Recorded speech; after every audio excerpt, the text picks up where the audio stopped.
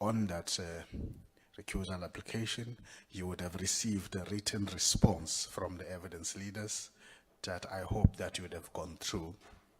And we had taken a decision, colleagues, that the response of the evidence leaders was not going to be done oral, because the focus here is not to have evidence leaders being on the stand and on trial and have an inquiry within an inquiry. That's a decision we took. And to start the committee deliberations, I am going to invite our legal services, led by Fatima Ibrahim, to take us through in sketching the context, but also to place matters on the table here before committee members deliberate, and thereafter, and I'm hoping to give you about 30 or so minutes to do that, and thereafter I'm going to invite members of the committee to engage, and thereafter we'll take a decision as the committee, which will communicate to the public protector and evidence leaders after that. Thank you. You're all welcome. Let me just quickly check before I go to you, Ms. Ibrahim. Honorable Msimang, can you hear us?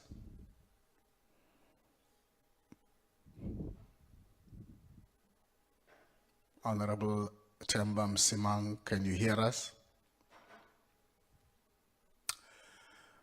Honorable Namadzinga, can you hear us? I can hear you loud and clear. Sorry, come again? I can hear okay. you loud and clear. Yes, Thank you, Chair. thank you. All right, thank you, Honorable Chabalala. Before I ask and recognize Ms. Ibrahim, I see a hand of Honorable Mautwe. Honorable Mautwe, you are recognized. Thank you, Chair. Good morning to you and good morning to everybody. Chair, I just need clarity. I heard you speaking about the application for the recusal. What I thought we were dealing with yesterday was the application for the removal of the evidence leader, not the recusal. So can you please clarify me on that? Thank you. No, thank you, Honorable Mautwe. The public protector is applying for the removal or replacement of evidence leaders. So if I have to stand corrected by you, yes, indeed, that's what they have applied for. Thank you, Honorable Mautwe. Thank you, Chair. Thank you. Ms. Fatima Ibrahim. Thank you, Chair, and good morning to yourself, all the honourable members and the staff as well. Chair, this committee's task is imposed by the Constitution is to make findings on whether Advocate Mkhwebane is incompetent or has misconducted herself, as is being alleged in the motion, so that the Assembly can make that decision on whether or not she should be removed from office. She herself is therefore the subject matter of this inquiry. As previously advised, the committee is undertaking an unprecedented and a novel process. Notwithstanding that Parliament is empowered to conduct this process in terms of Section 194 of the Constitution and the Assembly rules, we do so, unfortunately, without the luxury of jurisprudence, which we can transplant directly to our scenario to provide us with unequivocal guidance. That is not to say, however, that the committee cannot be guided by what it believes in good faith and on rational grounds to be fair and just, even if this may give rise to a legal challenge. I have therefore advised consistently that the decisions taken by the committee must be circumscribed by the requirements of procedural fairness and substantive rationality. Members would have heard from Advocate Mpofu yesterday that procedural fairness encompasses the rules of natural justice, which entails that there must be no bias and that the PP must be provided with the right to be heard. In addition, the committee's decisions must be rational. In other words, they must be supported by proper reasons and made in accordance with proper processes. They must also importantly be guided by the constitutional context in which we find ourselves, being the duties imposed by the Constitution on this committee, which duties, unless performed and completed before the PP's term of office comes to an end, cannot be said to have been properly fulfilled. In addition, the application of the standard of procedural fairness cannot be divorced from or considered without regard to the unique environment in which Parliament operates and the circumstances created by Section 194 of the Constitution. Parliament, as we know, is a separate arm of government whose members are elected by and accountable to the people. It is constitutionally empowered to determine its own internal proceedings. In addition, the standard of fairness must be considered in the context that the Assembly plays a constitutional function in this matter, which it must do diligently and without delay. In other words, the principles of natural justice are, as pointed out by our courts, flexible in that they hold a variable content, and what may be fair or reasonable in one setting may not be so in another. In determining how to deal with the removal application, this committee therefore must have regard to the sui generis nature of these proceedings and the constitutional duty that the committee is here to discharge. Chair, as you've indicated, the application is styled as a removal and or replacement application, but it has many of the elements of a recusal application, but that is neither here nor there. The application refers to procedural fairness, which I've explained previously in detail and which Advocate Mpofu would have also touched on yesterday, being the rule against bias and the right to be heard. It then also deals with fairness more generally and in a seemingly wider manner than the notion of procedural fairness, and it refers to the duty of fairness of all role players in this process. In respect of that duty of fairness being owed to all persons in the process, I lend my agreement with that, Chair. However, the parameters of what such fairness will entail in respect of each of those role players, being the PP, the members, the witnesses, the evidence leaders, and the PP's legal team, can only be, and then of course the public importantly, can only be measured against the unique role that each plays in the process. There is a strong element of public interest in this matter, and we must not lose sight of that. In respect of the grounds raised in the removal and the replacement application, the application relies on broadly three things. First, misconduct in respect of that dissemination of information relating to the names and fees of various black counsel and attorneys who have performed work for the PPSA. Second, the misconduct in respect of the alleged cross-examination of Mr. Muntu Sithole by the evidence leaders. And then lastly, misconduct in respect of the preparation of witness statements as alleged. Chair, I don't intend to share any views on the merits of that removal application. Rather, I want to share some general legal principles and practical implications related to it in an attempt to guide the committee. It is the role of members themselves to consider that substance. In respect of legal principles, Chair, I'm going to start firstly with matters related to the substantive portion of the allegations. The first being the dissemination of information on legal fees. In the first instance, I remind the committee that the displaying of names as regards the fees was a direction by the committee in the first instance, and then on the second occasion by the chairperson, when the evidence leaders wished to make corrections in terms of the fees that were flighted. As such, it cannot be said to be a decision taken by the evidence leaders, who in that instant acted under instruction. In any event, Chair, one of the hallmarks of an open and democratic society is transparency. For this reason, Section 32 of the Constitution guarantees the right of access to information held by the state. Further, Section 217, in relation to public expenditure and procurement, requires that when an organ of state contracts for goods and services, it must do so in a manner that is transparent. Our courts have therefore rejected the argument that tender processes, for example, are not administrative action, and that such parties in a public tender process must be distinguished from parties to a private contractual agreement, which would enjoy the benefit of private law prescripts. In addition, Chair, Parliament plays an oversight role over the executive, other organs of state, and all institutions supporting democracy.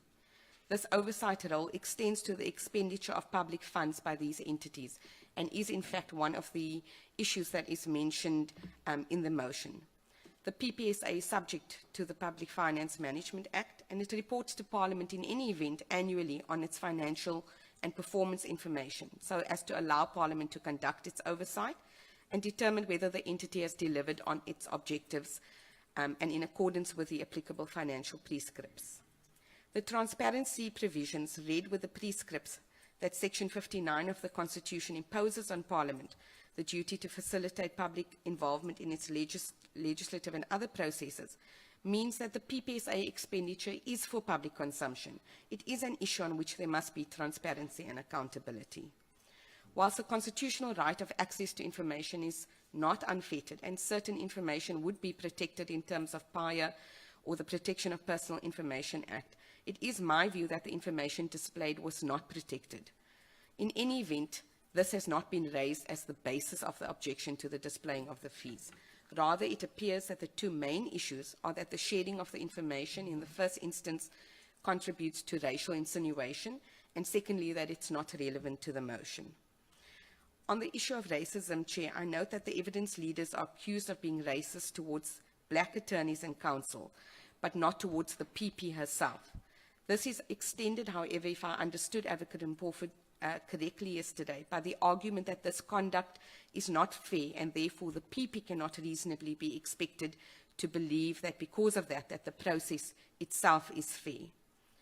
The recipients of any unfair treatment occasioned by the directive of the committee to provide details on the names of counsel and attorneys would appear, in my view, to be those very counsel and attorneys who have represented the PPSA and who feel aggrieved and prejudiced in their professional spheres.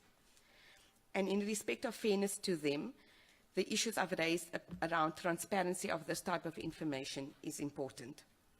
The question for the committee, however, is whether they agree that a reasonable person in the position of the public protector would, because of this incident relating to the fees, believe that the evidence leaders, who, as I said, were requested by the committee to perform the task, are biased for having carried out that instruction, and that this in turn resulted in an unfairness to the public protector.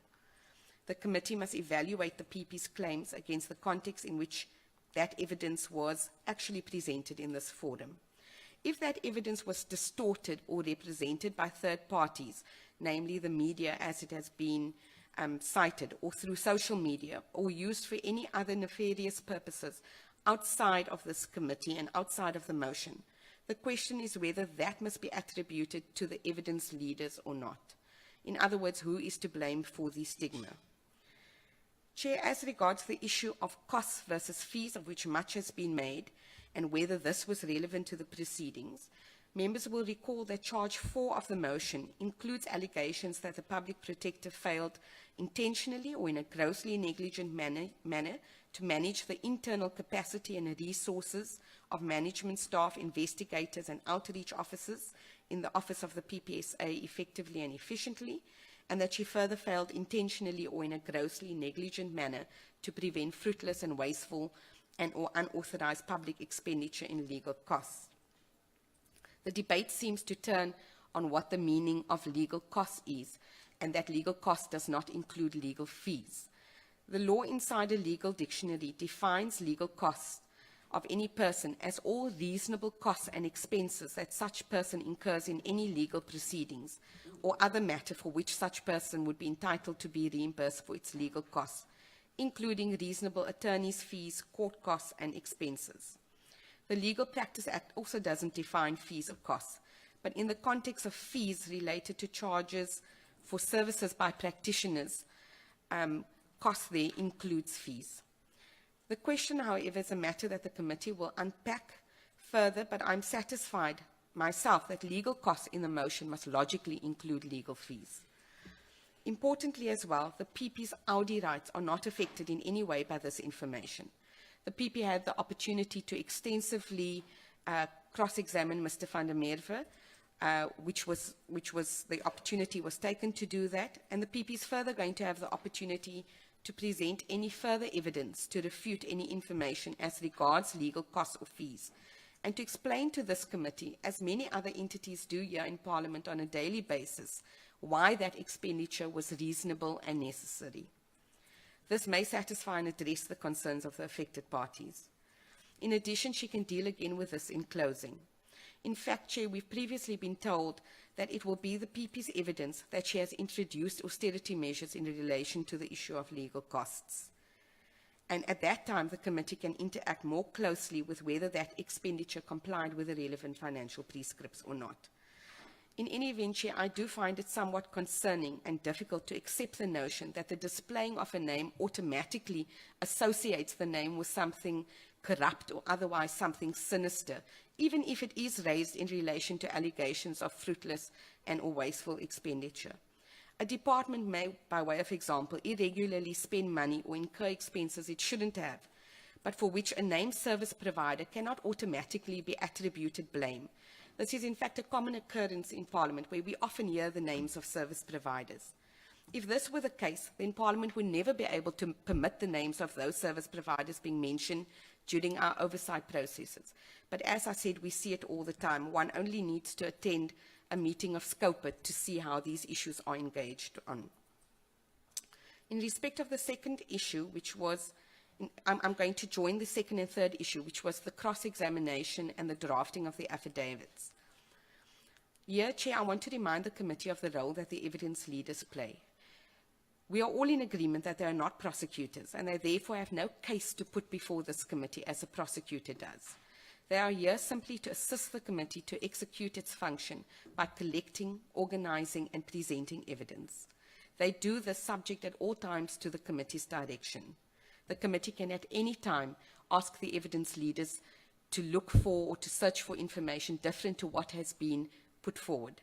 They have also been appointed because they are senior and experienced legal practitioners who are trained and obliged to be scrupulously honest. They hold no mandate in respect of assisting this committee to reach a particular finding. In fact, no member here holds a mandate in respect of the committee reaching a particular finding, but rather they seek to ensure that the committee is seized with evidence that is relevant and related to the motion. In addition, Chair, and very importantly, they are not decision makers in this process. Advocate Mpofu yesterday referred to the SAA judgment of Porritt versus the National Director of Public Prosecutions. And that judgment also notes that whilst the judiciary is held to the highest standards of independence and impartiality because they are decision makers in an adversarial judicial system, prosecutors neither make the final decision on whether to acquit or convict, nor on whether evidence is admissible or not. The function is to place before a court what the prosecution considers to be credible evidence relevant to what is alleged to be a crime. Their role excludes any notion of winning or losing. It is to be efficiently performed with an ingrained sense of dignity, the seriousness and the justness of judicial proceedings. These principles, Chair, in my view, help us to understand, at least at a general level, the position of the evidence leaders, with the added nuance that, unlike prosecutors who act independently from the judiciary, the evidence leaders here are accountable and answerable to the committee, and they take the instructions and direction from it. Furthermore, unlike the National Director of Prosecutions, the evidence leaders played no part in the formulation of the motion. In other words, if there is anything in the conduct of the evidence leaders that the committee feels gives rise to a bias claim, or conduct which has not been performed efficiently with a sense of dignity, seriousness and justice which would be expected of the evidence leaders, that then may result in an unfairness. So this is what the committee would need to consider. One of the roles of the evidence leaders is to put any questions to witnesses to assist the committee. This is a function they perform in terms of the terms of reference and the directives. The committee remains always at liberty to put a stop to questioning or when considering the evidence to determine what weight or reliance it will place on that evidence. This, as I've said from the beginning, is not a court process, and the rules of court in respect of the examination of witnesses cannot apply without qualification. Similarly, there is nothing untoward in and of itself in the evidence leaders preparing draft affidavits and assisting witnesses with statements. That is a core part of their function in assisting the committee, and it's a standard legal practice.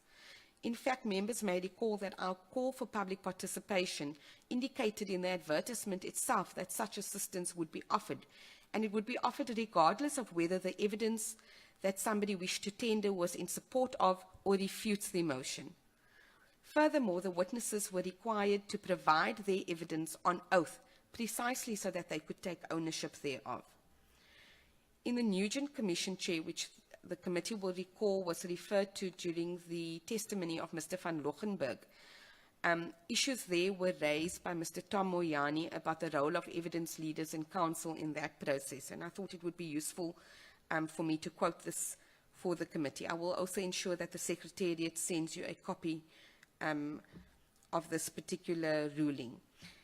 There, Chair, in a judgment handed down by Judge Nugent, he stated, "I think it is important also to say something about the role of counsel appointed to assist the Commission, who also came in for insult in the course of the submissions.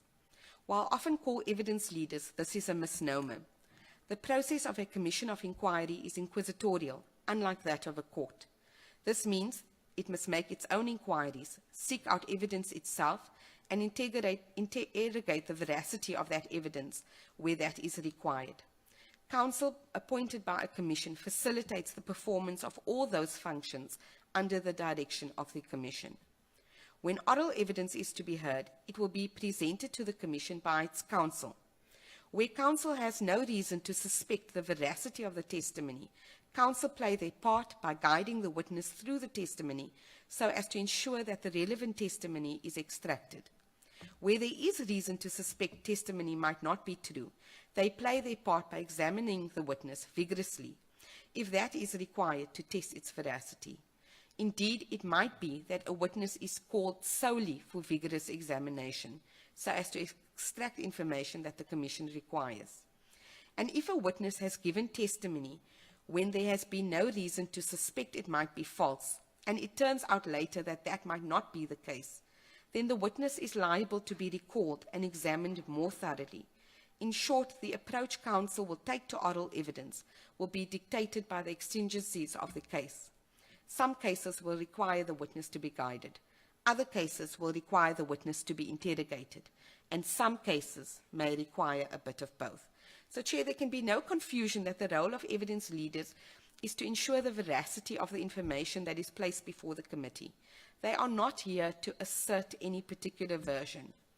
In addition, this matter is also distinct from any commission of inquiry, insofar as the PP will be allowed the opportunity to rebut all evidence. That is not always the case in the manner in which other commissions of inquiry are run.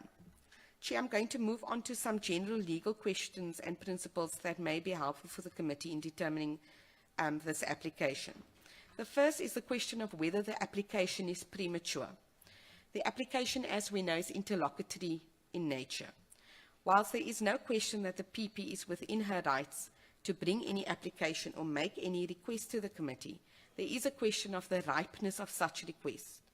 The application is premised on unfairness based on the conduct of the evidence leaders and solely in relation to the manner in which they have put evidence before this committee. The committee has, however, yet to deliberate on that evidence or reach any conclusions. It has not reached the stage where it has accepted the evidence of any witness as the undisputed truth. It may be that the very evidence being referred to, that of Samuel Tajani and the questions then put to Mr. Sitoli, may not be used to make an adverse finding against the PP and may even be used in favour of the PP. We're not in a position to know that as yet. The weighing of evidence will rightly happen in the context of the vigorous cross-examination, which we've already seen, and with regard to the additional evidence that the PP must still put forward. Furthermore, while some of the complaints against the evidence leaders were canvassed by the PP's team as early as during Mr. Samuel's evidence, where the issue of them drafting the statement was, as I recall, initially raised, this application is inexplicably only brought now. Thus, in addition to the issue of it being premature, because it can be dealt with in the courts, is also the question of why this request didn't come earlier. I noted yesterday that Advocate Mpofu seemed to suggest that they were not invited to make submissions on the recusal application brought by the UDM. Chair, this is incorrect. They were in fact provided with a copy of the submission and a letter was addressed to them inviting them to make such reps, but they did not avail that opportunity. In any event, I seem to recall that Advocate Mpofu may have said that that recusal application was not related to matters internal to the proceedings. Similarly, Chair, this issue of legal fees was also raised some time before this application, but the committee can decide itself whether there's any significance to the timing, as it should with every single application or challenge during this process. But Chair, I do want to say the piecemeal approach has a knock-on effect on the work of the committee. It results in delays in a process that, as I said, cannot unfortunately be stretched beyond the term of the PP. This is the reality of the situation, and it's not a deadline that I am imposing. It is a deadline that the committee is unfortunately faced with.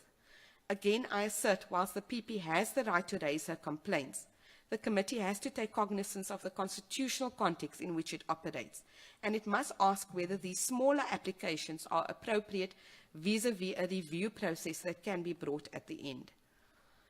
The rights of the PP, in short, have to be balanced against the constitutional obligations of the committee and the issue of public interest. The next question, Chair, is whether there are any other remedies for the PP. Tied to this question is whether there is prejudice to the PP, and if so, what her remedies would be. As I've indicated, Chair, it's not clear what the prejudice is in the absence of the committee making any findings as yet, and the House making an ultimate decision on the matter. If at that stage, where the committee accepts the evidence, which then is in the view of the PP tainted by the evidence leaders, and this results in an adverse finding and removal by the NA, the PP will not be deprived of her right to review the process. But this will then be in relation to the decisions of the committee. And we've already been told that there are numerous instances that have arisen during these proceedings that the PP may well take on a review. The time, therefore, in my view, Chair, is not now. Then, Chair, I want to move on to this issue of public interest and public participation. This is a constitutional process, and the NA is accountable to the public. It must therefore have regard to the fact that it represents the South African public in the process, who have a legitimate interest in seeing this process to conclusion. As such, the decision does require some balancing of these rights when assessing the risks of accepting or rejecting the application. Public interest entails that even political decisions must serve the public interest. Public participation, however, Chair, differs in that it relates to the manner in which public involvement in a process is facilitated. In this 194 process, public participation relates to the subject matter of the inquiry, the charges in the motion, and the fact that the public must be kept in the loop, as it were. Public participation must also be reasonable. This is the benchmark. In some cases, it will suffice that the public is allowed to access proceedings by watching it without actively participating in decision-making. An example of this would be when a committee is deciding on its program. In other cases, it is necessary to call for and invite for submissions, the way we do when considering draft legislation. Hence, in this process, we invited the public to provide the committee with information related to the charges, irrespective of whether that information, as I said, supported or refuted the charges. And whilst we allow the public to attend our hearings, we do not allow them, rightly so, to participate in the debates and decisions. That would be a never-ending process. Whilst there is both a public interest and a public participation element in the issue of removal, I am of the view that the latter is limited to accessing the proceedings rather than participation in the proceedings. In other words, Parliament must ensure that the public has access to observing the decision-making that we are going to embark on.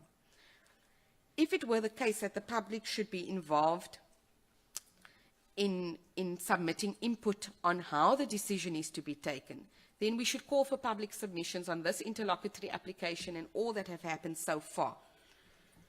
I, however, Chair, have no qualms with the committee considering the issue of context, the nature of legal services, and so on, espoused in the letters and submissions received from external counsel and attorneys when it deliberates on the issue related to costs. This is, in fact, important information that the committee must consider. However, Chair, to suggest that the evidence leaders should be removed because of an external third party feeling aggrieved is somewhat problematic, and it does not speak to the administrative fairness issue as it relates to the PP. These matters on a consideration of reasonable and relevance cannot be said to be relevant to the decision, nor does it dilute the fairness requirement. That being said, of course, as I've said, the committee's recommendation at the end of this process and its consideration of the allegation related to costs may full well be influenced by these submissions.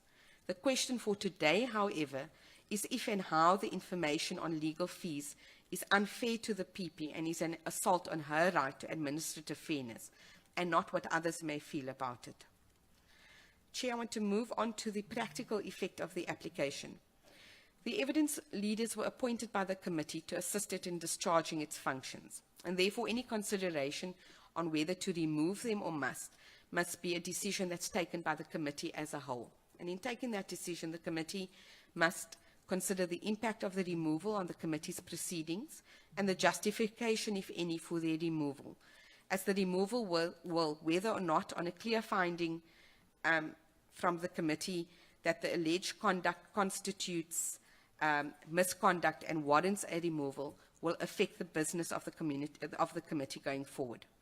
If the committee decides to remove the evidence leaders, which, as I've said, it's entitled to do, and of which there can be no doubt on that, it will mean that the hearings, in all likelihood, must start de novo, unless agreement can be reached between the PP's team and the committee on the admissibility of all the evidence we've heard so far. This is because, Chair, every stitch of work done then by the evidence leaders may become tainted in some way or the other by these allegations, notwithstanding that there were only specific scenarios mentioned in this application.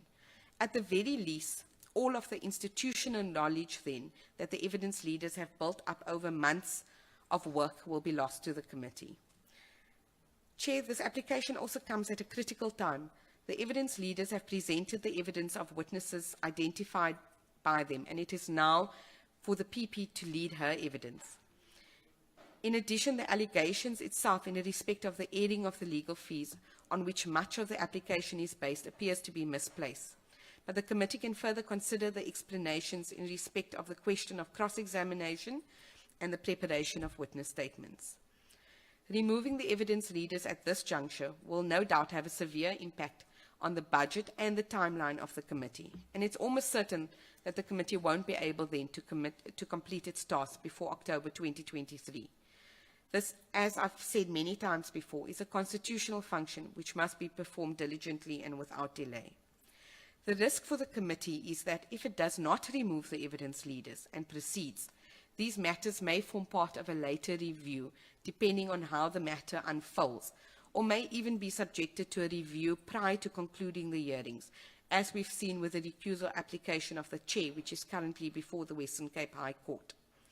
This matter has, Chair, been litigious from its inception, and therefore there's always the risk that the outcome will be challenged by review.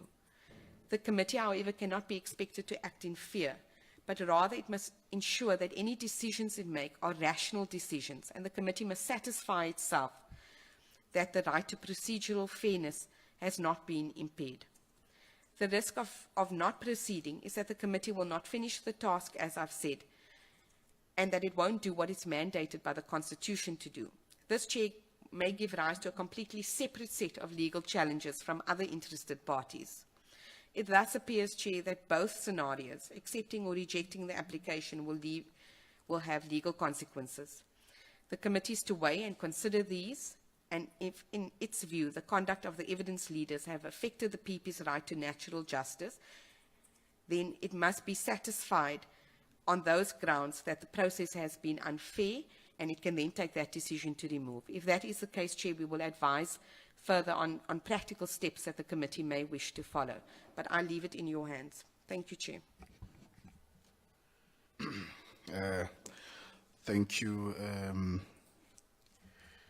Ms. Tima Ibrahim.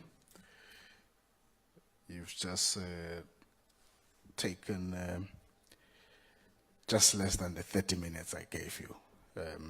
It's now 10:08. You started at 9:38, so you stuck to your time, which is what I am going to ensure. Thank you, even with the members. Thank you. Colleagues, with that, maybe just before I invite members to engage, now because that's an opportunity for members.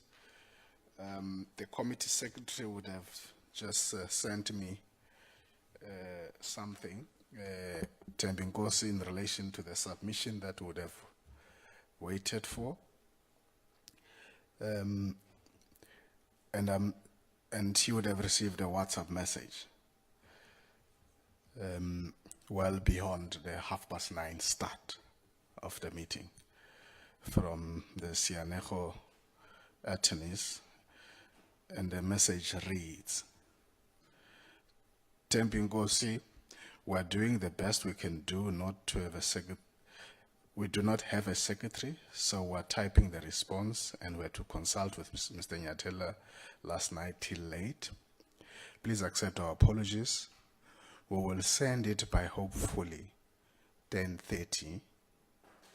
Sincere apologies from the team. I thought I must just give you that. I would have indicated at the beginning that I consider that the fact that there's been no submission not as a train smash, and that we will proceed with the deliberations. I'm adding that message to that point. It's now an opportunity, honorable members, that I invite you to engage. We engage, Chair. The message that you've just read out from Sianejo, that is their response to the submissions of the evidence leaders. Is that correct? Remember, we had asked them and gave them the entire afternoon Yes. to prepare a written submission. That submission has not been received when I started the meeting. Even as I talk to you now, it is their message to say they will endeavor, hopefully by 10:30, to send that. Thank you, Chair. That brings me to my point, which is that I think that as a committee, for us to deliberate without having that response in our hands is a little bit problematic. I think that we need to see their response before we actually start engaging with the two submissions. Thank you, Chair. That's one view, colleagues. What are the other members saying? Because it means you must wait for another 20 minutes to receive that, go through it.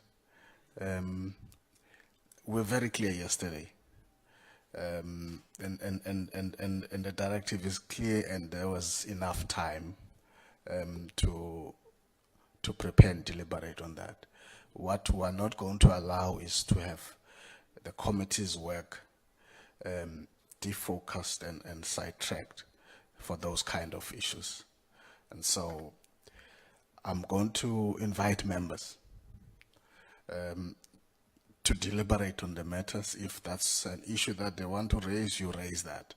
But I'm now at that point to ask you to engage and deliberate on these matters. I see, so the first hand and member would be Honorable Mautwe,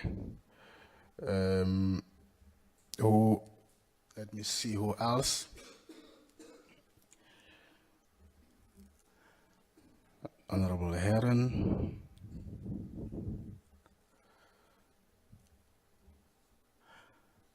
Honorable Sukas,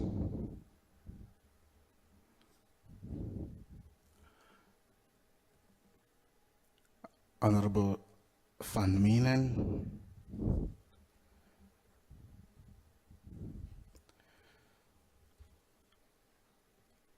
Honorable Kondwe,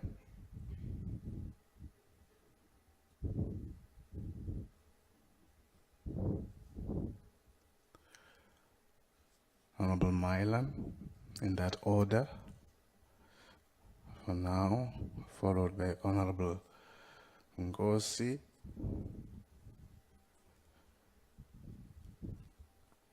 thank you.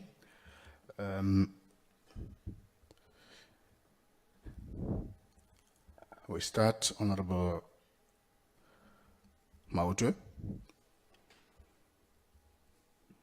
No, thank you very much, Chair. Chair, I'm in support of the proposal by Honorable Heron that we wait for the... Honorable Heron has not spoken. He did. He asked that we wait until we receive the response from the PP's legal team. I'm on that point. It is not Honorable Heron. It is Honorable Kevin Milham. Oh, okay. Yeah. Chair, I'm saying that I think in all fairness, let's wait for the submission, because otherwise we're going to have to come back to it. We're going to engage now. Of course, we listened to the Parliamentary Legal Service, which act as if they are the opposition of the legal team. I mean, it's in all their submissions, they've always been on the opposite side. So it looks like it's the evidence leader and the Parliamentary Service that is opposed to the legal team of the Public Protector. So I think in all fairness, let's wait for it's only 10:15 now. It's 15 minutes to go. So let's wait for it. It won't do any harm. So that when we engage on everything. And Chair, I don't know if what happened to the promise you made for the opportunity to the members to ask clarity-seeking questions to the PP's legal team. I don't know where we stand with that. But Chair, I think my submission is that let's get the response from the legal team of PP. They will explain themselves why they are only sending this late now. I think they also need to come to put it on record why they're only submitting to the committee now, way after the deadline. And then we engage on their response, and then we move like that, Chair. I thank you. Thank you, Honorable Maute. Honorable Heron. Chair, I don't know whether I want to engage with some of the arguments that were presented now. So there's now two proposals that we wait. So should I wait? Hear what other members say, because if we're going to receive the response and then engage, then I should hold back on my input. Okay. Thank you, Honorable Heron. You're saying you're ready to, because you want to deliberate on the issues, and you don't want to mix the issues, basically. So let me just clear this, so that if maybe just to get those members who just want to speak on the proposal I put on the table. I've read the WhatsApp message on record. We have not received the submission. Even now, there's no indication that says we have received that. We would have indicated yesterday we're starting at 9:30. Would have indicated that we needed this either last night or first thing this morning. We don't have that. It's not been sent to us. In fact, the WhatsApp message was a response to an inquiry from our side. It took the committee secretary to ask whether there was when is the submission coming. It's only then that you got a response that says, hopefully by 10:30. It is not an initiative of the team to say, we're delaying, we'll send this to you later. It can't work like that, colleagues. We've got to just prevail on all of these, what I call incidentals, and focus on the main issues that we're here for. And therefore, as correctly, Honorable Heron, so that you don't waste your time, I'm going to put you on hold for now. If there's any other member who can just respond on that issue, I'm putting on the table that we start our deliberations just to get to that, so that we clear that.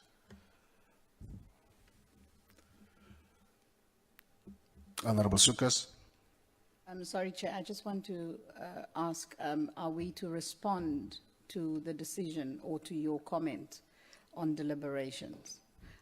Chair, I think we need to be mindful of what is our primary mandate here as a committee. And in light of that, it is important for us to focus on what it is our main job to do. So I would support that we do the deliberations. Thank you, Honorable Sukas. Okay. Honorable Gondwe. Chair, I agree with Honorable Sukas, and I agree with yourself. I think the strength of what they wanted to say is contained in the original application. And so, and we've given them enough time. If they, at this point, my assumption is that they should have long consulted with Mr. Nyatela. So what they should have been doing now is touch-ups and not prepping him from start. So I think we've given them enough time, and we can go ahead and deliberate on the application. Okay. Thank you, Honorable Gondwe. If there's no other comment, I want to go back to Honorable Heron so that I invite him. Is there any other comment? Yes, Chair. Okay. It's me. I didn't see your hand, Honorable Ngola. Honorable Ngola? Apologies, Chair. I'm using a different gadget, so I don't see where much. No problem. Go ahead. Chair, I want to submit that it is my conviction that when you said we must receive it not later than 8 a.m., it was because you wanted to give us approximately an hour as members to go through the submission and the response. So even if it arrives at 10:30, members would not have known the contents of the submission, and it would not have assisted us to deliberate properly, having known that submission. So even if it arrives at 10:30, Chair, we still would be incapacitated to deliberate in accordance to what has been submitted, because there would literally be no time for us to go through that submission. So I want to support, Chair, the submission that we must proceed. Thank you very much. Thank you, Honorable Ngola. Support for us proceeding. Having noted all of those hands, allow me to then go back to the hand of the member who I've put on hold to make his own contributions. Honorable Milam. No, Honorable Heron. I'm doing the same mistake now. My apologies, Honorable Heron. And don't mention the point you were mentioning informally. Chair, Honorable Chairperson. Yes, Honorable Maute. Yeah, I just wanted to find out if the committee is aware that the evidence leader submissions were also late. They were supposed to submit on Saturday. They only submitted on Sunday. So there's a ripple effect. So when we discuss the lateness of the PP's legal team to submit to the committee, we must also talk about the lateness of the evidence leader submissions, because that caused the ripple effect. Even worse, the submissions were not even sent to the PP legal team. So I think let's also be mindful of all that and not paint the picture as if it's only the PP's legal team that is at fault here. It started with the evidence leaders. They must equally be condemned. And I'm saying to you, Chairperson, humbly, it's 10:20. Can we allow the PP's legal team, let's go for break now. Let's break for tea now and go and come back with the submissions from the PP's legal team. I don't think it will hurt anyone, Chairperson. That's my, I'm humbly requesting you to consider that. Thank you. Thank you, Honorable Maute. Your reflections are noted. I now proceed to Honorable Heron. Thank you, Chair. Chair, before I indicate my response to the applications, I want to raise some concerns around, and I have raised it before, the role of the committee.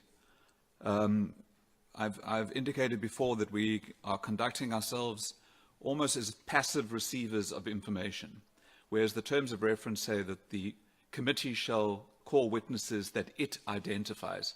I don't remember us ever having a discussion to identify which witnesses would be called and what evidence we need to be placed before us. So I don't know where the committee's role in actively identifying witnesses and evidence that we need to hear and see has come into the evidence that's laid before us. And that leads me to the issue that's before us now, and that's around relevance. And I don't want to get too far into the merits of the matter and the evidence, but the charge is fruitless and wasteful and unauthorized expenditure, which we all understand as parliamentarians has specific meanings in terms of the Public Finance Management Act. The evidence that was presented to us was not presented in any way to further that charge. There was no evidence of fruitless, wasteful, unauthorized expenditure that was presented. And if you read the evidence leaders' response to this application, they convert it into excessive legal costs. And that's a different charge altogether. The charge that's in the charge sheet is fruitless, wasteful, or unauthorized. So I think it is, there's something mischievous in conflating excessive with fruitless and wasteful and unauthorized. And the evidence leaders say in their papers that it's up to the committee to decide. I don't think that this committee can decide fruitless and wasteful or unauthorized expenditure. That's an audit process, and we haven't, and we don't have the capacity to audit. I'm also concerned around, and I think there is an element of truth in the Public Protector's suggestion that there's a pursuit of sensationalism, because that evidence was sensational, and we have to ask whether it was necessary. And I want to go back to the issue of the evidence that was led by the evidence leaders from Mr. van der Merwe, where he gave evidence about the Public Protector's bodyguard eating too much KFC. What was the purpose of presenting that evidence to this committee? It has no relevance to the charges. It seemed only to be for the purpose of media sensationalism. Because even when I questioned Mr. van der Merwe, he conceded that, and he apologized for the comments, but conceded that the evidence came from a police report. The police are not medical doctors. It didn't say that there was an overeating of KFC. So there's an element here of sensationalism seeking, which I think we must be very cautious about as a committee. This is a very serious matter that we're dealing with, and I'm uncomfortable with the idea that we are courting, or appear to be courting, public outrage through evidence that is not relevant. I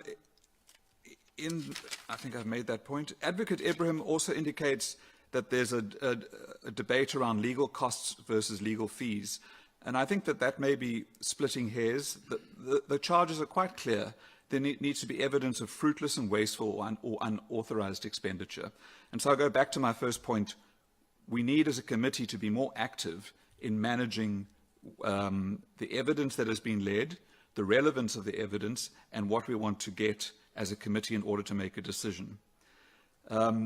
So in my view, based on the papers, I cannot find that the evidence leaders need to be removed. And so that would be my proposition. I don't think there's a case has been made out that the evidence leaders need to be removed. But I do want to ask that as the chair and as the committee, we are managing more actively what evidence is presented to us and the manner in which it's presented and for what its purpose is. And then finally, I want to ask in that vein, and we can deal with this question later.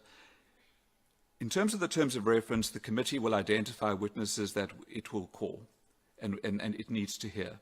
There's been one witness that I've been waiting to hear evidence from, and it relates to the first charge, which is the Vrede Dairy charge.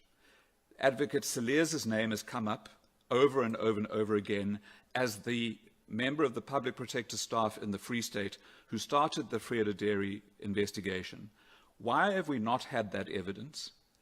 Who has decided not to call Advocate Cilliers? Is she not available?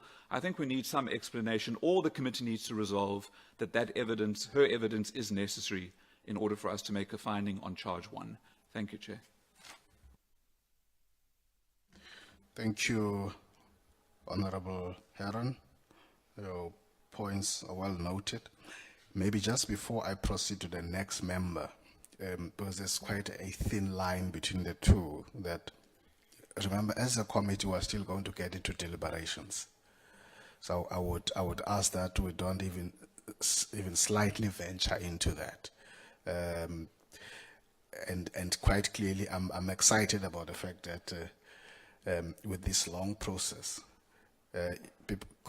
honorable members have been so in touch with every witness and the issues raised. So the thin line, Honorable Heron, is it's almost getting into that when you make that very specific point about at this stage that what has been presented doesn't give you a sense that there's a case for this and so on. I'd like us to stay a little bit away from getting into that point. And I'm saying it's a fine line. so that I don't get the members starting into the merits and making their own before you get into the deliberations yourself, because we're going to get into that point where we declare what, in terms of those 4 charges, this is what I think. So I'm saying it's a fine line, and I might be subject to correction, but I just hope. Okay, thank you, please. My point, and I did say up front that I didn't want to get into the merits because I do understand that we will deliberate, but I was really trying to make the point that as a committee we need to manage the evidence.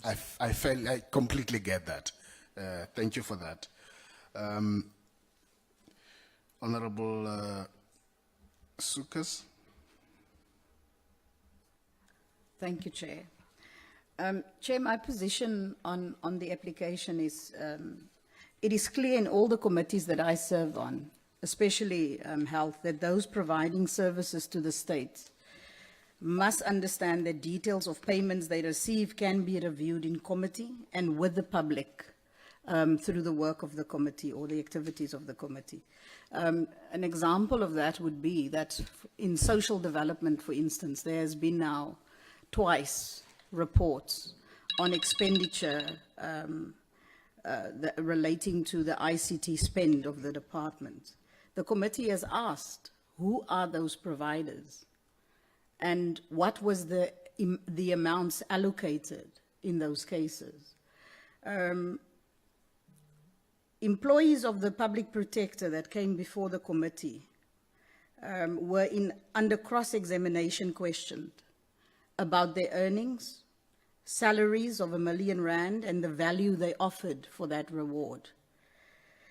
No pay-as-you-earn and personal expenses were asked. Those who wish to be employees of the state or contractors to the state, as is their right, who do not want these matters to be disclosed, should place their talents exclusively at the disposal of the private sector, which, as its name applies, it is private. But when you are doing business with the state, it's inevitable that becomes a matter of public interest, and also that as part of oversight, that would be revealed or made known. Chair, I think for me, it is important for us to note at the context that we're in terms of the efforts that has been made to delay and stop the proceedings. And if we judge the application, we should also look at the impact of what has previously been before the committee, the treatment of witnesses that came before the committee, harsh, intimidating, threatening questioning of witnesses. Threats were made to their livelihoods. This came before this committee. And I think the committee has, as far as is possible, ensured that the processes and procedures are fair to the Public Protector. I think it is Honourable Heron that in the beginning of, as said, that what is at stake and why it is so important for us to be fair and be without bias, and the committee has stayed within that. However, we cannot be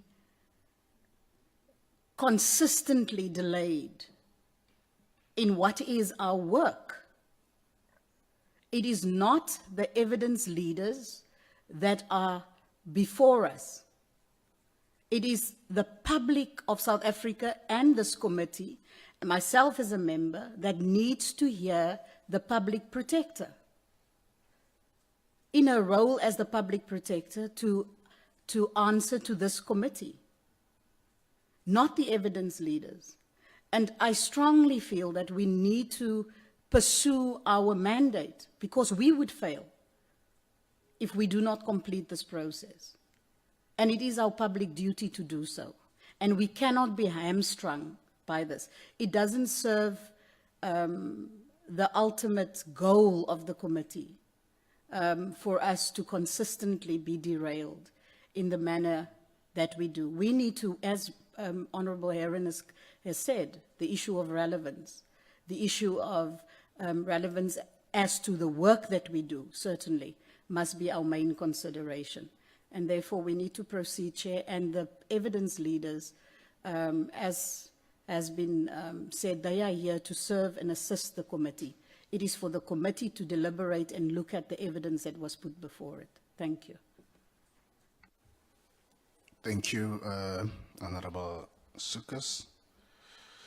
I now recognize Honorable Benedicta van Minen. Thank you very much, Chair. I want to agree very much with what Honourable Sukas has just been saying. And I think it's also important at the outset to note that all parties to this parliamentary committee have agency. Senego has known about the timeline. They knew that the witness was due to start yesterday. They knew about these applications. I'm afraid I do find a rather unilateral informing of the committee that they're only going to be, submitting documents after 10:30 to be most unfortunate. It certainly doesn't assist us in this process. But I think what I really, at this particular point, want to raise is that this is a Section 9 institution. It is directly accountable to Parliament. I also sit on SCOPA, and what we do is we go through balance sheets, we go through finances, we go through audits, and I think it is very important that this committee, in fact, has sight of spend. I think it is a very vital part of what we're engaged with. And as such, I think that this application really does need to be rejected. I think going forward, we need to do our jobs and do it properly. And we can't say that there are certain aspects of the inquiry we're not going to enter into when it very much falls into our mandate. And it also falls to the duty of the Public Protector to report to Parliament. And that is squarely within this ambit. Thank you very much. Thank you, Honorable van Minen. Honorable Gondwe. Thank you very much, Chairperson.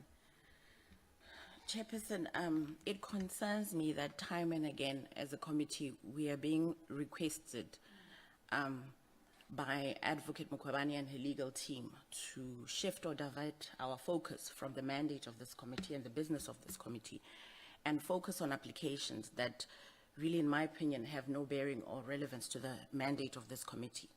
And these applications, Chairperson, are in essence repeated and concerted efforts or attempts to stall and delay the committee from concluding its work before October next year. We have to tell it like it is. Chairperson, this application, much like preceding applications, is another veiled attempt to stall or delay the committee from reaching its conclusion and holding Advocate Mkhwebane accountable. And we must not let this application and any other subsequent application that will be brought, because I have a feeling this is not the first time and it's not the last time. In fact, I have it, we all know this isn't the first time, but it's definitely not the last time. And it brings it to a total of 6 applications. If we include the walkout, that in my opinion was staged, and we still have no explanation as to what happened on that day. It brings it to 6 attempts since the commencement of this inquiry, 6 attempts to stall the work of this committee. And it's really concerning, Chairperson. And like I said, we should not divert our attention, our focus from the mandate of this committee. And these applications are being brought in a piecemeal fashion, and they are repeated, and as Honorable Sukas indicated, they're consistent, and they're all simply aimed at stalling our work and delaying the work that we have to do as a committee. Chairperson, we have to hold her accountable, and nothing and no one must stop us from doing that until such a time we have a court order or an interdict that prevents us from doing our work. Let's carry on doing our work. Chairperson, and members of this committee are intelligent people, competent people, and that's why we've been deployed to this committee. And if we had a problem with the evidence leaders, if we had noted any, any form of misconduct on their part, we would have, stopped the proceedings and requested that they be, removed and be replaced. But in my opinion, they've done nothing that can suggest that, they're misconducting themselves in any way. If anybody has been misconducting himself in this committee, it's Advocate Mpofu. And Chairperson, can we get feedback on our requests that he be investigated, for the utterances that he made? I can't remember the date of the meeting, but where he threatened you. And yesterday we also witnessed a form of misconduct on his part, where he was defying your instruction to keep quiet and allow you to take over this, to take control of this meeting. Thank you very much, Chairperson. Thank you, Honorable Gondwe. I now recognize Honorable Milam. Thank you, Chairperson. Chairperson, I want to align myself with previous speakers who have indicated that the process that is being followed by the Public Protector's legal team is one of stalling tactics. It's one of attempting to derail the proceedings of this committee, and is simply a matter for argument in court or at a later stage. But we can't, as a committee, allow this to prevent us from doing our work. One of the issues that I have is the complete disrespect for parliamentary process that has arisen in this hearing. In particular, Chairperson, the fact that members of Parliament are entitled to ask questions of witnesses, are entitled to seek clarity, are entitled in terms of the Powers, Privileges and Immunities of Parliament Act to basically ask or say anything without reprimand from people who appear before the committee. The only person who actually can say that is you. You have control of the meeting, and you can call us to order, but certainly people appearing before the committee cannot do so. Chairperson, I feel that the application that we are considering today is yet another frivolous application. It is one that is designed to waste time. I think that as far as the evidence leaders are concerned, the way they have conducted themselves has been beyond reproach, and that they have conducted themselves in a manner that is fair and impartial, that they have not sought to influence the thinking of the committee. They have put the evidence that has been required or requested. I do agree with Honourable Heron that there is additional evidence that could be brought before the committee, and that there are additional witnesses that could have been brought. But I don't think that we can accuse the evidence leaders of having been biased or having been racist or having been in any way or having in any way misconducted themselves in the process of this hearing. So, Chairperson, I want to say that I think that this application should be dismissed. Thank you, Chair. Thank you, Honorable Milam. I now recognize Honorable Busisiwe Mkhwebane.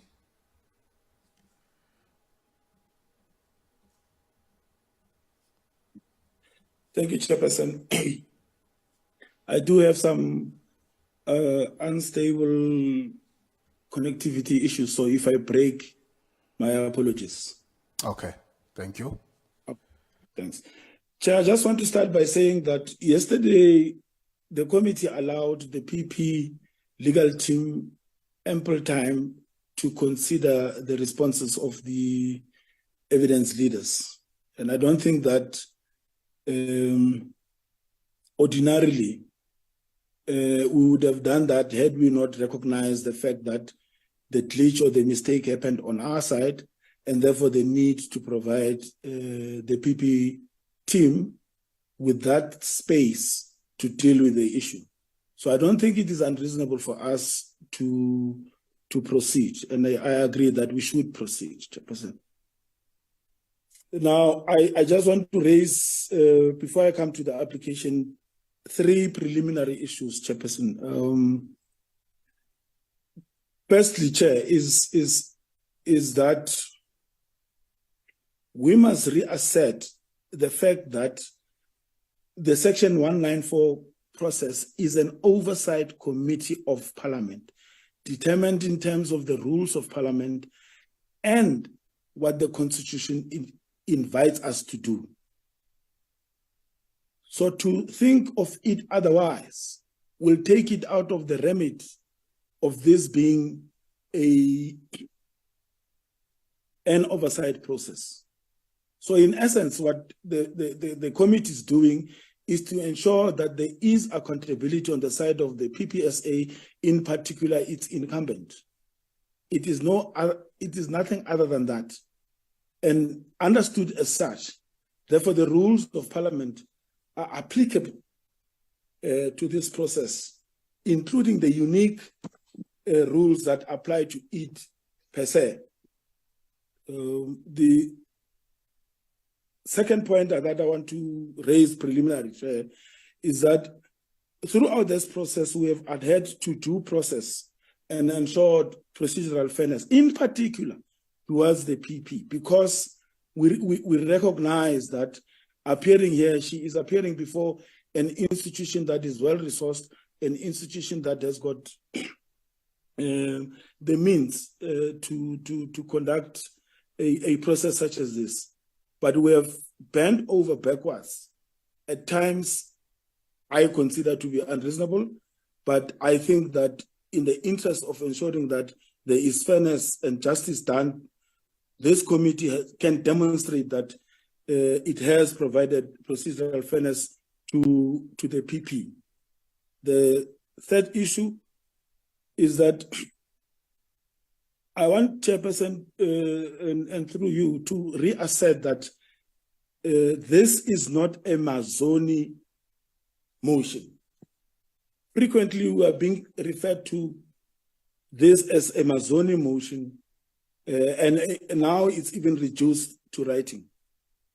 This is not a Mazoni motion. I wouldn't have participated in a Mazoni motion if it was that. The nature of this process is a parliamentary process that has come through a motion tabled in the National Assembly and agreed to by the National Assembly and therefore sanctioned by the entire National Assembly. So it loses the name of its originator. It assumes the name of a decision of the National Assembly and nothing else. On the application itself, Chair, I think, let me start by saying that my observation is that the application is brought in this process prematurely. This is an application that the PP in any way can bring to review the decisions of the committee. And that it is not appropriate to have brought it currently. But in line with all the other applications, it's clear that it is meant to add cumulatively to us delaying the entire process of coming to a decision.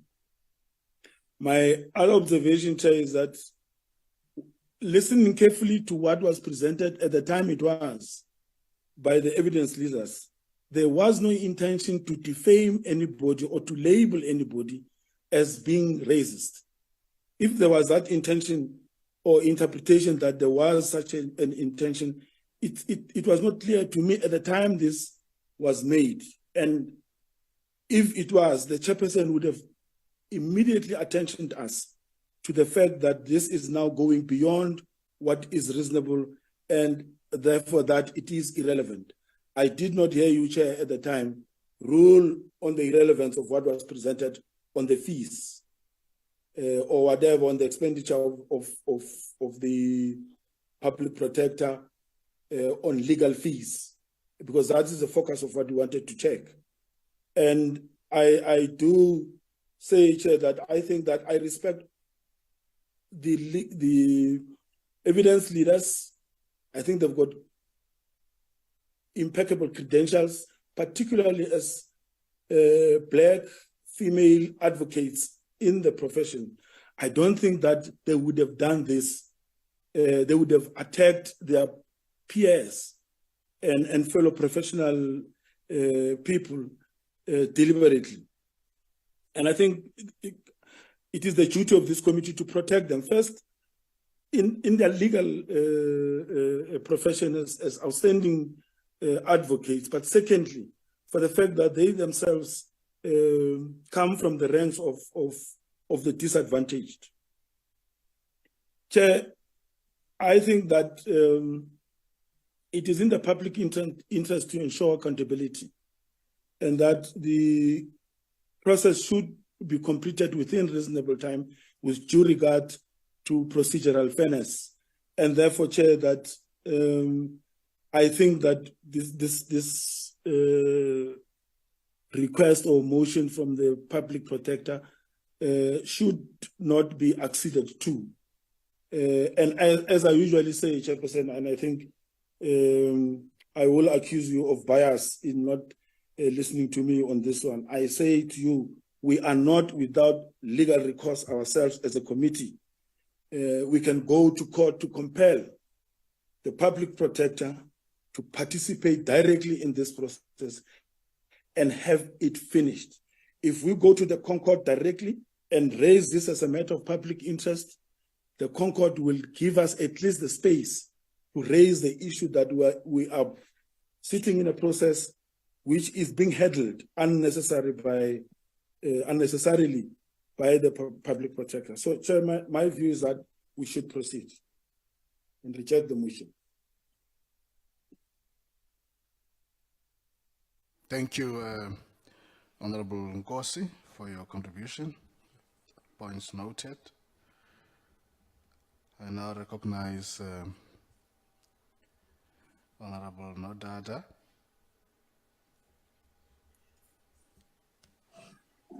Thank you so much, Chair. Good morning, Chair. I hope I am audible, Chair. Yes, we can hear you. Yeah, I just want to raise three things, Chair.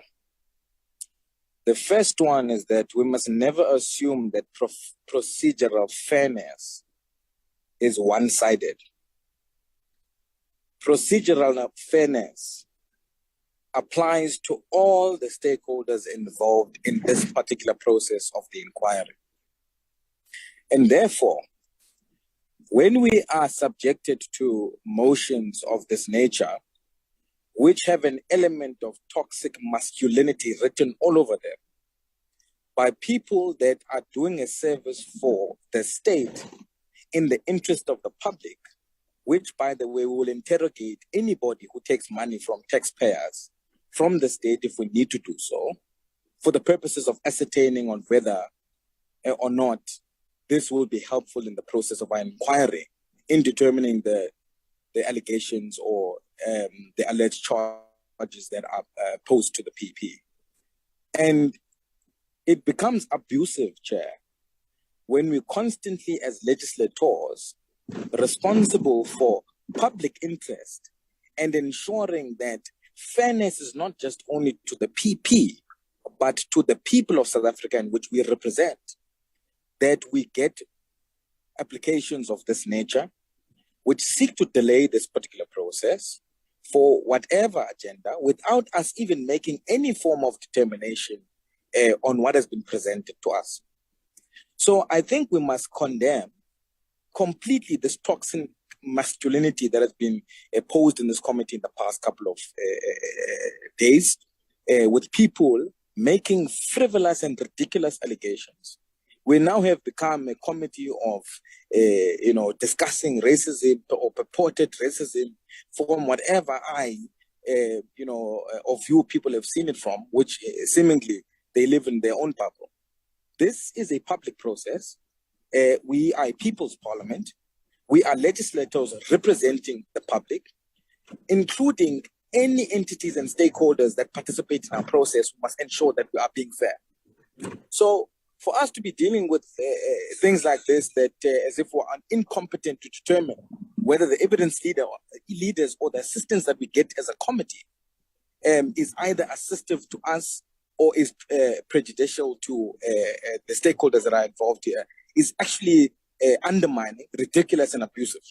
Whatever response that the PP's team is going to send to us in writing, we'll simply just note that, Chair, and we must reject this application as is, continue with the inquiry as intended and making sure that we're being procedurally fair to all those that participate in this process, including the public that we represent that are interested in being publicly protected at this particular process. I agree with Honorable Here that there's a lot of sensationalism, and we've had to deal with a lot of sensationalism, including this particular application, which must be condemned. And I hope that we can all agree that we condemn any form of sensationalism and not just nitpick as to what those sensationalists are.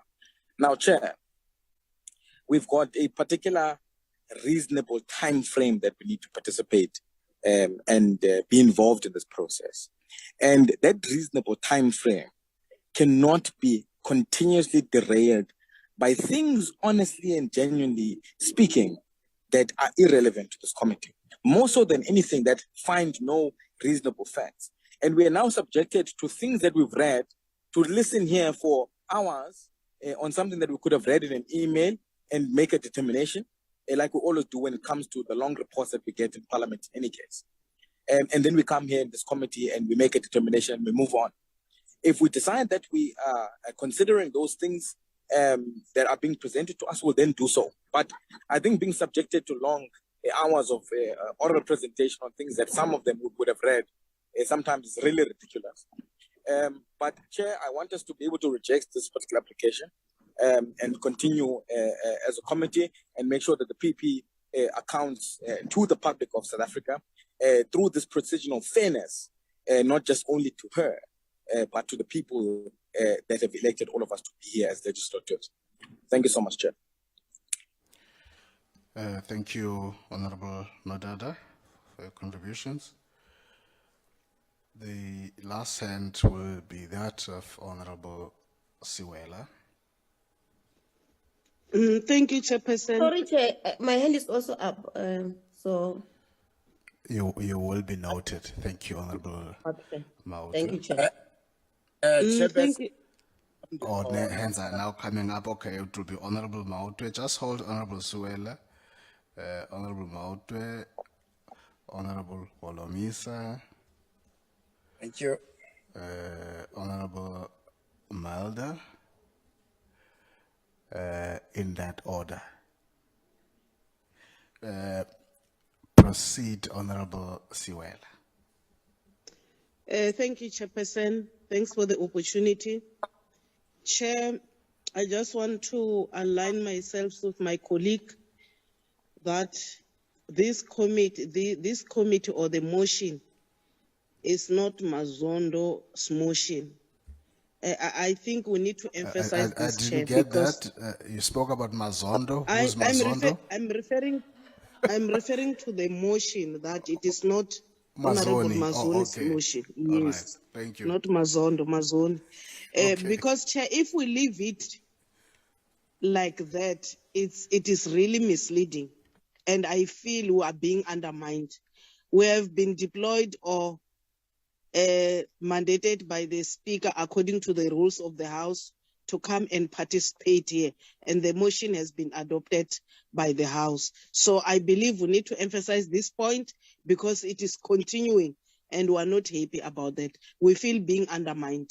We are here as a responsible representative to represent our constituents. So we need to be given space to execute our duty without any fear or favor.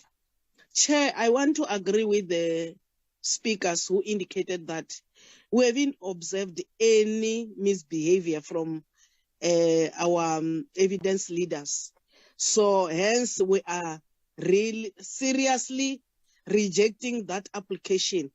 The application on its own, according to other speakers, it is maybe I can say that it is disturbing our way moving forward. So with due respect, can we be business-like, stick to our business?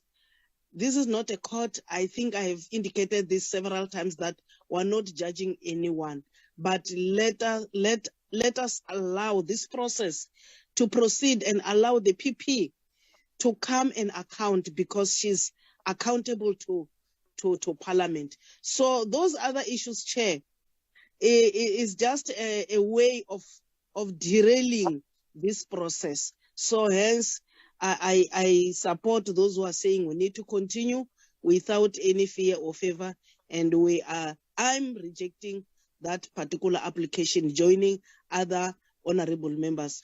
Let us be focused. Let us proceed. We've got a program. We need to stick to the time frame, because this is waste of state money and time. Thank you, Chair. Thank you, Honorable Suela, for your contributions. And now recognize Honorable Maotwe. Thank you very much, Chair. Chair, from the onset, I want us to be clear that we support the removal of the evidence leader. And I'll elaborate more. I'll deal with it more on my input. And secondly, Chair, this motion is the motion sponsored by Mazoni of the Democratic Alliance. It is there in Parliament. It didn't fall from the air. We didn't have a group called Members of Parliament sponsoring a motion. The motion is the motion sponsored by Mazoni, and people must come to that realization that it is the truth. It is there in Parliament for the public to know and to see. And this motion went to Parliament. It was voted for by the DA and the ANC. The EFF rejected this motion. So we can't come here and sugarcoat things and say it's not a Mazoni motion. It is. It remains a Mazoni motion. It recorded in the books of Parliament of this country. Now, Chair, I must say that despite consistent warnings, you have successfully turned this process into some palace politics. From where I'm sitting, Chair, I doubt the public is aware of who between us is politicians and who is administrative staff and who is evidence leader. What is the role of each of us? Because it just looks like all of us were elected politicians from the way we are running this meeting.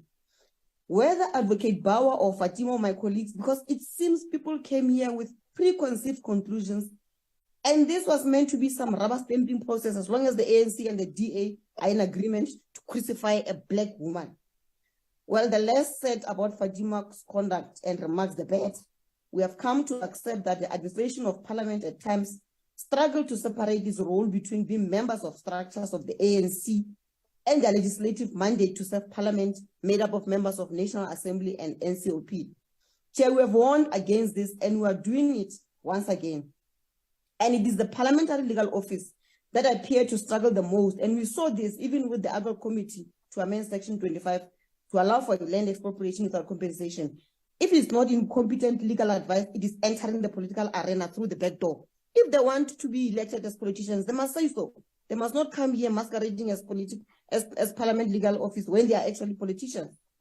It appears, Chair, that Ms. Fatima, her only concern is that we finish this inquiry before the PP's term of office ends. And if we don't, we will not be able to get her after that. This is what she sticks with every time she opens her mouth. She's thinking about the date of October. No, we must push towards it doesn't matter whether this process to her is fair or not. This seems to her to be her only priority, regardless of whether this process is unfair, prejudicial, or discriminatory. It is wrong, Chairperson, for her to do that. From where I'm sitting, Chair, it doesn't even look like there's a concern over the credibility of the outcome of this inquiry. So to want to ask her questions, I'll be just wasting my time and wasting the time that you've given me to engage on this. Now, let me turn to you, Chair. Or before I deal with you, let me turn to deal with the matter of evidence leader.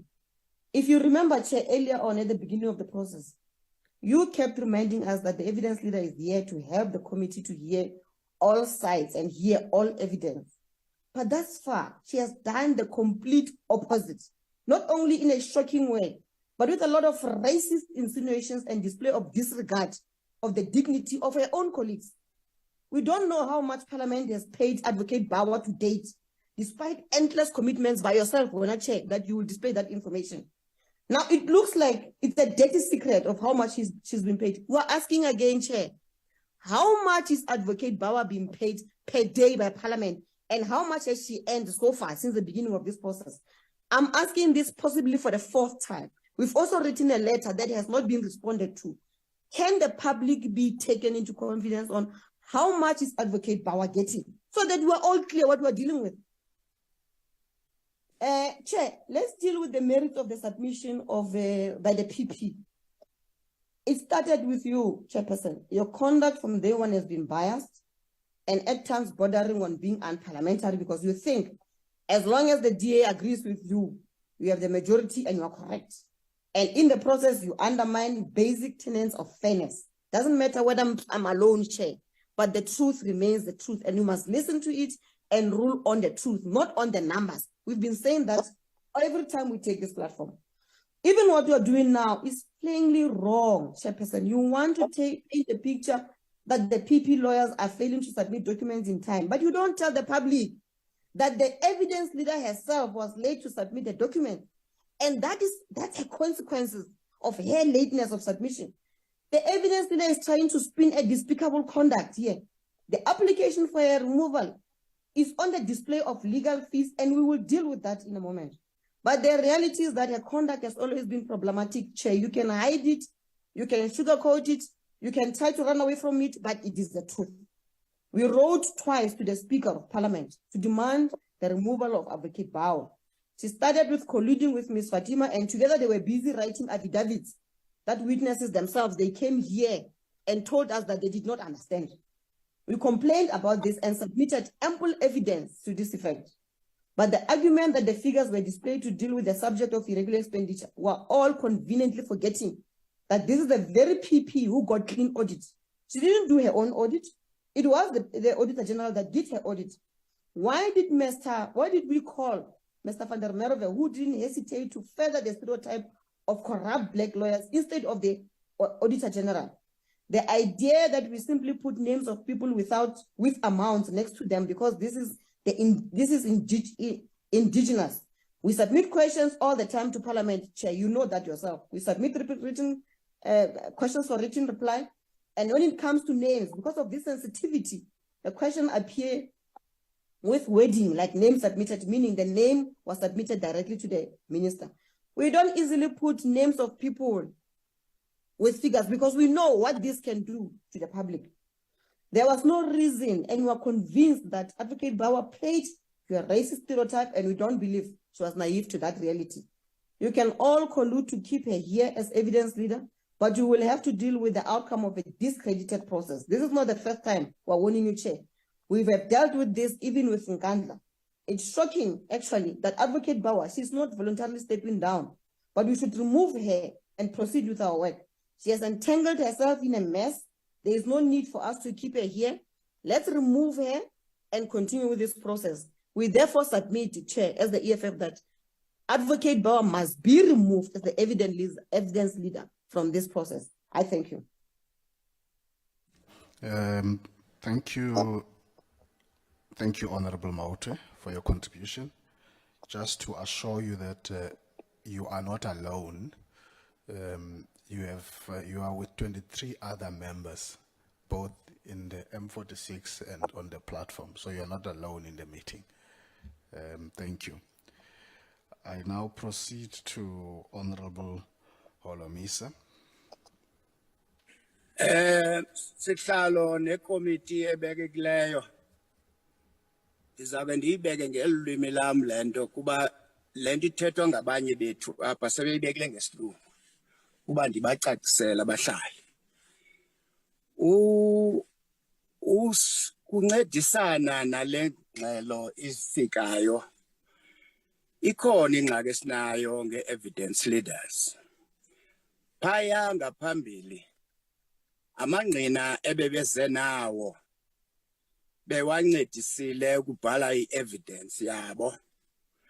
Sithe xa sibabuzayo kwezinye areas, but hayi kange ndiyifake ngokwamkeleni inoba ifakwe ezi-evidence leaders. That on its own serves to tell you uba abathembekelanga kuthiwa zii-evidence leaders. Secondly, umnumzana uHeron lo imember yeParlamente apho utshilo okokuba thina as members of parliament nakubeni i-rules and regulations zifuna kange ke side sibe sihlala phansi sichaze okanye sivane ngee-witnesses ezizawuza apha sizibona nje zichweciswa emva ngobusuku and nezo witnesses Point bunintsi of order, Chair. ubunintsi bazo bunengxaki. Point of order. Chairperson. Honorable Ngola, you are disturbing. Please mute. Honorable Olomisa is on the platform. I'm raising a point of order. Continue, Honorable Olomisa. On a point of order. Is it a point of order? Just pause, Honorable Olomisa. Is it a point of order? Yes, Chair, it's a point of order. Okay. Go ahead. Chair, respectfully, umkhulu convicts that witnesses apha zixoxiswa ngobusuku. And at no stage that we have brought witnesses during midnight here. So that point is misleading. So it's out of order. Thank you very much. Just before you come in, But Honorable. Ngola is out of order, Chairperson. Why is Ngola doing this Just to us? before you come in, Honorable Olomisa. Chair. Thank you, Honorable Ngola. I have noted the He's concerns out you of raised. order. Rule him out of order, please, Chairperson. I have not recognized you, Honorable Mautwe. I'm on the platform. Honorable Yeah, but Ngola, Ngola is out of I've listened to the points you're raising. I will attend to those issues as the chairperson. I would want Honorable Olomisa to proceed. Honorable Olomisa, please continue. He wants to be chair. He wants to overrule you, Chair. You see, Ngola, he must be dealt with. Honorable Olomisa, you are the one on the platform. Nobody else has been recognized. Masimncede lo uphakamise point of order. Noba zingene ebusuku okanye zingene kusasa emini. Into endizama uyicacisa uba ezi witnesses ezinye zazo zithe ezinye zee-paragraphs ezikwi-evidence zazo bezingafakanga ngabo zii-evidence leaders ezenze loo nto. Bear in mind uba aba bantu babhala le nto as witnesses phantse zonke beziyi-subject of disciplinary hearings or action phaa kwa-Public Protector. Ngoku sizokwenza into sort of an appeals court apha sisi-members of parliament. Izolo sivile uba i-witnesses okanye i-witness ebifamba izile apha kuba ingakangikhonjwe zezi-evidence leaders bezikhomba ke phofu on our behalf because asazi thina. Lena ifikileyo kwathiwa hayi ayizubhukishelwa ayizuthwane. I wish these evidence leaders zinovumela zonke ezi witnesses zifuna uzotestifya and bazincedise nazo uba ngaba zifuna uncediswa kwenziwe i-evidence eyiyo. So lilonke ke i-UDM ithi Mr. Advocate Mpofu nomama Mkhwebane besi appointwe iparlamente apha i-office kaSpeaker. Uba aba bakhonjiwe basikhokhele lezo evidence leaders ke kuyabonakala uba zinento ezinayo i-agenda. Sicela into kokuba ubhalele uSpeaker umxelele uba kukho i-treatment engekho right nengekho procedural. Failing which ufune i-remedial action as court niye kube nisingxolela lapha. Xesha sinabo. Nkosi. Thank you, Honorable Olomisa. I hope as we chair here and do this, as of Ngolel, since umsebenzi parliament, or like Sville. I now want to recognize. Advocate both and Pexanga go their colleagues. Okay. Ubaga koset yapmagamba uSpeaker kuma kwakapu baga pendlwa kahle Jones Court asizibesi sibheka pheliyo. All right. So diwana lapho ecourt. Thank you, Honorable Olomisa. Honorable Melder. Court Alkiban. Thank you, Honourable Chairperson. I hope that I'm audible. I'm not sure about the load shedding and that the signal is clear or not, but I'll try to. You are audible. Please proceed. Thank you. Thank you, Chairperson. No, Chairperson, colleagues will recall that on the first day of the first of these hearings, I said I hope that the intent is not to delay this process and to keep us busy for whatever time may be until the year. And we gave him the benefit of the doubt to proceed with the proceedings, and we all went along that process. Now, this application is basically the 6th attempt to sidetrack, as far as I'm concerned, the proceedings that we are dealing with. If I can come to the specific application, it was a written application by Mr. Mpofu on behalf of the Public Protector. It was 33 pages. I worked through that. The evidence leaders responded to that in a comprehensive reply of more than 60 pages. I also worked through that. And in the reply of the evidence leaders, they dealt with the allegations in the application. My concern is that the structured or the attempt to have an outrage or an outcry of the public to a very large extent was based on the whole racial issue. And my concern is, Chairperson, that that is based on not the actual facts that was put in front of this committee. It's based on a half-truth. The evidence leaders made it very clear that they put the full facts on the table, that there was no racial intent or racial bias. As a matter of fact, all the facts were put in front of this committee, dealing with not only people from one specific group in South Africa, but all the advocates that were involved. Even the letter from the Johannesburg bar that was presented to us yesterday is based on not them. That's why look carefully in the letter or in their statement, they say seemingly malicious. Yes, seemingly, because if they've got the full facts, they would know that there was no malice in that whole process. So there's an artificially created outcry which is not there. If you check in terms of the happenings out there, there's an artificial bias, and the whole process we saw playing out yesterday. Yesterday we gave Mr. Mpofu more than an hour to talk to his written. Nothing in those oral evidence or that presentation of yesterday was said that was not already in the written application that we had to deal with. Chairperson, I've been involved in many processes in Parliament. I've served in all the Nkandla investigations and in numerous others. Section 25, you can go through the process. I can assure you that this is the most fair process that has been in Parliament since 1994, and rightly so. Why do I say that? Process like this, in dealing with an issue like that, to create a very fair, absolutely balanced process. It is the most fair that I've seen. That doesn't mean that the Public Protector's Office can't go through what they see as unfair and that they suspect it. That the Public Protector can't wait to get into the evidence chair and to convince the committee of the other side of the story. This is now their opportunity.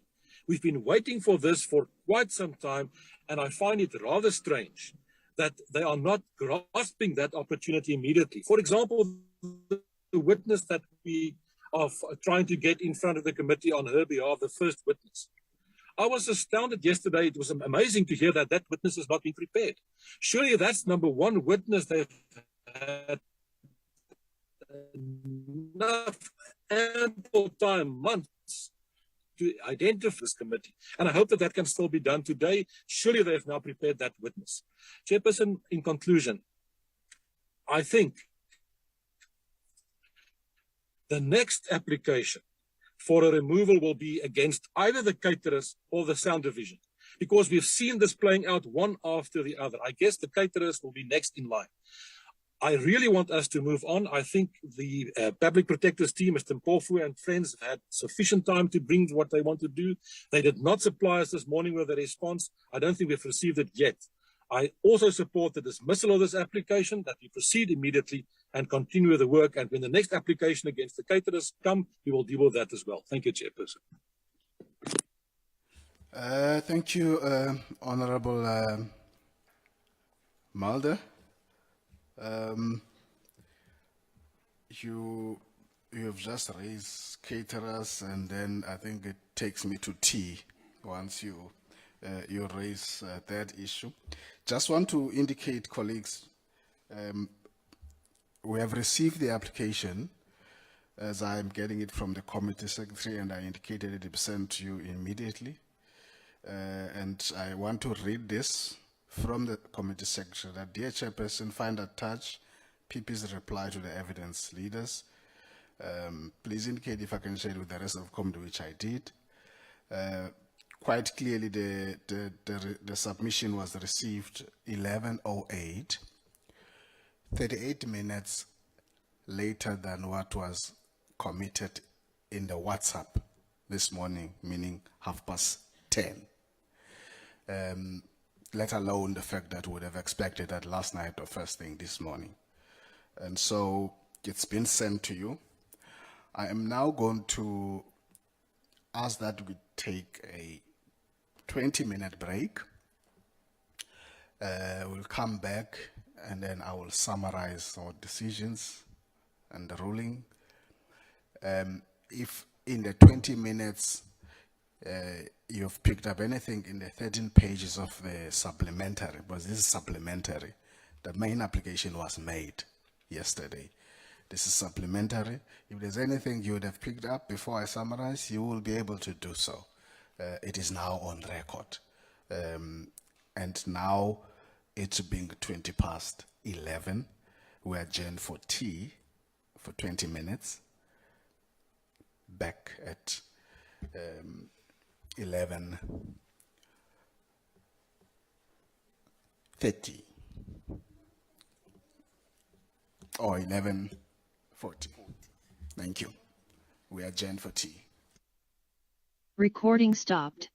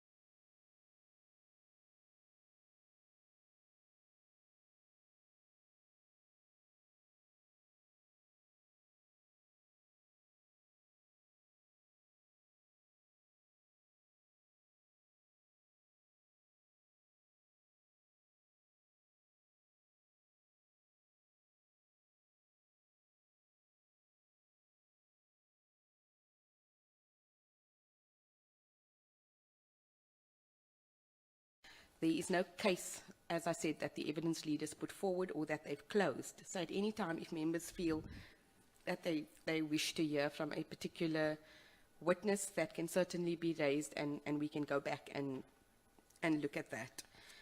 Then, Chair, there was a question as to whether we could take steps through the courts to ensure that the process continues. I'm not entirely sure on what it would be that we would be asking the courts to compel the PP or her team to do. But nonetheless, Chair, the courts have been clear and the Constitution is clear that the committee can control its own internal proceedings and that Parliament can do that. So I think where necessary, the committee must be firm and needs to do what it needs to do. There are ways and means and other legal avenues available to the committee already in terms of powers and privileges and in terms of the Constitution if the committee wishes to exercise certain of its rights. So we would not want to approach courts unnecessarily and get the courts involved in what should be a parliamentary process. But of course, if there is a specific issue that needs to be raised, we can always look at that at the appropriate stage. Thank you, Chair. Thank you, Ms. Ibrahim.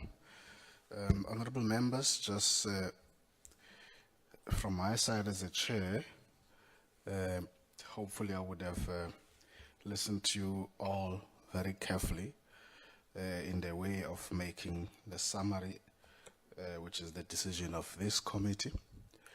I think you have all expressed yourselves and on the application itself, but you have also raised quite a number of issues that we need to take into account process-wise, starting with Honourable Heron on the issue of the witnesses and the specific name being mentioned.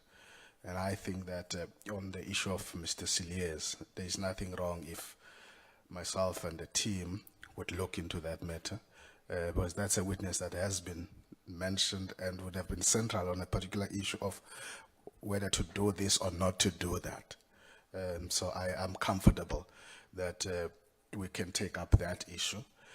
But it's always been my understanding that when we issue a witness list, we would expect members to indicate either way. So your comments are well received, Honourable Heron, in that regard. Even as we continue with the rest of the witnesses, I think, because at least up to this point, there's never been a stage where we would have refused calling of a witness. I still remember there were also a name of Nemasitsi that was mentioned, especially by members, so I don't think that will be a problem, but we take that as a homework, so that maybe before we conclude we are able to, because we'll check the relevance of that, but I think from where I'm sitting, I'm in your own space as well, that I do find relevance in Mr. Cilliers on the free and the dairy matter. Two, I think, colleagues, I have properly recorded the strong views of the economic freedom fighters through Honourable Member Maotwe in recording their support for the removal of the evidence leaders. That is clearly noted. On the next issue that you would have raised, I just want to, I've said this before, and I'm going to ask that members refrain. I've asked members to refrain from this. And Honourable Maute continues to repeat this. I find it very unfair and unwarranted, the continued attack on the professional team, the staff members, on the work they do under the direction of this committee, on the insistence of this committee. I've made this point before, that when you don't like what they present, you shouldn't be attacking the messenger. Let's deal with the message. If it is the advice being given to us and you don't like that advice, let's respond to that advice appropriately without attacking a person and even going further and reduce this professional team that works with us and label them as politicians. I find that very unwarranted. I've said it before, and I think I want to firmly make this point, not only to Honorable Mautwe and any other member, that we might need to take different steps in this regard, because it is not helpful to continue doing that. We engage robustly amongst ourselves as members. I'm not going to ask you to pull your punches on me, Honorable Mautwe. Give those punches, I will absorb them. It is part of our terrain as members of parliament in the way that we engage. And at the end, I'm not going to take it personally, but I would want to protect members of staff or professional team, including, as Honorable Nkosi indicated, the evidence leaders who in their responses have coined it appropriately that they are the arm of the committee. That's part of our designation, that they are part of this. We'll protect them. Honorable Nkosi makes a very important point. We were very conscious in appointing these two black women. And it gets to be so unfair and unacceptable with the kind of attacks that get to be leveled against them purely for doing their work. That's the point. The next point, I think I've heard you, Honorable Holomisa, giving an advice and a guidance to the Public Protector legal team. You within your own rights, we can't take an issue with that, advising them that they need to take this matter further in different platforms and forums, including the office of the Speaker. I think you've made that point very firmly. I have not heard you saying you support the removal, but I've heard you giving that advice, and I'm noting that advice as a chair. But besides Honorable Mautwe and advice given by Honorable Holomisa, all the members that would have spoken, basically 10 of them out of that 12, there was unanimity on the issue of this application of the Public Protector not meeting any threshold, bears no relevance to the work that we're doing, and that there's no way that we can accede to it, and therefore that this application must be dismissed and rejected. Well, members would have motivated a lot around how they feel, what the purpose of these applications are. I've noted that, whether members feel that this is more of a stalling process, delaying tactics, and that is taking us away from our mandate. And I would refer to that as these being distracted by these incidentals. So we've got to come back and focus on the work that we need to do. As I introduced yesterday morning, this last phase we're getting into is a set of last witnesses, and key amongst those witnesses, central, that Honorable Suka says the public, it has a public interest, and the public wants to hear from the Public Protector. We're looking forward to hear from the Public Protector to give us reasons why she must be exonerated. And we can't delay that any longer. And I think, honorable members, on that point, I want to indicate that we have set a timeline in concluding in December, concluding on Monday, the set of witnesses that we have lined up to agree. I don't want to disturb that, but I do want to place this on the table in response to that perhaps as a committee, let's, and I will lead that as a chair, together with the team in terms of the January program, that let's have dated sessions and have the public protector to lead and be the first witness in January in terms of how we work the program, because it can't be that when you are into a DC process, the person must go to a DC, must tell you when he will come or she will come.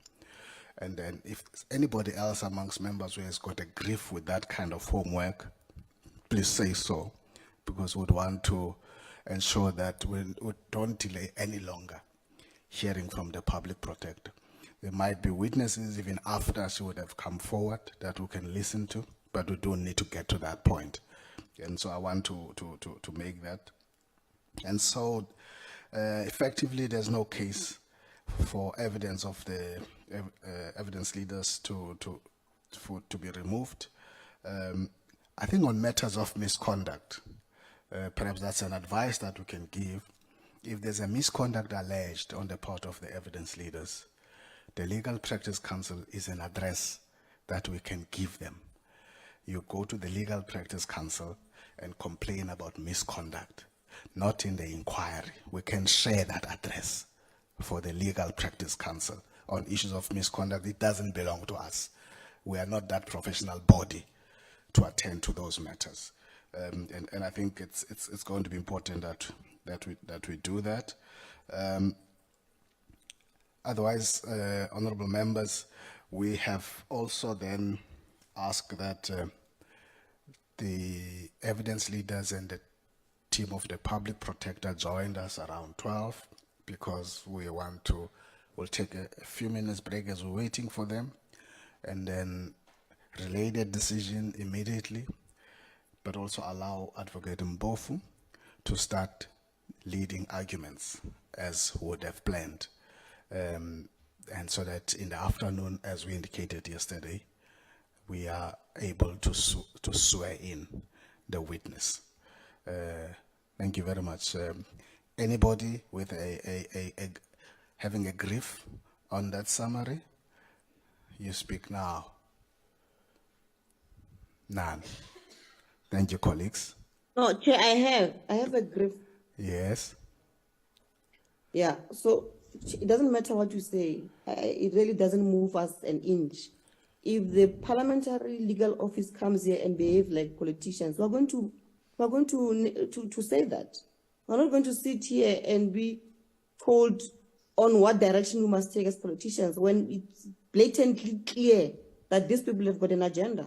So we're not moved by anything that you say, or anyone for that matter. We will state here in this committee what we feel about the parliamentary legal office. And we've demonstrated to you that even in the Nkandla case, it was the same thing. Even during the expropriation of land without compensation motion, it was the same thing.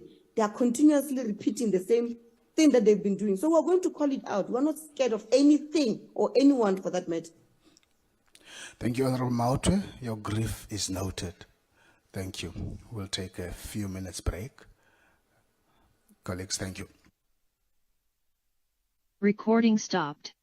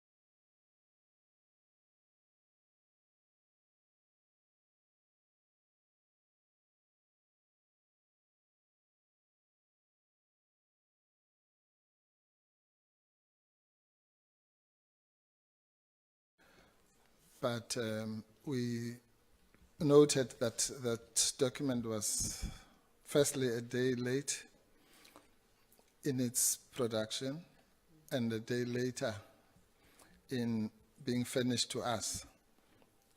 And all that is fine. We heard that our document was 38 minutes late, but a document that was a day or 2 days late, there's no problem with that. And also the difficult position that we were placed in through no fault of our own, without anybody apologizing. Chair, it's really sad how the public protector is abused in this process. But as we've said from day one, we soldier on, and we will continue to participate even in the face of all that. The other thing, Chair, that I just want quickly to point out is that we therefore find it very objectionable, to say the least, that the alleged deliberations could take place without us having been given that proper opportunity to respond to the 66-page document that was presented, and without this time, as we said now, it's quite clear that everyone is just, intent on rushing to the stage of the chopping of the head, because now it looks like the rules have even changed. No longer the opportunity of members to seek clarity from us, which you also extended yesterday, was also miraculously withdrawn or forgotten or whatever happened. So it's the first time that there's an application where we have not had an opportunity to clarify certain things to members, who most of whom are not legally trained and may have wanted to understand the issues raised by both the evidence leaders and ourselves. And some of the issues, for example, that were raised by you, Chair, about the Legal Practice Council and all that, which we had made clear that this was not a forum to lay a complaint. I mean, you should understand that we know that. Both ourselves and our client know that, being lawyers ourselves. But it looks like we're just talking to deaf ears on all those issues. But Chair, I just want to make a specific objection about the submissions made by the Parliamentary Legal Office, which basically was just a repetition of the submissions made by the evidence leaders. And it's blatantly unfair to allow a situation where somebody is going to be giving opposing arguments regarding our submissions in our absence, misrepresenting those submissions, and even questioning our integrity and intentions, and accusing us of being involved in delaying tactics and all sorts of things like that. And you, Chair, have had the temerity to say that members should not attack the members of the legal staff because they must not attack the messenger if they don't like the message. But we get attacked here left, right, and center in your presence, and we complain to you. We've been insulted on Twitter, on all sorts of places in this room, everywhere. and we have appealed to you to protect us. But you've just told us now this morning that your duty is to protect the parliamentary staff and the evidence leaders. Who will protect us and who will protect the public protector in your committee if your duty only goes to that extent? Must we be insulted, or are you the chair only for the evidence leaders and the parliamentary staff? But so, Chair, that's another issue. If we can be given an opportunity to respond to the submissions made by Ms. Ibrahim, which are completely out of line, and as I say, just mimicking the evidence leaders' 66-page document, almost identically. And I think that issue was also raised with you, and you did not pay any heed to it. The last point I want to make, Chair, is that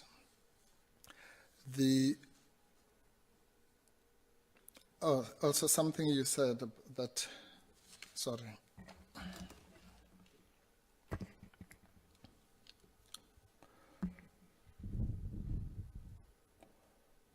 Yeah, well, you called our application incidental. We must deal with the incidentals and put it away. And you say that you must focus on the work which you need to do. So we were at pains to explain to you yesterday that the work that you have to do includes all the obligations that are placed upon you by the Constitution and by the directives and the terms of reference. One of them is that you must ensure that this process runs fairly. It's not a favor that we're asking from you. It's a must. You must ensure as a committee that the process is run fairly and reasonably. And if anything that has happened in the last 2 days is anything to go by, then fairness and reasonableness is the last thing in your mind. It looks like you agree with Ms. Ibrahim that all that needs to be focused on is the date of the end of the term of the public protector. In other words, whether the process is fair or not fair, or reasonable or not reasonable, or in line with Section 34 of the Constitution or not, that is, you don't see that as part of your business. Because, Chair, we've made it clear again, contrary to what Ms. Ibrahim has said to this committee, Section 34 of the Constitution, which binds you, makes no distinction between a court of law or this committee. Section 34 says you are equally entitled to fairness in a court of law and in any other forum such as this one. So to keep on telling us that this is not a court of law is the same as saying that, well, this place is now exempt from the Constitution, which is an absurdity. Nobody, least of those of us who practice in courts of law, can ever mistake this for a court of law. But we're saying that the Constitution applies equally, and somebody in the position of Ms. Ibrahim should know that instinctively, instead of regurgitating that,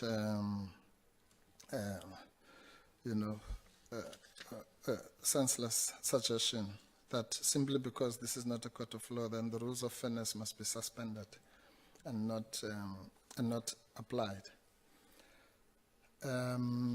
Yes, so that's the issue, Chair. And also, she's also wrong that public participation does not involve taking heed of the voices of organs of civil society and members of the public. We did not make the accusations that we are accused of making against the evidence leaders. All we did was to bring to your attention what is out there, what is, has been said, what has been sparked by their conduct, and what is in the perception of the public protector as a result of that. So again, people are going on off a tangent here as if we are the ones who have made the statements that were made by the Johannesburg Society of Advocates, for example, which represents more than 1,000 advocates. When it says conduct is seemingly malicious, that's something that must be taken into account by this parliament. You know, it can be poo-pooed as, you know, I can't remember the term they used, external forces or something like that. There are no external forces. Those are people who are part of your constituency, who voted you into power to be sitting into this, in this committee. And they have a right to participate in whatever way they want in this parliament, because it's their parliament, not yours.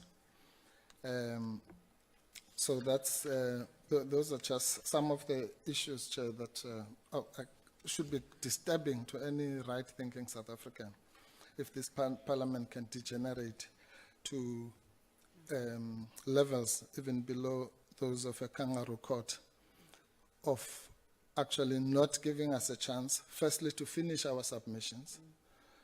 We asked you for 10, 20 minutes yesterday just to finish our submissions. You denied it unreasonably, without any reason, because there was no reason for us to have to adjourn at 12:05 as opposed to 12:20.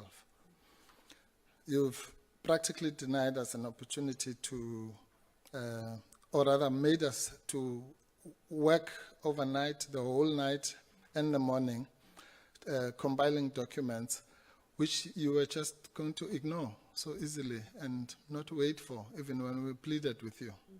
You know, that's the worst form of abuse, Chairperson. Abuse of power, abuse of position, and an assault on our dignity.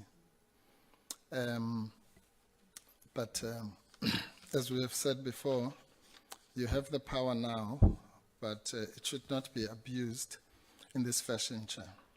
As I say, even an apology for not giving us a document that we deserved to be given on a Saturday. It was late, it was not given on the Sunday. It was late, it was not given until we raised it here this morning. And when we are reacting to that affront that has been done to us, we are treated like, as you said yesterday, as if we're in a kindergarten. Well, you're not the principal of a kindergarten. You are a chairperson of a serious committee of the parliament. And we're not here to play like children in a kindergarten. We're here to embark on a very serious constitutional process of this republic. And we hope really when the next impeachment process takes place that this will be a lesson of what not to do. If anything is going to be learned from your process, it must be what not to do and how not to behave, how not to treat people. And even if that will be the small contribution that we make to the development of our constitution, it will be quite something. But anybody involved in this farce and facade should be ashamed of themselves, of any part that they play in degrading and insulting our constitution. Thank you, Chairperson.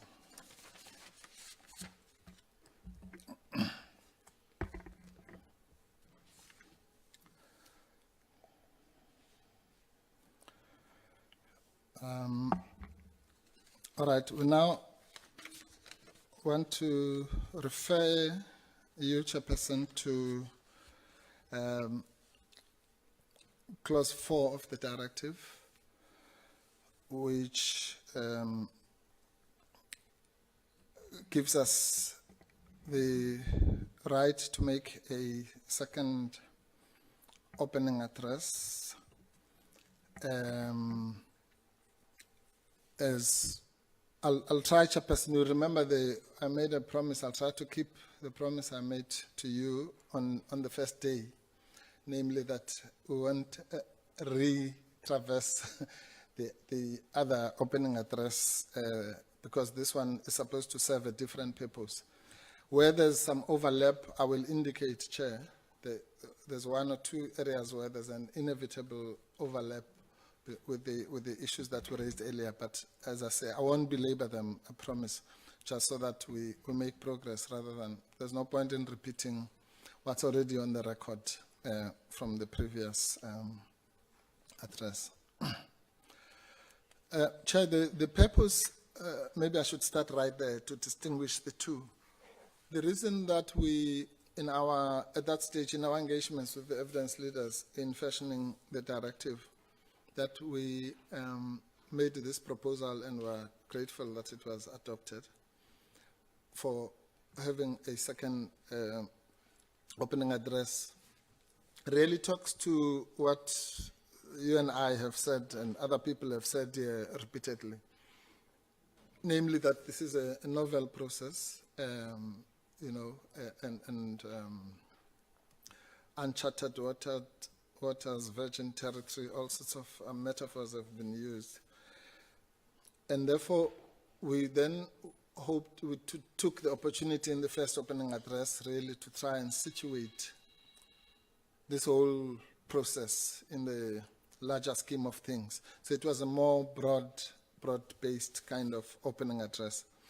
And we had sought, without wasting the time of the committee at that stage, that when the time comes for us to call witnesses, we would then have this opening address, which zooms more into the nuts and bolts, as it were, of the evidence itself, the witnesses that we're about to call, what issues might still be remaining.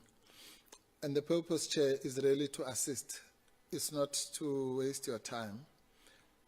On the contrary, it's probably to save your time, because once we have mapped where we're going with the evidence, then everyone will then know this witness slots here, this one talks to that, this one talks to that. Without us, every time there's a witness, we have to kind of situate that particular witness. So we hope that it will be seen in that positive spirit that it was intended for, which was to assist the committee to navigate this, what you've called this phase of the process. Chair,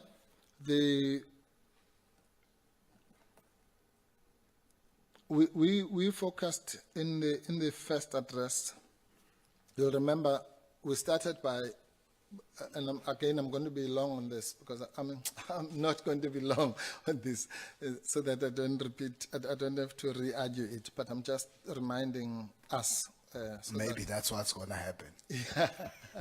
Yes. Long. Thanks, Chair. So our opening salvo the last time was that we were here under protest because of the countless constitutional violations that we identified at that stage, and again, I won't go through them. And we also pointed out, on that I must say that, given the experience of what has happened in the past 4 months, if there was such a thing as a double or treble or quadruple or quintuple protest, then we're now under that protest because really it has been quite an ordeal, to say the least. But be that as it may, we're still here, we will be here, and we're going to see this through. And contrary to the gratuitous insults of the likes of Mr. Mulder and the others, we are more than ready and keen to see the finality of this, and also to see the Public Protector as we indicated on the first day, giving her side of the story. There's nothing that we'd like more than that. But that must never be mistaken to saying that we are so keen to do that, that we're just going to subject ourselves to a kangaroo court and not raise objections as we're entitled to constitutionally whenever there's no legal process that I've ever heard of where people are not allowed to raise objections at any point about anything that they perceive to be unfair. I'm sure when you've watched movies, you've heard people objecting to about this, that, and the other. All that is in the aid of achieving fairness. It's not just a game that we play of objecting. It's what we are here for. It's what we are trained to do. It's what we are hired to do. Is to protect justice and fairness. Otherwise, we shouldn't even be here. That's why the Constitutional Court ruled that we must be here. It was not just to fill up these chairs. It was to ensure that there's justice and fairness in this process. Anyway, so that's the issue that we did raise. Then the other issue that we raised, Chair, was, and I'm raising this for a specific purpose. Even then I raised it and I said to you, Chair, I know this one issue doesn't belong to you, but I'm raising it for broader context. And it was that when this process goes to the National Assembly,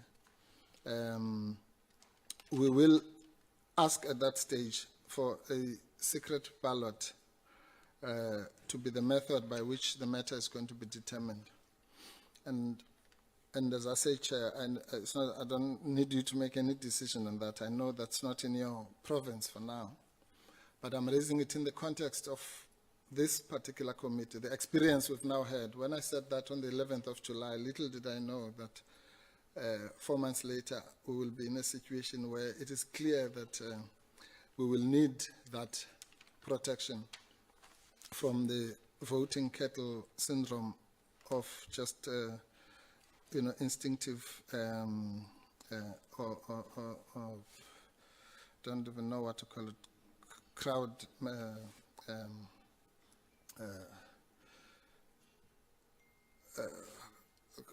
behavior.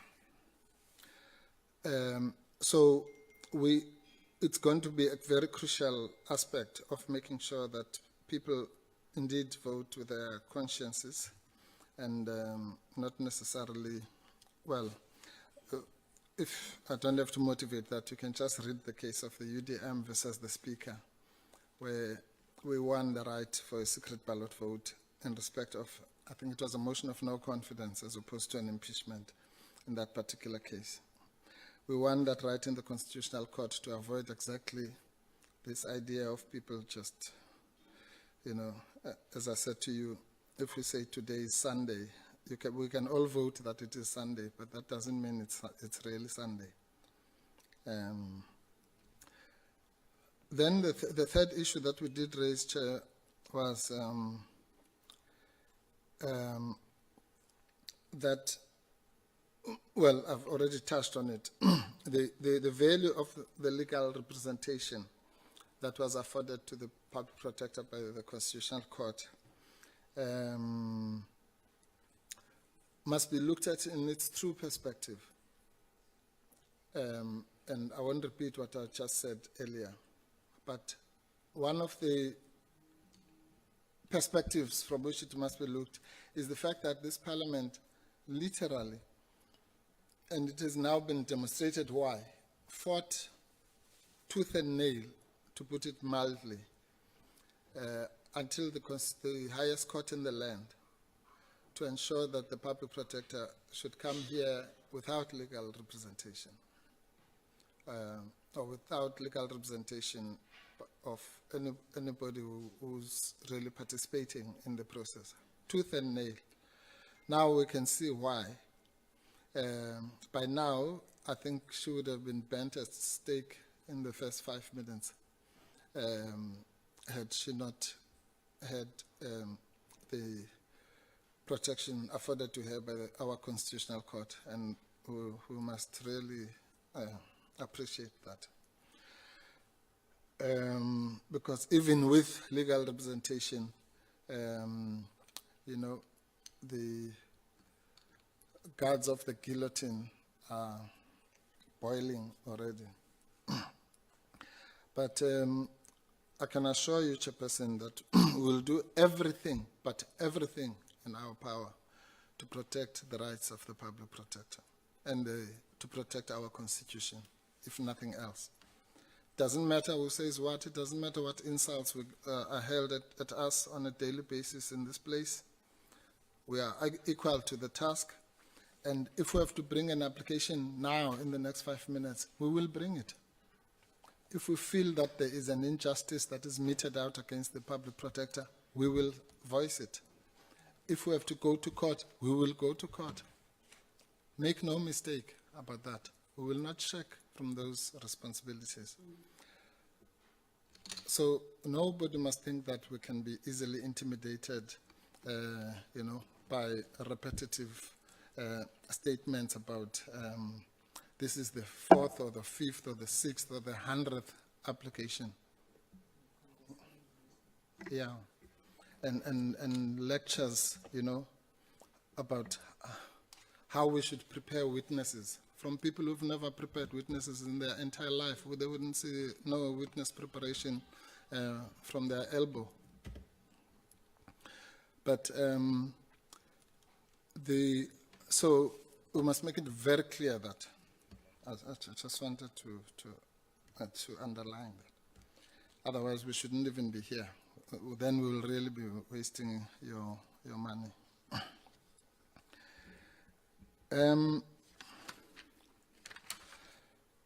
So those were some of the issues, Chair, that we raised before. In today's address, we will focus on, one of the issues that I must touch on just because it's topical now, which we did discuss, both sides, by the way, was the role of the evidence leaders. We raised that at the beginning. They raised it themselves. I'm surprised now, today they tell us that we're saying that they are prosecutors.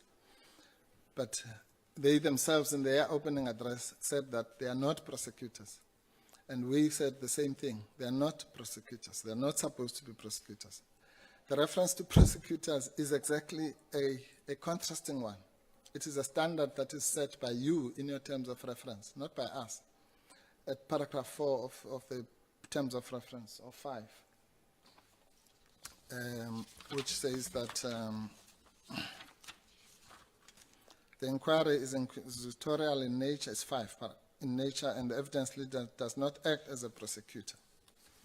And whoever drafted your terms of reference was not by doing that, saying that they are prosecutors. They were saying the exact opposite, that they should not guard against behaving as prosecutors. And what we said yesterday is that if their conduct does not even meet the standard of the prosecutor, then clearly it cannot meet the standard of the evidence leader. And that point seems to be lost in translation. And that's the issue, Chair. So we can't be told here that unless if we were dreaming. Everybody was here, Chairperson, when Mr. Samuel said that these judgments that are put in my statement, I've never read them. You were all here. Everyone was here when Ms. Techane said, I'm referring in her affidavit, I'm referring to paragraph 117 of Mrs. Mokhaladi's affidavit. And when I asked her, have you ever read that affidavit? She says, no. I've never seen it in my entire life. So how did she know what is in paragraph 117 or 118 or 119? But now everyone has amnesia, and we're told that it has never happened that the evidence leaders made up or spoon-fed evidence for witnesses. But that's fine, the record will speak for itself.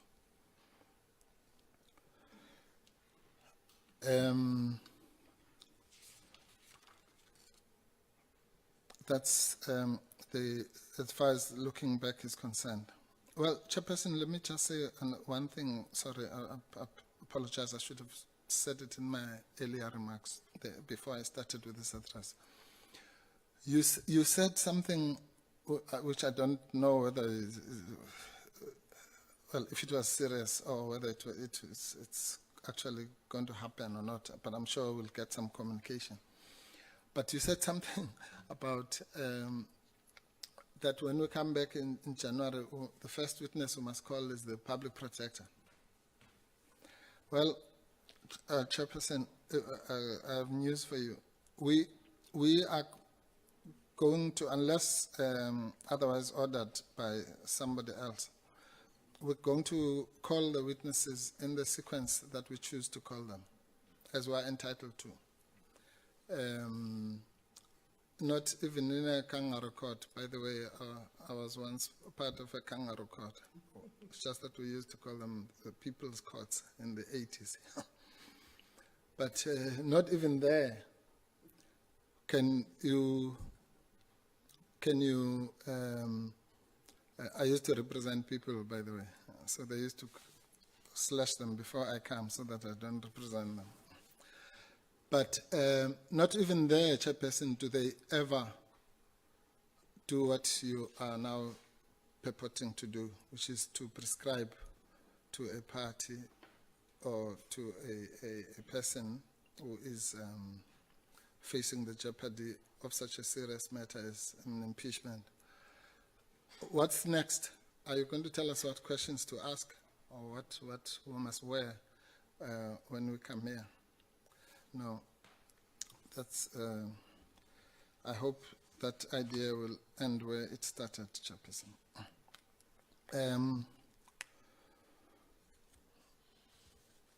Otherwise, you must just prepare yourself for quite a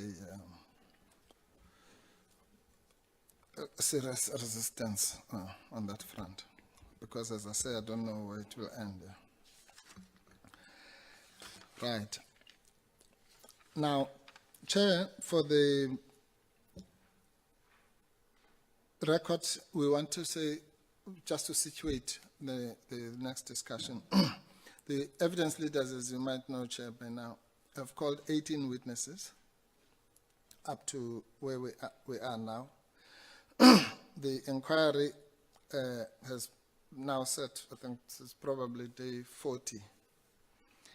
And it has been spread over, the evidence led by the evidence leaders was spread over a period of exactly 4 months, having started on the 11th of July until the 11th of November 2022. And of the 18 witnesses called by the evidence leaders, 15 were current or past employees in the Office of the Public Protector. One was a so-called expert who said he was not an expert. And one was an alleged member of the rogue unit. And the other one was Mr. Pillay, the one who allegedly retired at midnight and was rehired 1 minute later. Those two witnesses related to the so-called Godan cases. So those were the 3 exceptions. But for the rest, the 15 of the 18 witnesses were employees or past employees of the Office of the Public Protector. And that is in that context that we made the remark that we had made that this inquiry. Well, firstly, some of those employees, in fairness, dealt with specific reports that feature in the charges. For example, the FRED, CX, and so on. I think about 1 or 2 each. But for the rest, this was like an HR or CCMA process of an array of disgruntled employees or those who have a particular view about chasing deadlines and ensuring clean audits and serving the public.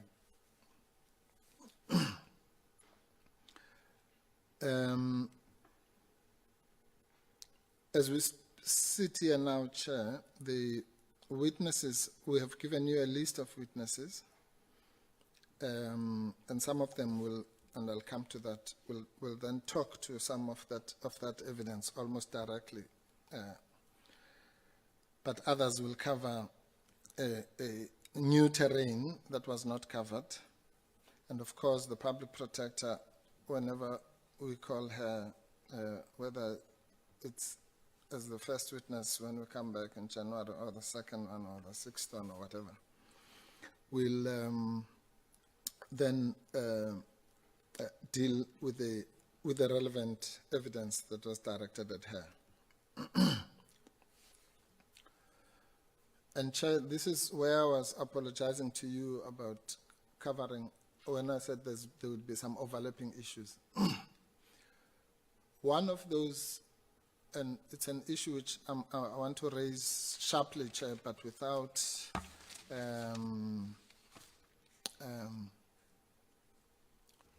elaborating, because we have exhausted that issue here. It is the issue of the scope of the inquiry. Very important, Chair, fundamental, key issue. And I'm not raising it as you, in case you might fear that I am, for you to make any decision or anything. The committee has made this decision about it. And we've said our piece about it. But I'm raising it purely in the context of navigating the way forward, so that we will, and at times we will tell you when that issue raises its ugly head, which will probably in respect of every witness. The reason why that issue is crucial, Chair, is because, contrary to this hype about delaying tactics and we don't want to get to the end of this and all that, there is no single issue that delays this committee unnecessarily, than the fact that we have to cover ground which is completely irrelevant to this process. We have to cover even this hullabaloo about legal fees or legal costs or whatever you call it, and people's names being bandied about, is actually much ado about nothing in relation to the motion at all. Firstly, we have explained to you that even if you take the Mazone motion as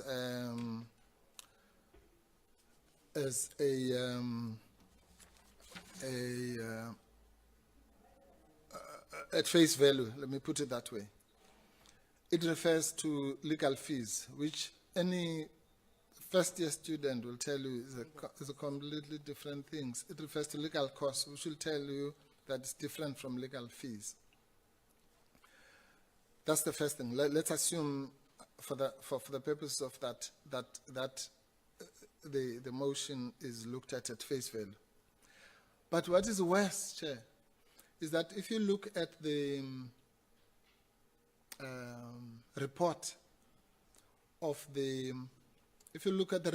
independent panel, that issue, whether it's legal fees or legal costs or legal whatever, that is not one of the charges that the independent panel said there is prima facie evidence about. So completely, I mean, it's just a waste of breath to have to deal with that. So even if so that's the one thing. That's on the what we call the narrow approach. On your wide approach, then the issue of the interpretation of what was meant by Ms. Mazzoni when she raised this issue, or including what was meant by Mr. Mileham when he raised it, as well as in the context of benefiting lawyers. That now has to be clarified on the so-called wide approach, but I'm saying that clarity would actually be unnecessary because the issue is not an issue which has passed the threshold of prima facie evidence. And the committee cannot be examining issues where there's not even prima facie evidence about. And by the way, Chair, while we're at it, we have received a message that the only person who can assist us in that respect, that's Ms. Natasha Mazzoni, who is the author of that, and she will know whether she meant legal fees or legal costs or whatever, has now sent a letter, given to the letter that I sent to you yesterday, or rather I referred to yesterday, has sent a letter that she's not willing to come and assist the committee. The committee that was set up as a result of her misguided endeavors and the charges that might need to be interpreted or explained, she's not willing to do that. So that's another issue, Chair, that you will unfortunately have to deal with. And if history is anything to go by, then we may never know whether it was legal costs or legal fees, because that's how we roll here. The more relevant evidence is, the less likely that the witness will be subpoenaed. And the less relevant, then we'll have an array of 15 people saying, things, coming to give us evidence about documents they've never seen in their lives. But that's where we are. So I'm saying, Chair, that that issue of whether is the narrow or the wider approach will be resolved whenever it gets resolved. But my prediction is that it will turn out to have been the biggest cause of any delay, particularly if it is proven, which should be common sense, that the independent panel was not just a waste of time. It was a filtering mechanism to ensure that only evidence that passes a particular threshold should see the light of day here. Just as the process of the speaker as well, when the motion is initiated, one of her jobs is to ensure that the motion is in order, quote unquote, which means that it complies, it has prima facie evidence. But as I said, Chair, that will be the burden of the committee. It decided that it will not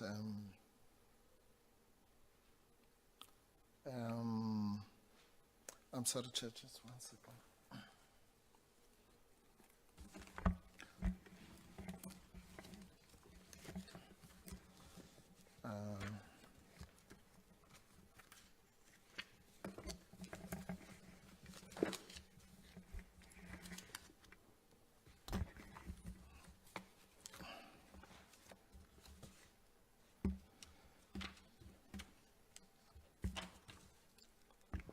Yes.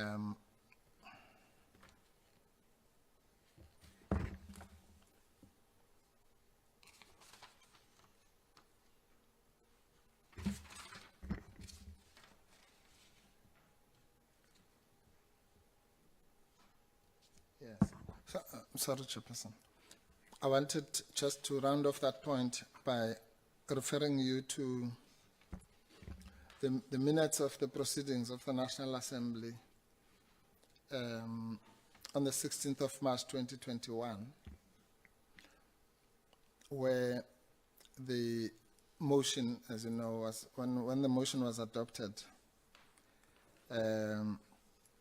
by predominantly, well, the ANC and the DA and others, and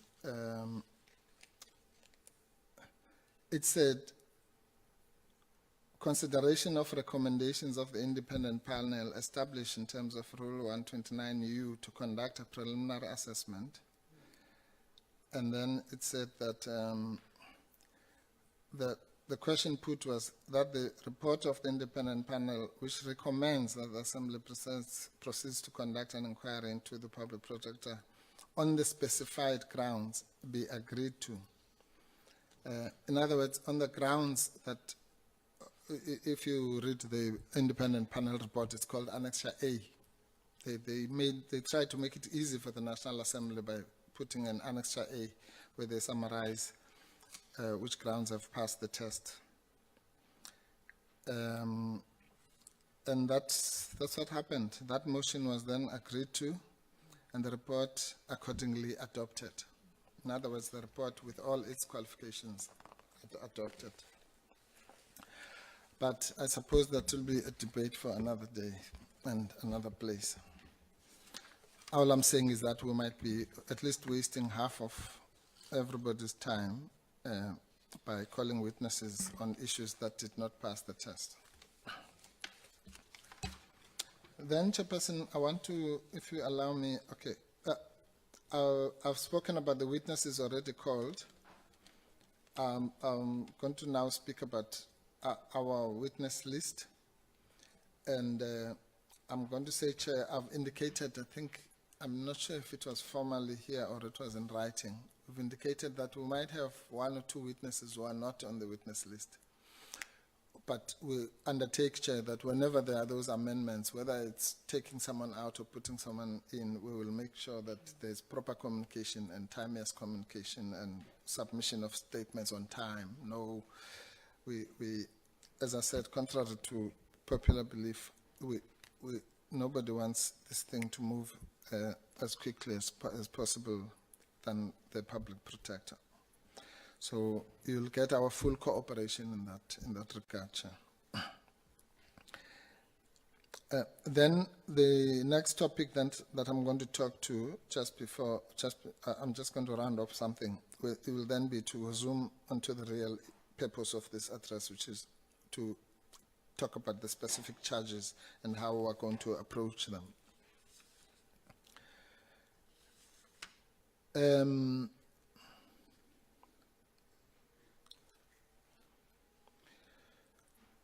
The issue that I said I want to nip in the bud quickly is the fact that some of the witnesses that were called by the evidence leader, some of those 18 witnesses, were not, or rather, did not finish their testimonies. And, for example, somebody like Mr. Pillay, who was somewhere in Holland or whatever, had indicated at that stage that he was available only for that particular day. But now it looks like the interpretation of that is that he was available for that day for the rest of his life. And, you know, irrespective of whenever it is, that we must just live with the fact that he cannot be asked to come and finish his evidence. This is somebody who had volunteered to assist the committee, presumably in response to your advertisement on the public participation. But now when we're saying he must just simply finish his evidence, and we're given all sorts of stories and obstacles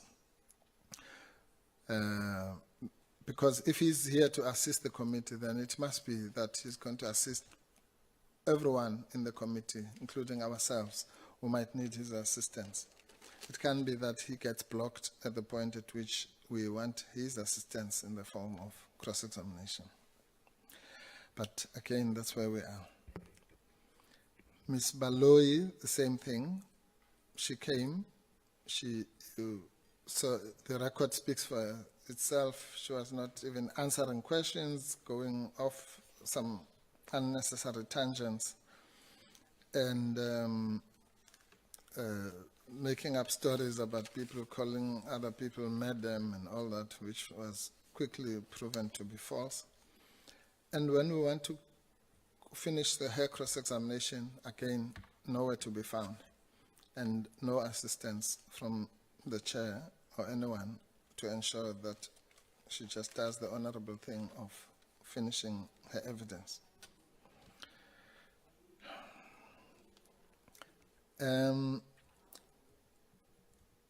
So the former employees were Mr. Mahlangu and Ms. Baloyi, or Mr. Mahlangu, who finished his evidence, and half of Ms. Baloyi, I should say.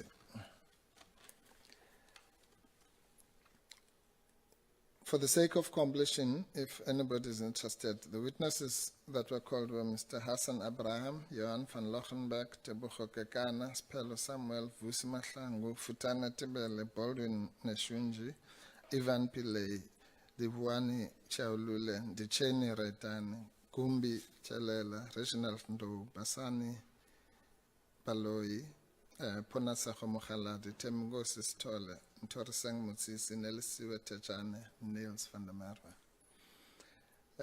And they fall into the categories that I've already explained. And they gave what I call a mixed bag of evidence on various topics, including management of deadlines and backlogs and related meetings, which we will deal with in our evidence as well. System of issuing so-called Audi letters and other human resource issues, which we will deal with in our evidence. Allegations of harassment, victimization, and intimidation, which nobody really sustained, but which we will deal with. There are impressions of the public protector as a leader, which we will deal with. The underlying and endemic issues bedeviling the institution, including budgetary issues. And then they dealt with this issue of so-called legal fees, which, as we've indicated, is not even covered in the terms of reference, rather in the charges. And we say, in our view, broadly speaking, the following issues need to be addressed or kept at the back of the mind as we move forward. The role of the evidence leaders, I won't say much more about that. A lot has been said yesterday and today. The role of the public protectors, legal representatives, I've also said enough about that this morning. The role of the chairperson, we've traversed that, it's in front of the courts now. The composition of the committee and its alleged bias, that's also in front of the court. And then the confusion, which I hope will be cleared, and I'll say something about this, over some of the legal concepts, such as cross-examination, relevance, attorney and client privilege, full legal representation, and the like, which, as I've pointed out before, some of these terms don't mean what they mean in normal English. It's important to unpack them.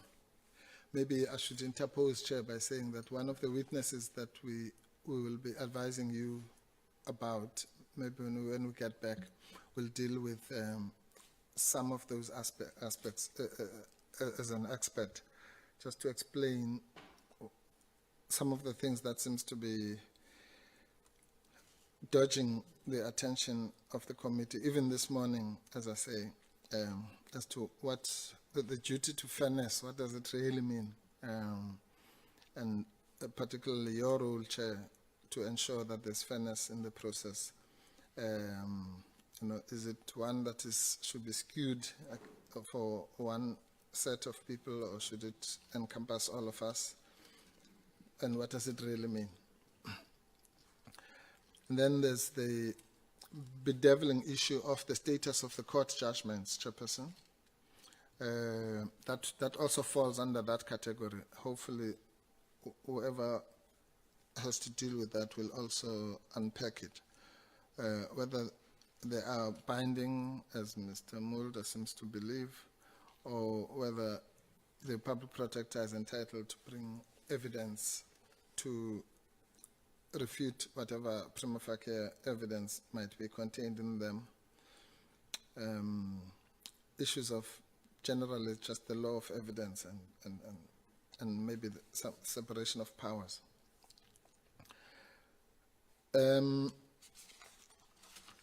So we will lead evidence on that because it seems that it's quite necessary. Thank you, Edward Mpofu. At that point, we're going to take a lunch break. Thank you, and we'll be back at 2. Yes, thank you, Chairperson. Thank you. Recording stopped.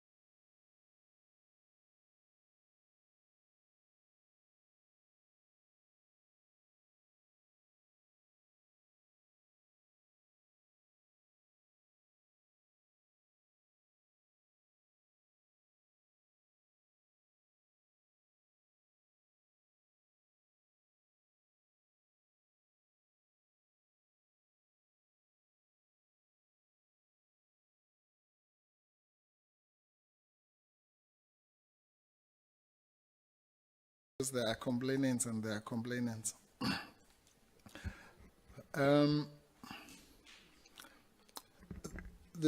Now, where we were, Chair, is I was, oh, by the way, yes, I was getting to the matter which I preempted earlier. My heading here says the sequencing of witnesses. I jumped the gun because I was worried about your remarks this morning. But here what we said, Chair, under the sequencing of witnesses was that the way we had structured the sequencing is firstly in broad categories. But already it's not working like that. As we've always been saying, witness handling is one of the most difficult things of our job because they have lives of their own. We prefer those cases where you just go and argue your papers and not have to deal with witnesses. So ideally, Chair, we would have wanted to structure it like this. Let's call it blocks. The first block would have been the expert witnesses, one or two, one to do broadly with the role of the public protector and that kind of thing. And then maybe the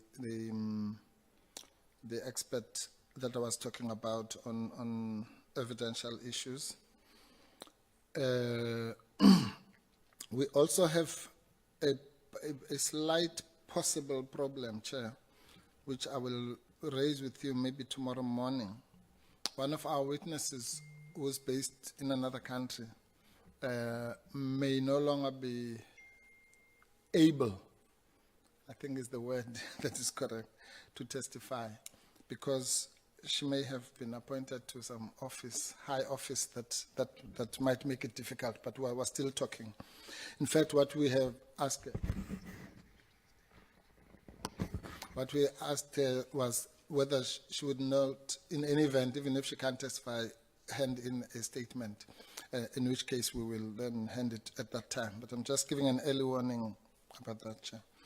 So it will be then those types of witnesses, the general expert witnesses. Then we will deal with the issue of incompetence, the allegation of incompetence, broadly and narrowly, and by that I mean there'll be people who will be talking about their own perception, but there'll also be, excuse me, those who speak specifically to specific charges of incompetence. Then we'll do the same thing about misconduct. The misconduct charges, as you know, Chair, particularly the Frede and the CX matter kind of straddles both topics here. So we'll deal with those. And then the HR issues. And again, it's just a tag that I'm giving. You know what I mean? It's the internal public protector employee issues. And so on. Yeah. So that's how we had grouped the witnesses. So you'd have a witness like Mr. Godan, just to take randomly, would be dealing with the misconduct aspects that deal with his reports. And again, I'm using the words loosely. When I say the Godan reports, we know what we're talking about. So-called rogue unit and Pillay retirement, and so on. And then there's a catch-all group that will deal with specific issues. Ms. Mazzoni, when we eventually get to her, will then assist us on a broad perspective of what, because she's the cause, she's the reason we're here. What drove her to get us to be here, and we've heard that this process in total has probably now run into almost 100 million rand in its different guises here. So it would be important to situate it here. But as I said, Chair, for each witness I undertake to you that it will be clear as we start with the witness, which of those subcategories we want to address, and if there are overlaps, we'll point them out.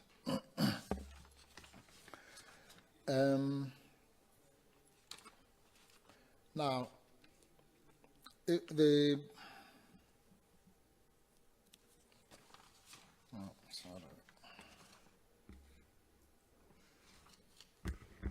Sorry, Chair, I just want to make sure I'm not leaving anything else before I deal with the last topic.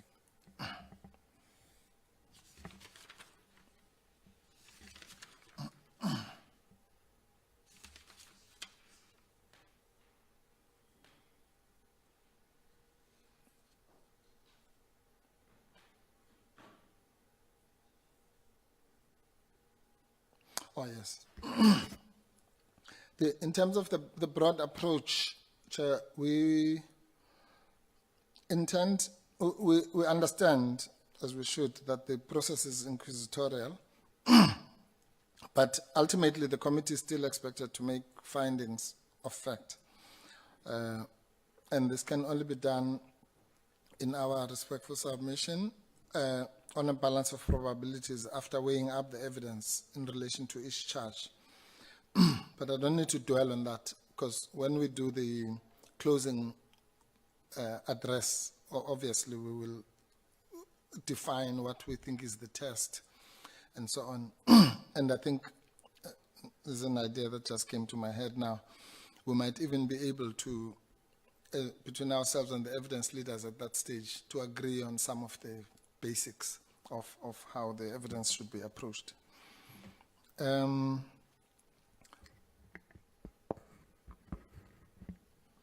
Now, so we will take a two-pronged approach. Obviously, some of the issues, and Chair, I don't want to commit you or the committee to anything at this stage because it's too early. Excuse me.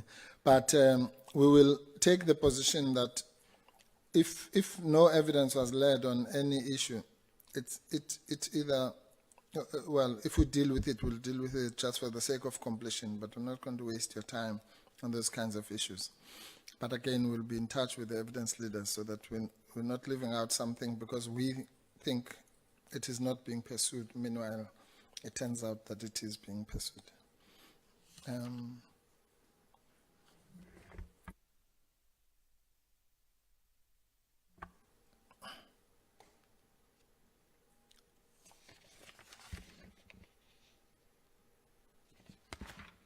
Right. Now, if you allow me, let me then just zoom into some of the specific issues that deal particularly with specific reports. We have the evidence that we're going to call first, as we have indicated, is that of Mr. Nyatela, who was going to be followed by the other witness I was talking about. But we think that we will be able to call Mr. Lamula as our second witness because of these developments. So we're trying to make sure that he's basically not on standby. Fortunately, he doesn't work far from here.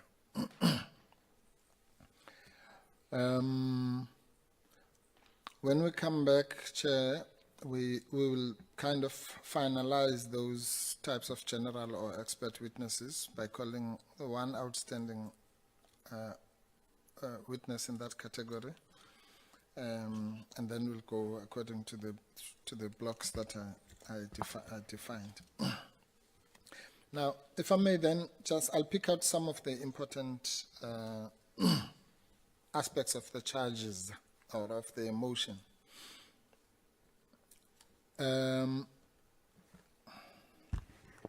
Sorry, Chair.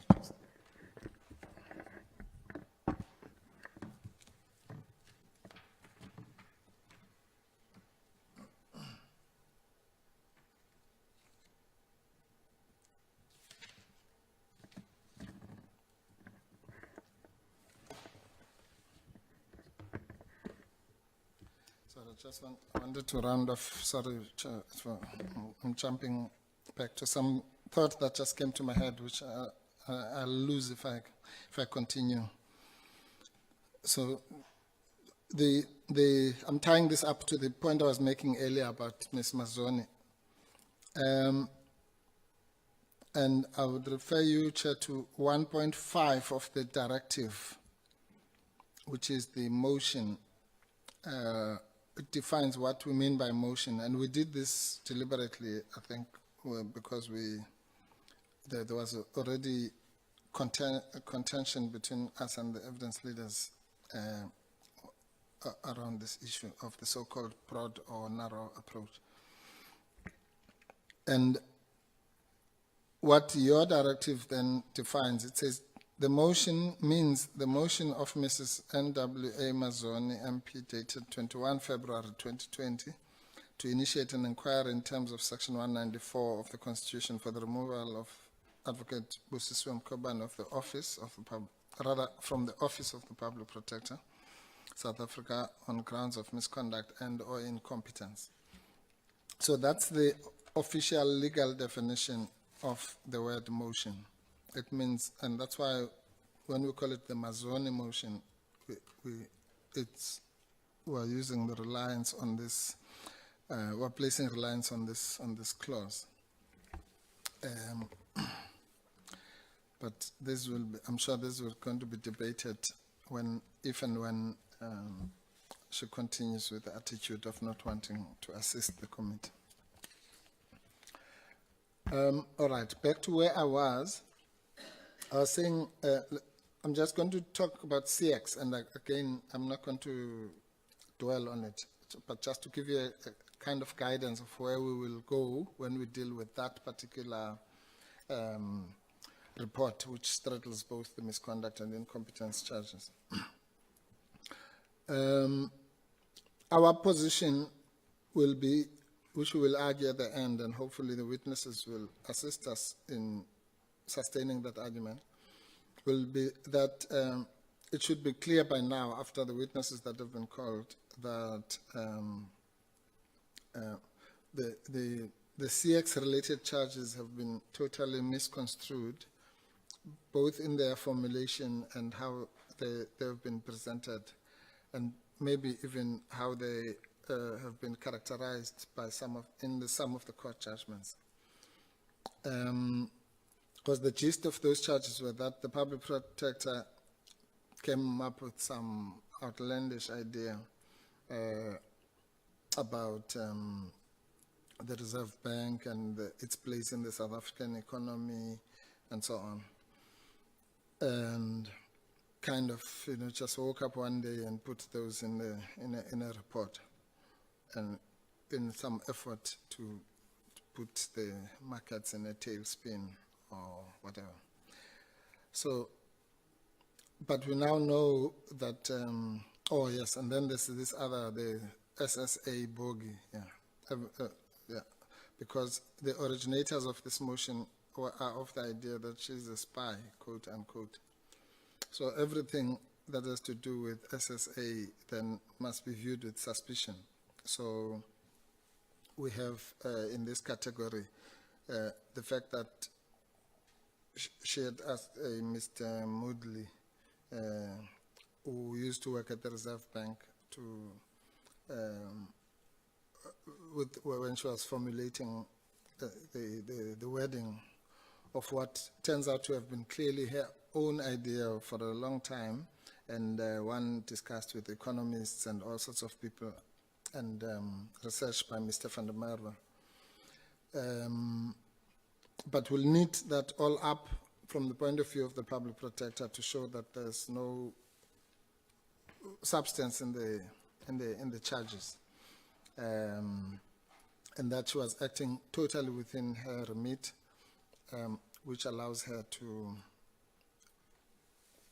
quite frankly, make proposals and suggestions and to any organ of state, including Parliament or anybody. But so we'll deal with that in that way, and we'll rely heavily on Mr. van der Merwe's evidence, who really has given the committee the genesis and evolution of that idea.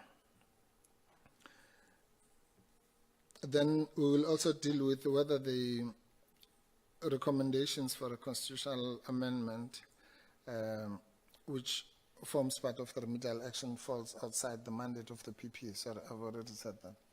And bottom line, as with all the other charges, that whatever conduct the public protector was involved in was not an impeachable offense by any stretch of the imagination, and that actually that suggestion.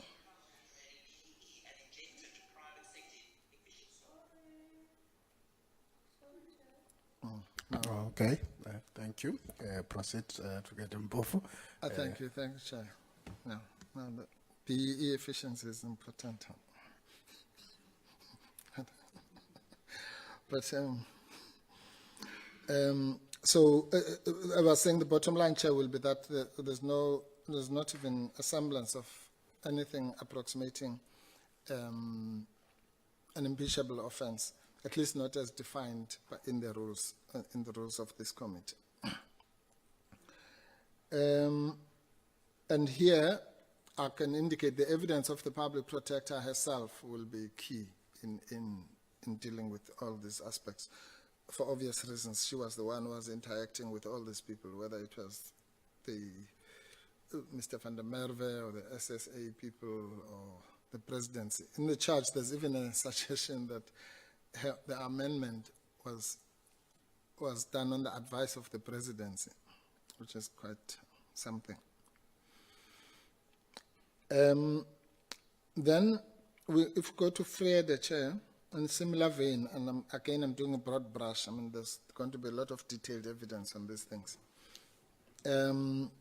Here, one of the things she's accused of is that she narrowed the scope of the evidence. I think that's already been shown to be false. That she excluded certain politicians, including the then premier of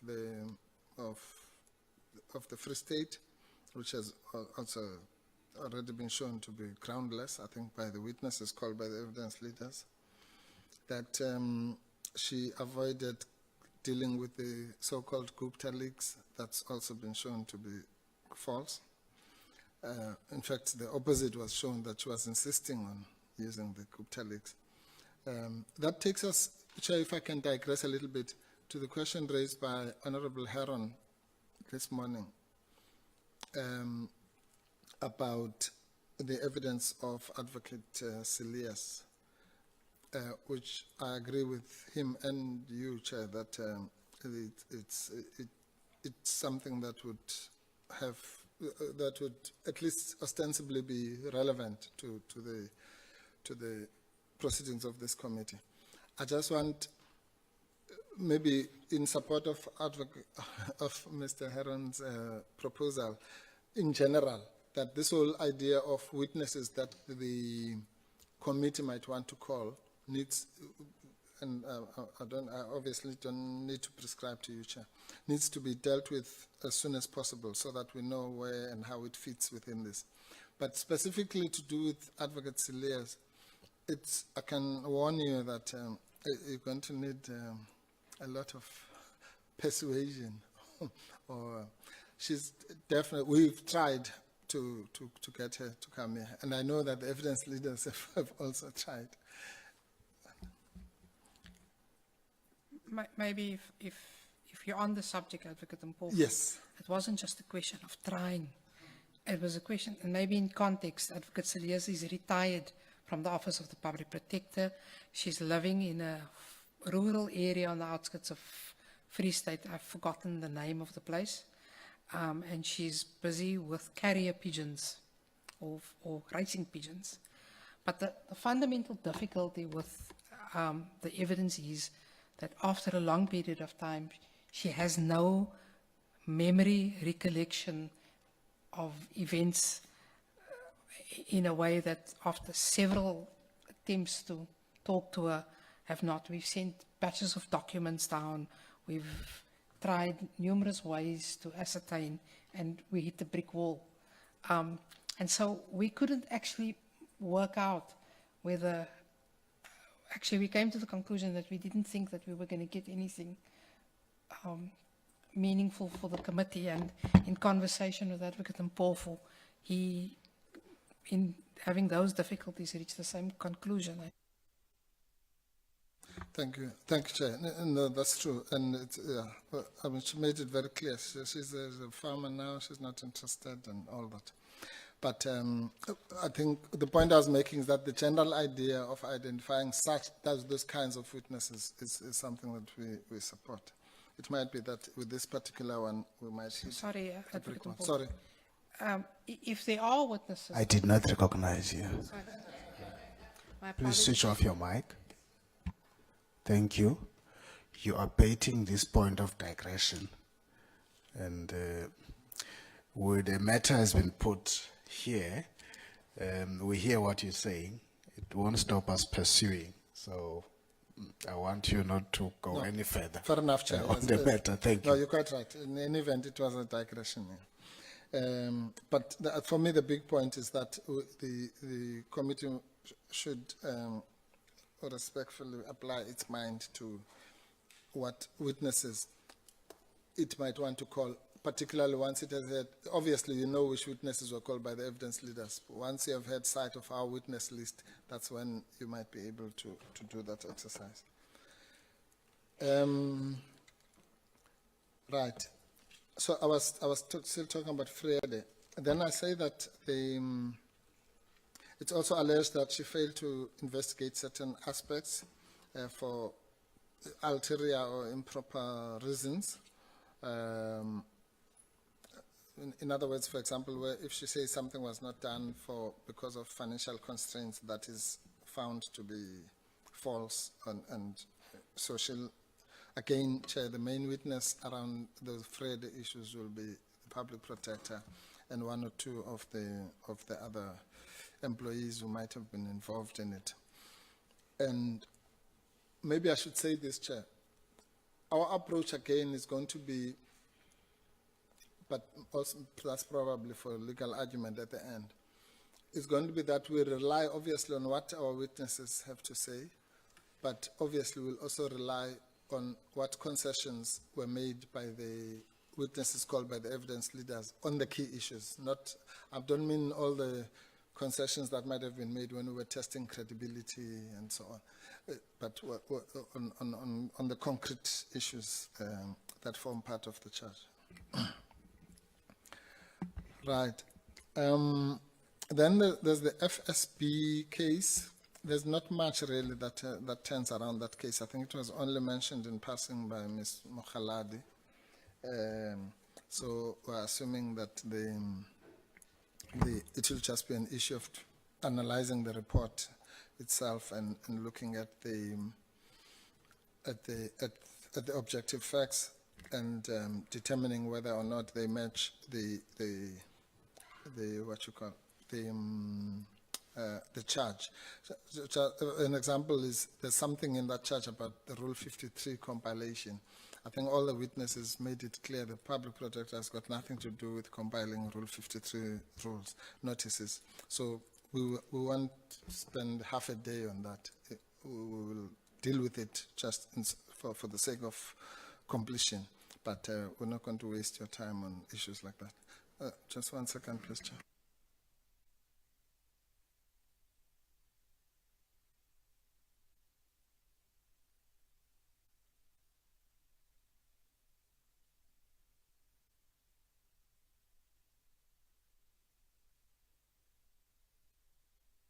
Thank you, Chair. Yes, the Public Protector has just reminded me that that FSP thing, subject to what I've already said, it also has relevance to the issues such as the disciplinary action taken against Ms. Mkhwebane, Mr. Madiba, those people who were in her unit. That's correct. So again, we'll deal with it in that context.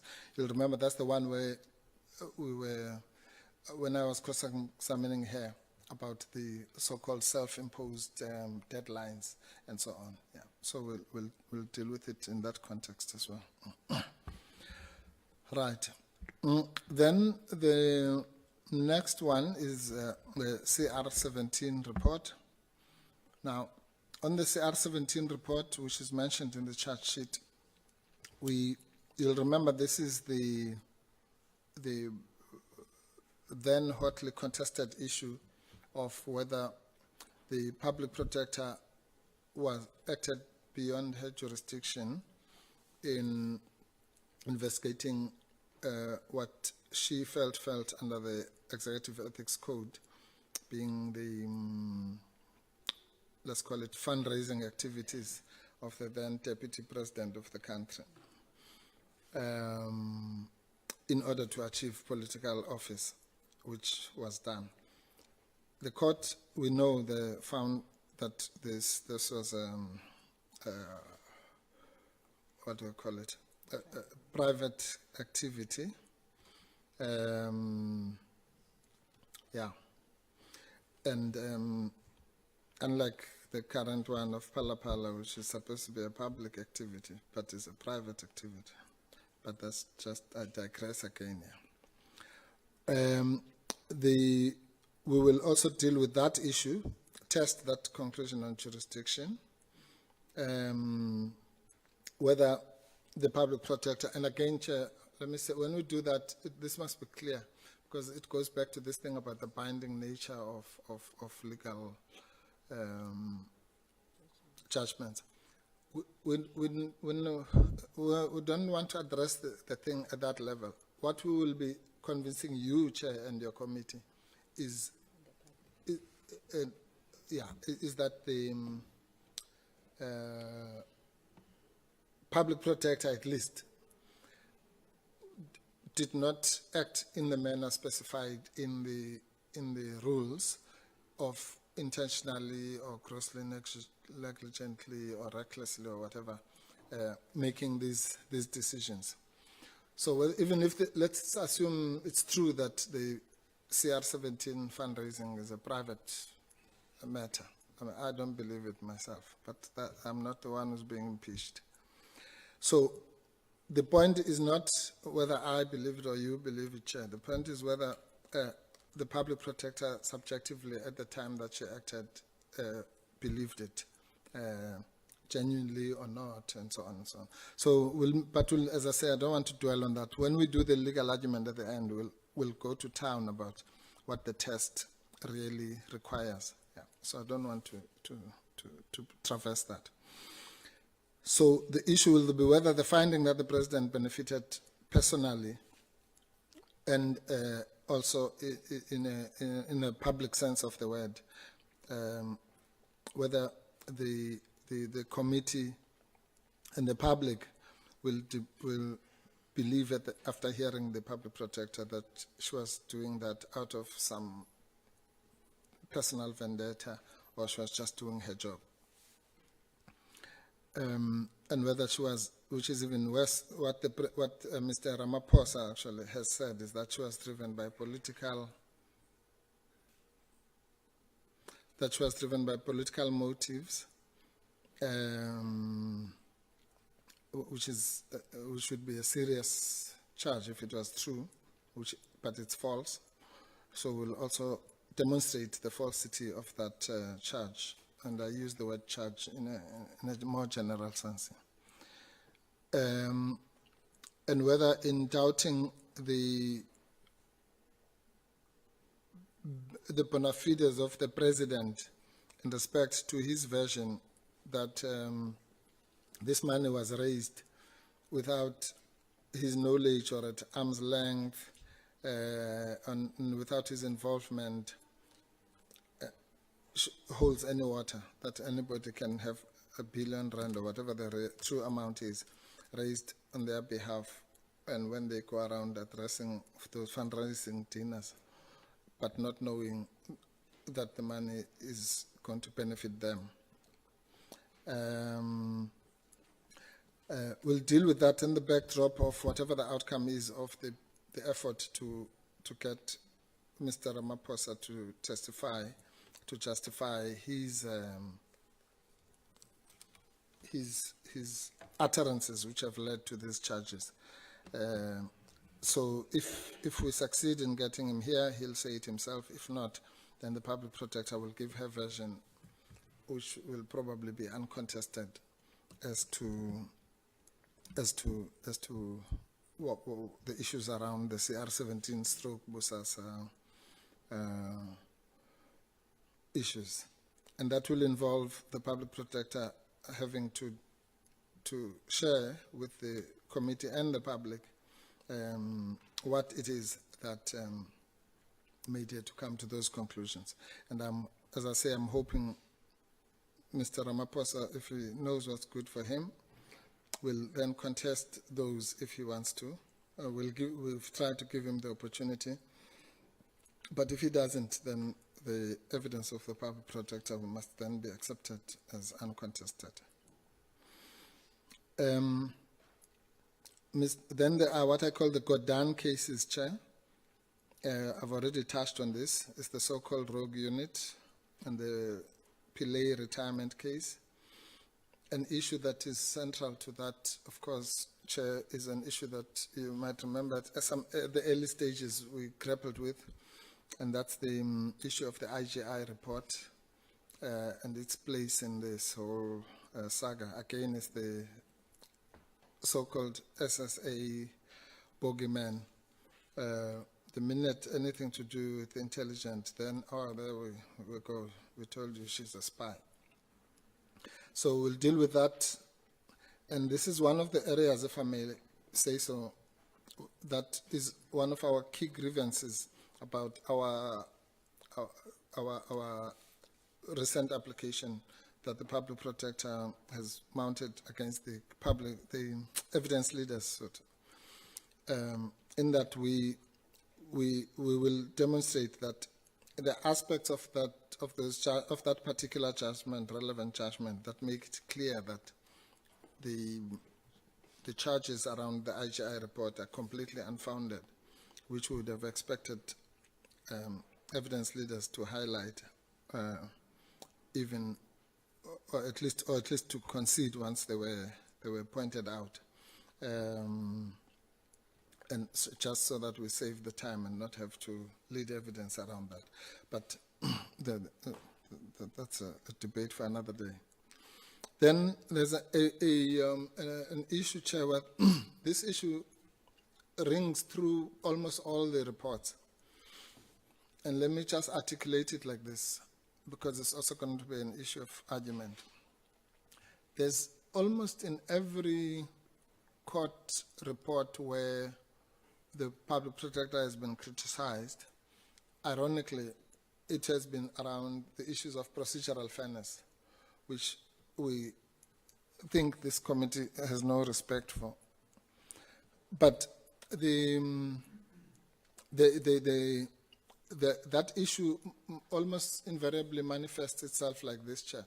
They'll say Mr. X or Miss X was implicated in the particular report, and Ms. X or Mr. X was not given their right to Audi, which, in the sense that they did get a Section 779 notice, and Ms. X, in terms of the law, deserved to get a Section 79 notice, and therefore the public protector acted unlawfully in breach of the procedural fairness standard, which is all fine up to that point. It's the next step that we're going to contest. And we're not going to say if Ms. or Mr. X was not given a Section 79, we're not going to say they were given, because they were not given. But what we will contest before you, Chair, which might be a different thing to what was done in court, will be whether you take the next step, which says so-and-so didn't get Audi, and therefore the public protector was biased, was motivated by bias or bad faith or political motives or whatever is ascribed to that particular failure. Yeah. So we will be very careful to explain again, with the, even through the witnesses, what it is that we are disputing. So, an example is Mr. van Lochrenberg. We dealt with this in relation to him. If he didn't get the Section 7(9), he didn't get it. We're not going to say he got it. But we have said that, A, the public protector took all reasonable steps to reach him, sent people, they went to the wrong address, if they went to the wrong address, but that was not driven by bias or malice or political motives or whatever. And that's why he didn't get his notice. And so, we'll try and simplify that issue. Again, this Mr. Godan is quite central in the Godan cases. That's why they're called the Godan cases. And Chair, just for your information, if I allow me to digress again, we got a letter yesterday from Mr. Godan's legal team who have informed us that they will give us the total response on the 5th. I think that's next Monday. On the 5th, as to whether he's coming voluntarily or not. That's just an update here. So he may or may not be in the Ms. Mazzoni League. Then, Chair, there's what I call the other issues. And there it's issues like the issues raised by Mr. Samuel, for example, about allegations of sweeping an investigation under the carpet. Those things will be explained, sufficiently, hopefully. The things about Mr. Zwane attending a birthday party and that kind of thing. So those things will be dealt with. There were alleged attacks on Judge Potterl, I think. A matter that was at some stage referred to the LPC, that will be dealt with. So it's those kinds of charges that you find in between the main charges. Then the last category, Chair, or basket of charges that we will lead evidence on, which will be mainly through the public protector and the employee witnesses, will deal with the so-called harassment, victimization, and intimidation. These lead directly to the discussion on incompetence and or misconduct. And our version, which is that actually, far from being incompetent or misconducting herself, the public protector is the shining example of what a leader in the public sector should be, which is to care for the people, which is to be hardworking, as even her worst enemies have described her as that, and which is to make sure that when you leave the office, if you leave it in a much, much, much better state than how you found it, in relation to all these things, to the work ethic, the backlogs, and so on, and governance issues, the clean audits, and the like. So, yeah, those are the key categories. So there's just one quick thing, Chair. It's this thing about, we debated with the witness Tajane, about whether the accusation of so-called victimization, as you remember, is broken into two. There's the main charge and the alternative. The alternative is the one that has the list of names. And the alternative, one of the important things about the alternative is that it's the real allegation there is not so much that the public protector victimized those people, but it is that she effectively sent the CEO to victimize them on her behalf or at her behest. I can't remember the exact wording, but something like that. And those people have been listed, and some of them, again, will check this with the public protector, with the evidence leaders. Just to give you an example, there's been no suggestion whatsoever that Mr. Mkhwebane, who's one of those 7 people, I don't even think anyone has mentioned him. I think Mr. Kekana mentioned him in a different context because he was part of the quality assurance or whatever. But there's been no suggestion that he was victimized either by the public protector or the CEO. So we can't now then go and call evidence about that unless, again, if our discussions with the evidence leaders, if they say, well, you must still call Mr. Mkhwebane or whatever. So, and I can go through the list. Mr. Samuel, obviously, we won't call because he was here. He's one of the 7. Mr. Madiba, the late Mr. Madiba, we can't call. Again, Mr. Lamula will say something about him. Mr. Mkhwebane, I've just mentioned. Ms. Mokhaladi spoke for herself. Kekana spoke for himself. Baloi spoke for herself. But we'll be able to refute that charge in both its incarnations, both in the main charge and the so-called alternative charge. Sorry.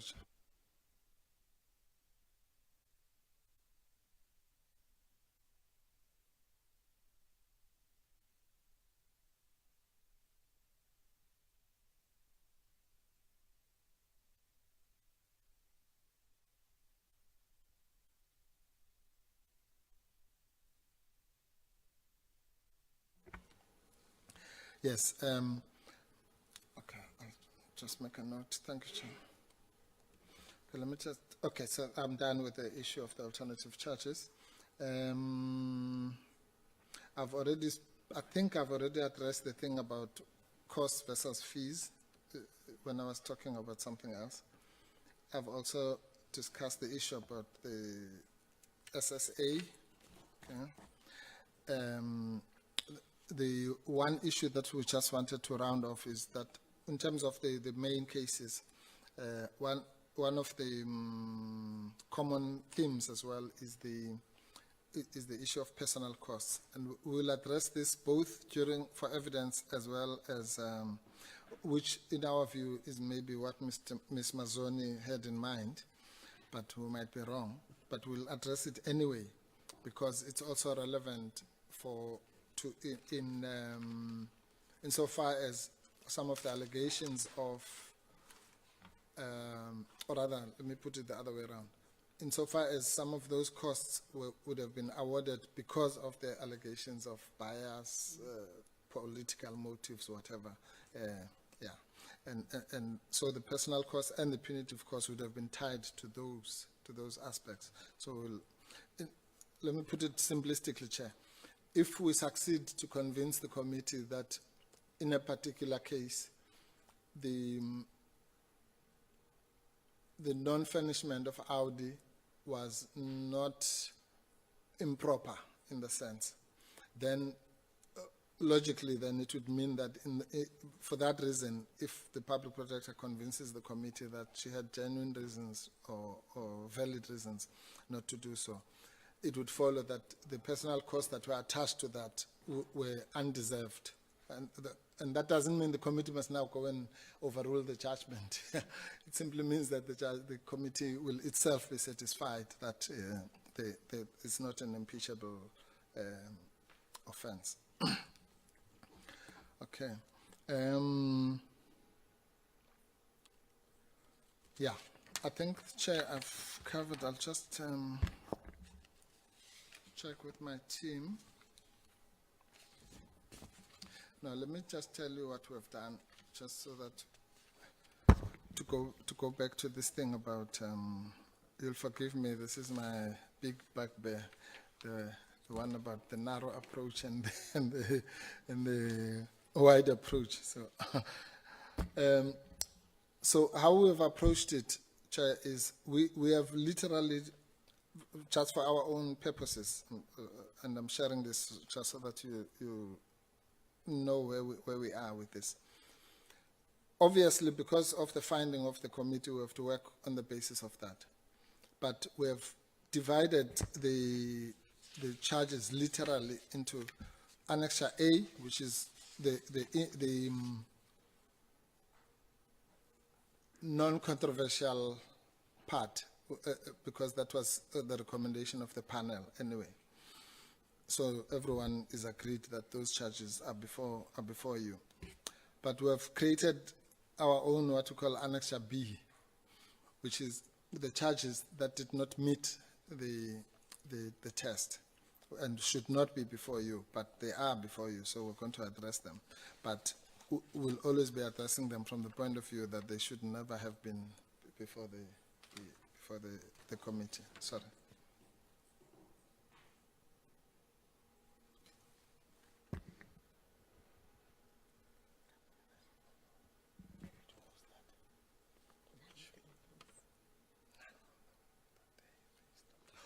Oh yes. So sorry, I was misreading the note. Yes, this is apropos the so-called alternative list of so-called victimized people, and one of my learned juniors is pointing out that one of the issues, I think we also put this to. Well, we put it to Mr. Samuel, Mr. Kakana, and Ndo, and Ms. Mukhaladi. And that is this, that in any event,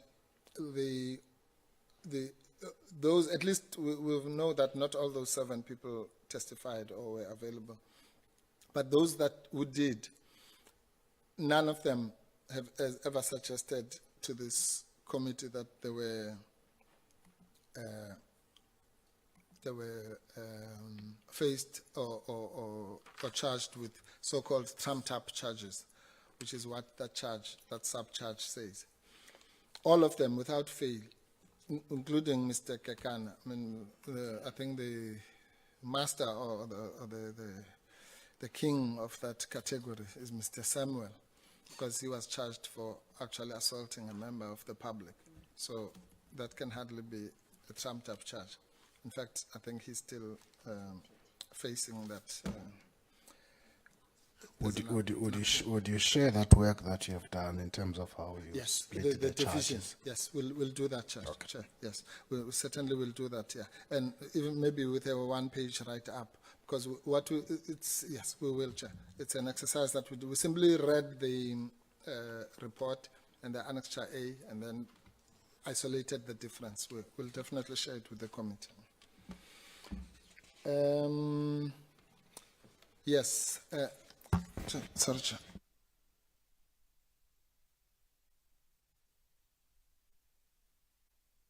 Now, I don't know, there's nobody speaking, but there's a lot. I'm not sure whether you belong to Sundowns or what. But there's just a lot of yeah. Okay. No, what they want to... I'll proceed. Thank you, Chair. What they want to do is this, Chair, which is love and peace. If they want to keep their jobs.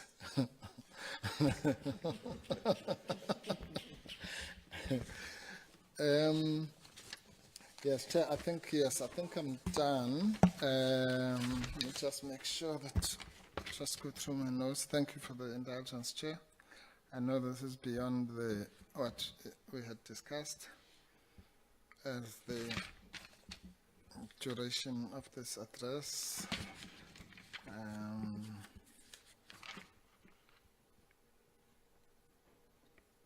Yeah, so Chair, that's the landscape. It's, as you always say, a living document or a living framework, because you can never control these things.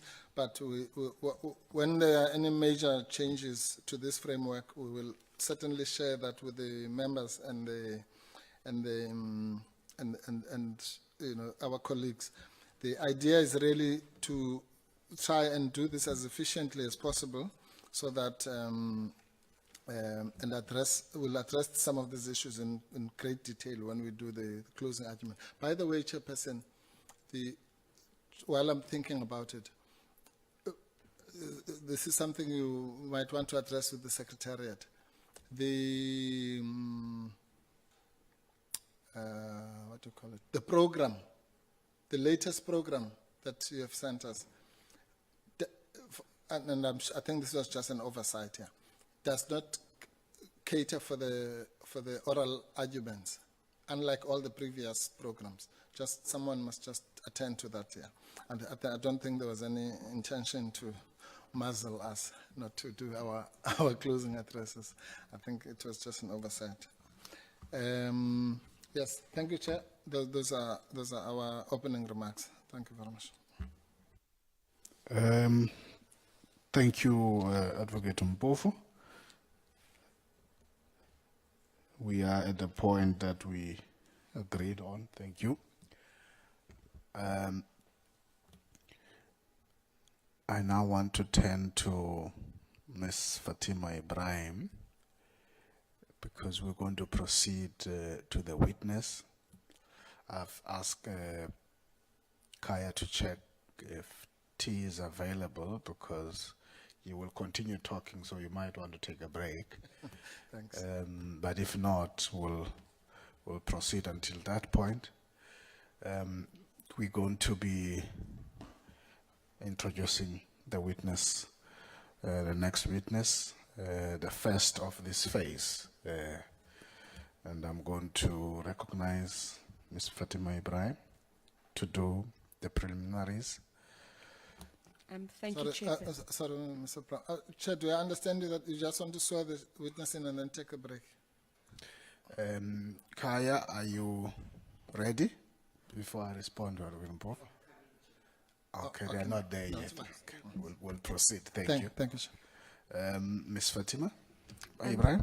Thank you, Chair. If I could maybe perhaps ask Mr. Nyatela to sit in the correct seat, we will be able to see him clearly and hopefully he's more comfortable.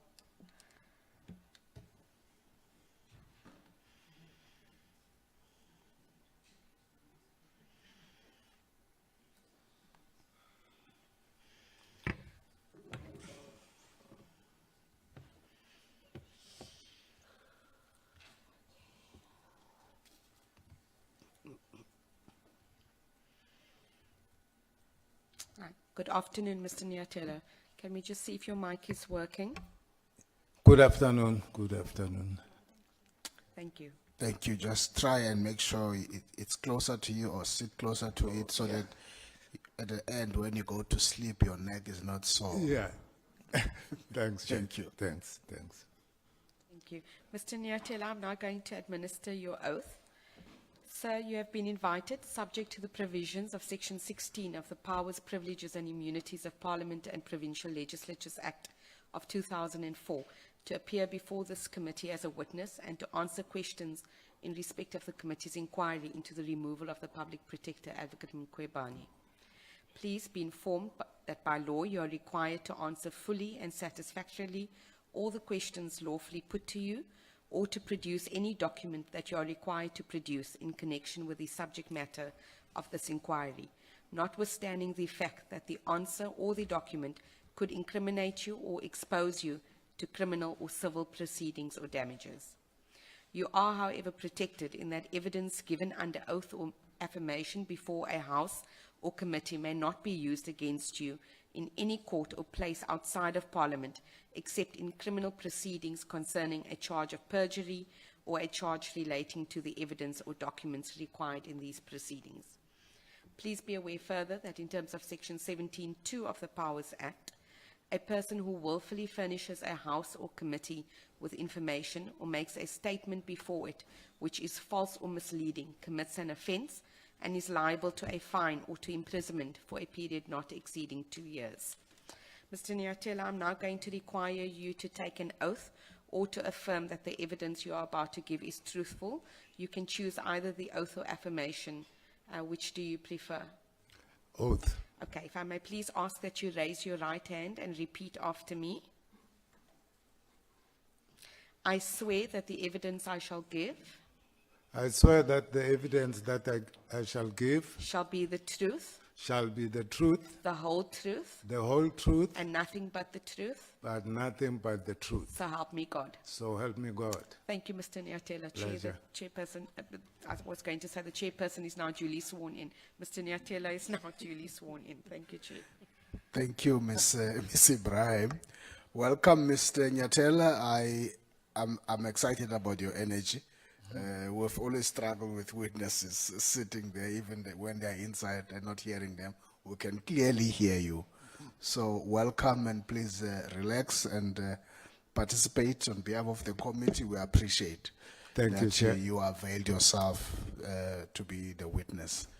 Thanks. I'm now going to hand over you to Advocate Mpofu to start the evidence.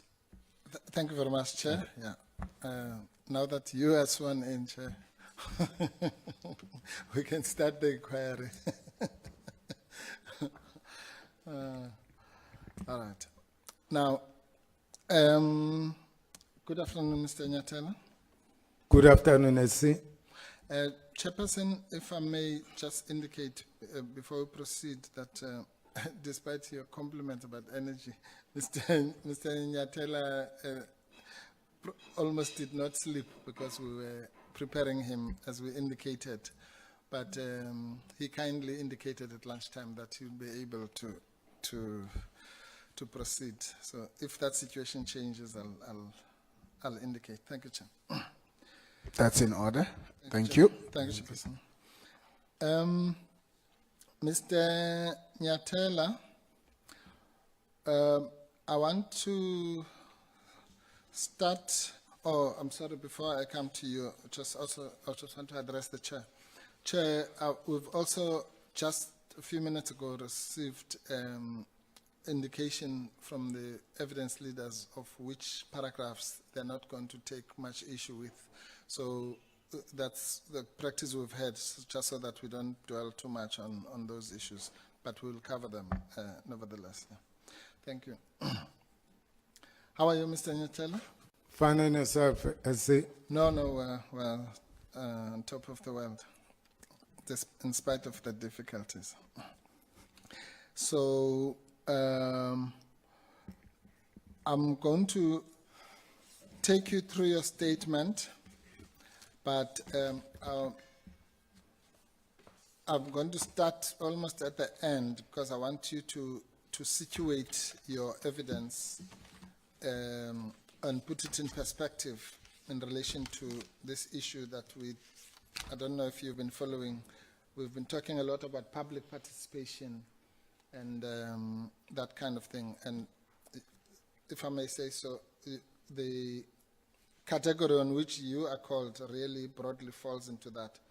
In English, there's a person called Joe Citizen. Oh. So we're calling you like as that person, one of the people that we found in the street, if you know what I mean. Yeah. Thank you. Yeah. Now, Mr. Nyatela, well, firstly, what is your own view about the importance of public participation in a process like this, which involves a public institution, two public institutions really, namely Parliament and the Office of the Public Protector? Do you agree that the public should play a role in that? And if so, how would you describe it?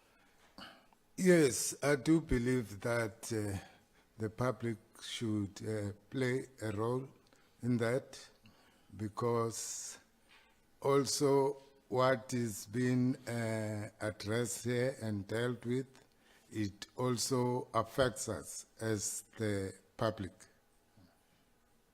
Good. As it happens, you seem to be, well, I can tell you a secret now, that the reason that you got the short end of the stick and got chosen from the group of people that we had asked the Public Protector to just give us names of people who have been service is because you have yourself been, if you like, a crusader for public participation. Can you share with the committee what other, not necessarily just this issue, what other interactions you have had with this Parliament, with public officials, ministers, and those kinds of people in general? In general, I can say it's been a tough one. Not only getting no assistance or no support from this very same August House, from, I can start from the top, from the office of the Speaker, to the chair of the chairs, to the chair of the portfolio committees, going down to ministers, to director generals, you name it. We've been exposed to, we've been abused. In short, I can say that. We've been abused for more than 2 decades. Yes. Okay, thank you. And we'll get to some of those issues, but for now, anyway, I think you've answered my question indirectly, in that what I was getting out is the fact that you have had various interactions over what you call 2 decades at those different levels, correct? Absolutely. Thanks. Right. And if I may also, just as part of the warm-up questions, so to speak, also ask you, somewhere in your statement, in one of the undisputed paragraphs, I think you have indicated that you have followed these proceedings. Obviously, you didn't listen to every witness and every word, but you've been aware that there is this process, correct? Yes, correct. And while we are on the subject of public participation, this committee, sometime in May, I think, or June, issued some advert for people who wanted to participate. And I don't think there was anything much more that was done to ensure public participation. Did you, incidentally, ever get to know about that public participation invitation? No. You never heard about it? No. Yes.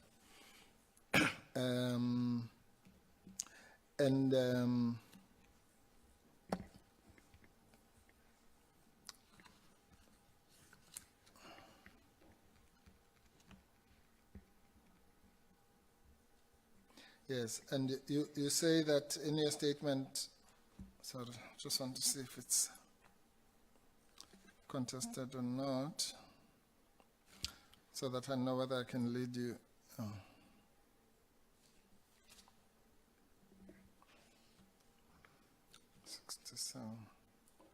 Okay, well, let's see how it goes. You say that somewhere in paragraph 67, but I know that I cannot be the only one feeling this way. The public protector cannot and should not be confined to token public participation, I think. It says cannot and should not be, I'll do some errata just now. Cannot and should not be confined to token invitations to comment, but must also involve participation in the actual proceedings of the committee. You see that at the bottom of paragraph 67? Yes. Yes. Now, I think you've answered half of this question as to why you feel passionately that public participation should be much more than just placing an advert in a newspaper. Can you comment on that? Yes, it's important as the public to be involved and to participate that in matters that also affects us as the public. Thank you. Chair, if I may, there are just a few typos. That was one of them. At paragraph 67, it says public protector, it should say public participation. And then there's another one at paragraph 9.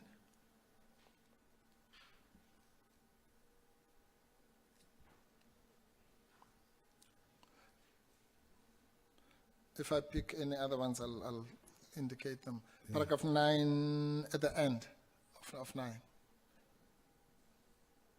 yeah, the majority of people who get credited at the end of any movie, not none, movie or television productions are roadies of one type or another. Yeah. Thank you, Chair. Right. Now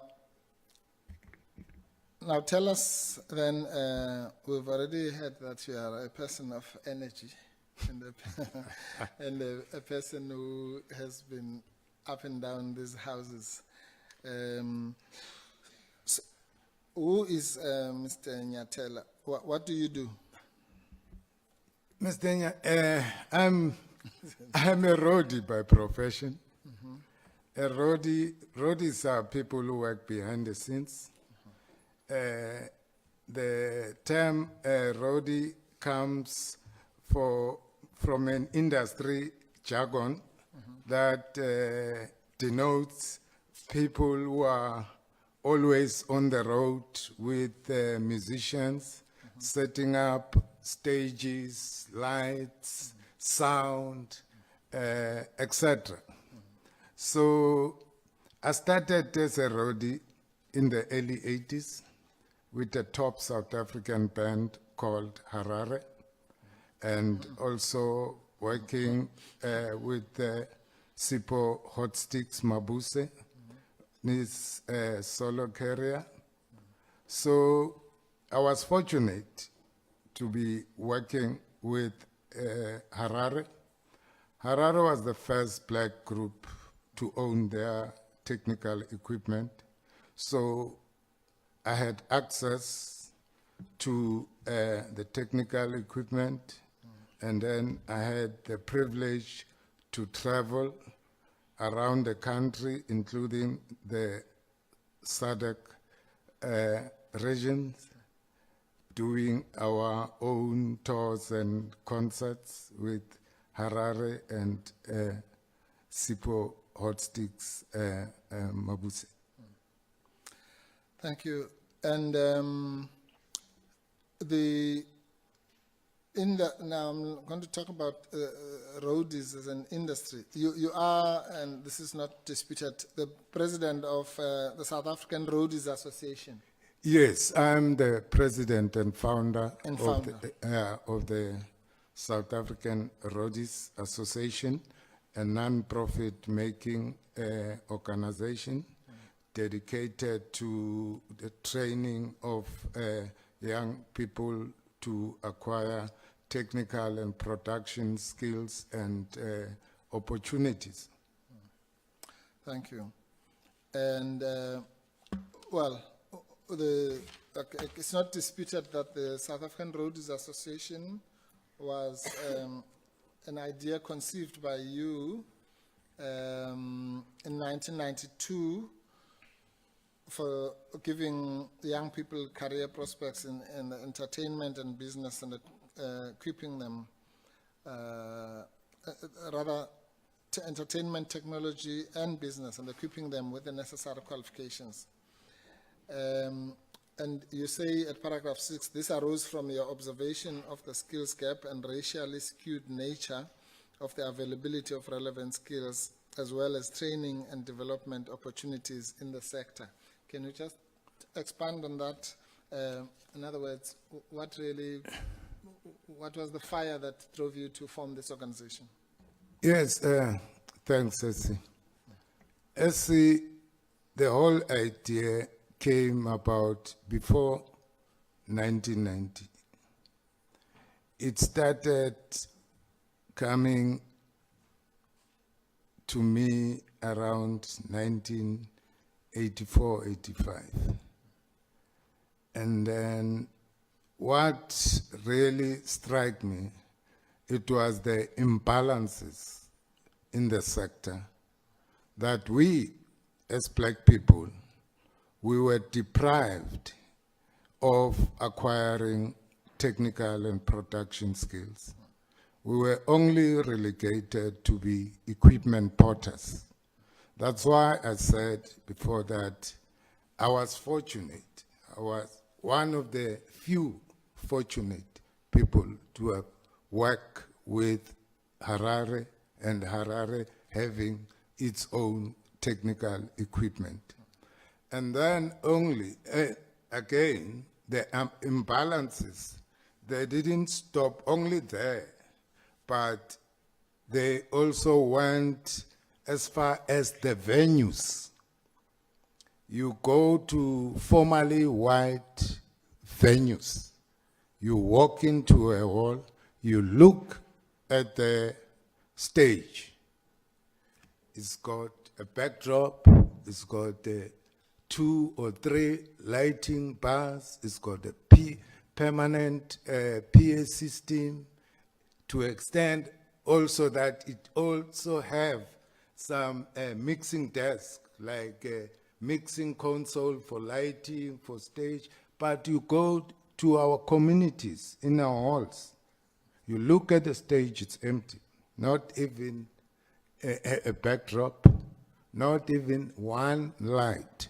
So that you, as black people, you mustn't see that a sector or be exposed to that industry, so that you cannot dream to even get involved or try to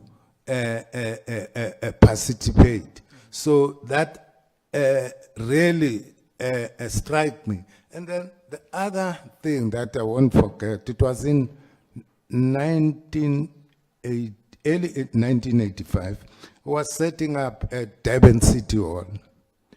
When was ready now to lift the speakers on top of the stage. And then a white gentleman said, no, no, no, no, you don't have to do that. Just put it just nearer the stage. And then he went at the stage and then just pressed the button, and then the stage just raised above. I was like, sure. And then after the sound check, waiting for the band to do the sound check, I was sitting there thinking that, yo, and then think about where I come from, the hall in my township, Orlando West, Uncle Tom's Hall, that's empty, no sound, no lighting desk. I said, yeah, no, this system, it's so deep, and then something must be done. But I could not start it by then, because if I dare it started, I would have disappeared. Yes. That's why I had to wait for 1992, the banning of the release of political prisoners, and then started the journey in 1992. Thank you. Thank you very much. Yeah, feel free to just express yourself as you wish. Now, right, so now the organization is formed, and we know, I think you've expressed passionately what drove you to form it. And this is now, and you've also explained my next question, which was, why was it particularly formed after 1990? And I think you've covered that. Now, so you formed the organization, and we're now going to the stage where we're building up to where you would interact with the Office of the Public Protector at a later stage. But can you share with the committee then your, shall we call it, struggles and endeavors which led to the formation of ties with international associations? Again, this is the undisputed part of your evidence. So I'm kind of covering many things in one long question. And maybe I can prompt you by reading paragraph 7 and 8, where you say, up until 2004, the association just had a single room, and it was only with the support of the National Lottery and French Embassy that this is now 12 years later, sorry, in 2004. A building with enough space for several classrooms, administration offices, and a storage area that could be purchased in the new town area of Johannesburg, especially in Henry Ngumalo Street, a stone throw from the famous Market Theatre. We'll come to that. That's the next stage. I want you now to address what is at paragraph 8, which is when you said when they complete their training, many young graduates from your outfit work all over the world. Currently, some of them can be found in places like Dubai, USA, and all over South Africa in broadcasting, music, and the film industries, to mention a few. Now, these products of yours, which is what we call graduates, the people who come from the institute, according to your statement, came as a result of, shall we call it, you're knocking at doors and forging international networks. Can you take the committee through that? Yes. Starting point is that we started to request for assistance here at home. Unfortunately, doors were shut on our faces. Even from our own African black people, doors were shut on our face. And then we started looking outside the country. And then the first people that we engaged were the Irish, because of the history, of their history, especially how they built their music industry. And fortunately, they welcomed our proposal. And then in 1996, they sent one of their industry experts on a fact-finding mission to find out about SARA and its status in the South African entertainment industry. After this visit of Mr. Kit Donald, he wrote a report with some recommendations. And one of the recommendations was that there was no training in this field in South Africa, and a trainer must be found in Ireland to come down to South Africa and deliver a 3 months intensive course in live sound stage production. That happened in 1997, and the following year the Irish sent a trainer who stayed with us for 5 years, training and also delivering the trainer aspects. And 97 hooked up with the Ministry of Education, Culture and Science of the Netherlands. After meeting the advisor to the Director General of the ministry in Grahamstown, there was a conference around August 1997. Its theme was the economic benefits of arts and culture. So I met with this advisor to the Director General of the Ministry of Netherlands.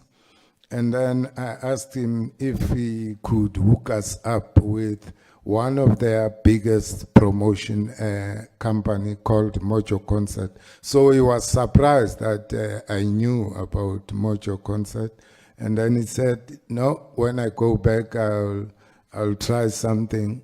Same year, around October, received a fax that the ministry is willing to support, and they've roped in Mojo Concerts. Mojo Concerts, they are also the owners of North Sea Jazz Festival and other big festivals in Holland, like the Lowlands Festival.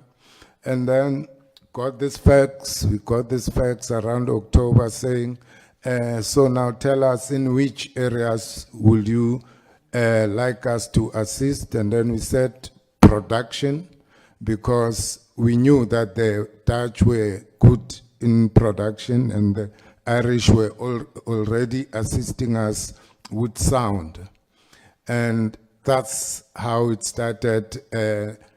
98, Dutch production professionals were sent to South Africa to deliver a 1-month production course, Helicopter View, and then followed by the French through the French Embassy and the French Institute, and then we requested them to assist in lighting, because we knew that the French were also good in lighting, and they obliged. And every year they were sending a trainer, both the Dutch and the French, sending trainers to South Africa to train our young people in production and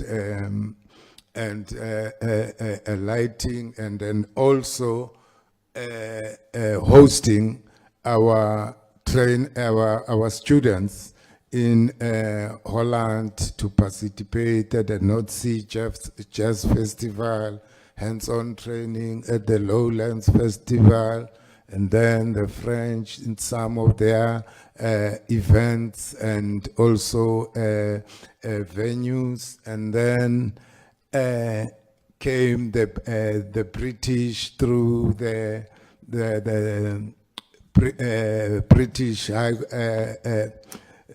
British Council.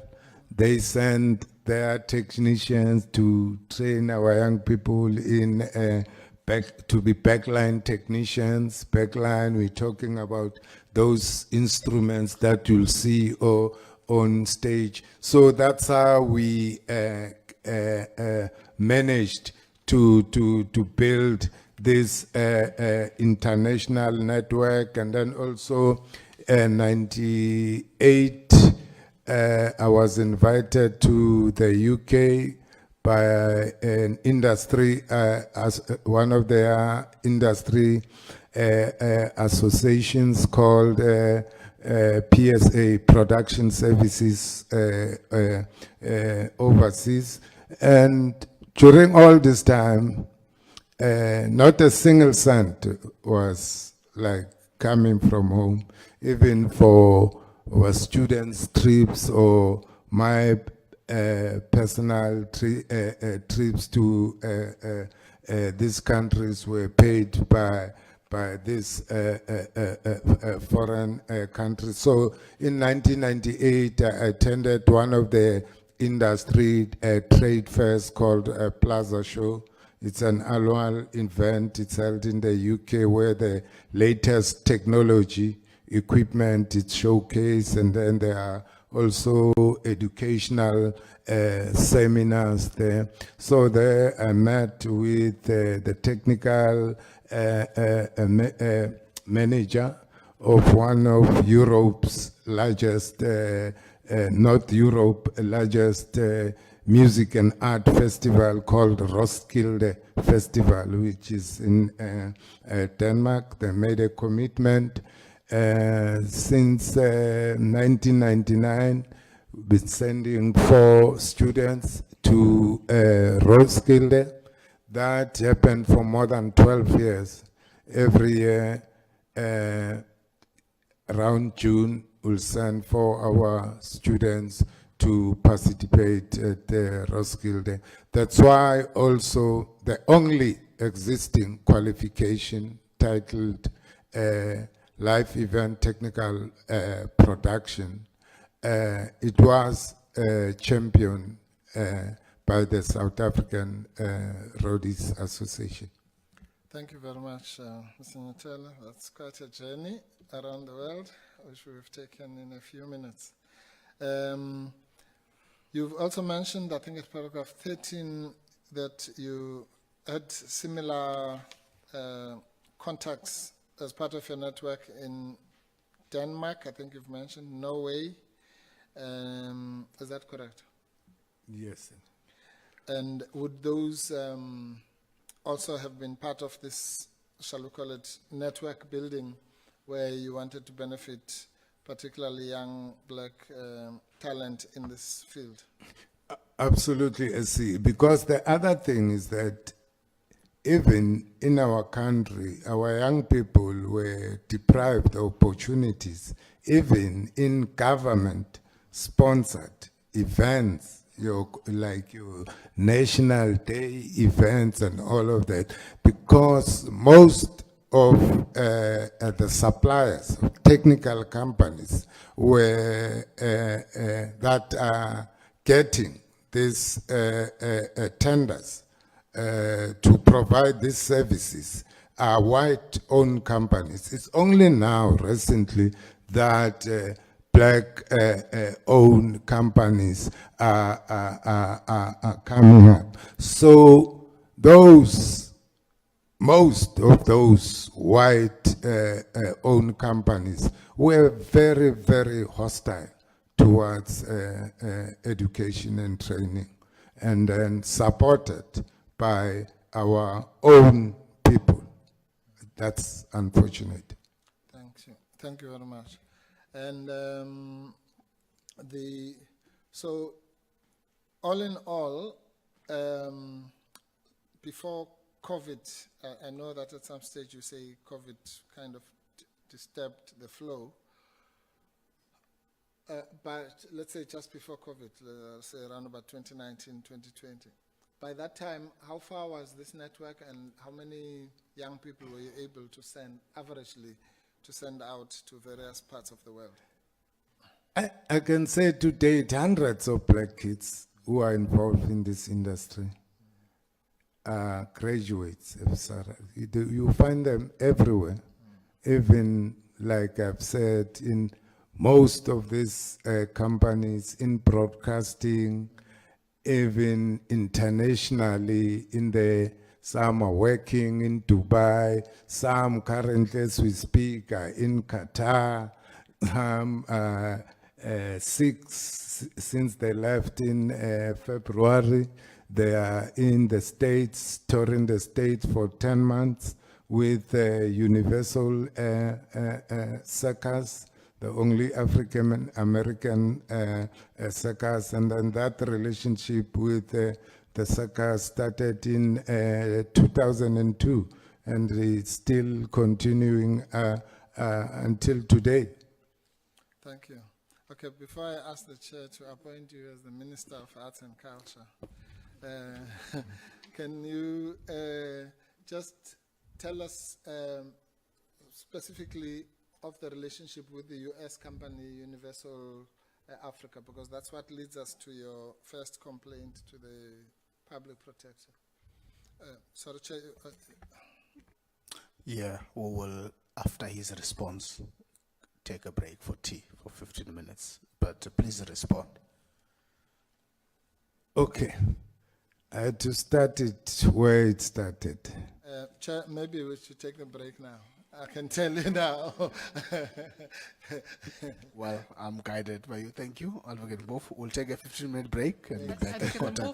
Thank you. I won't say what is happening now. Recording stopped.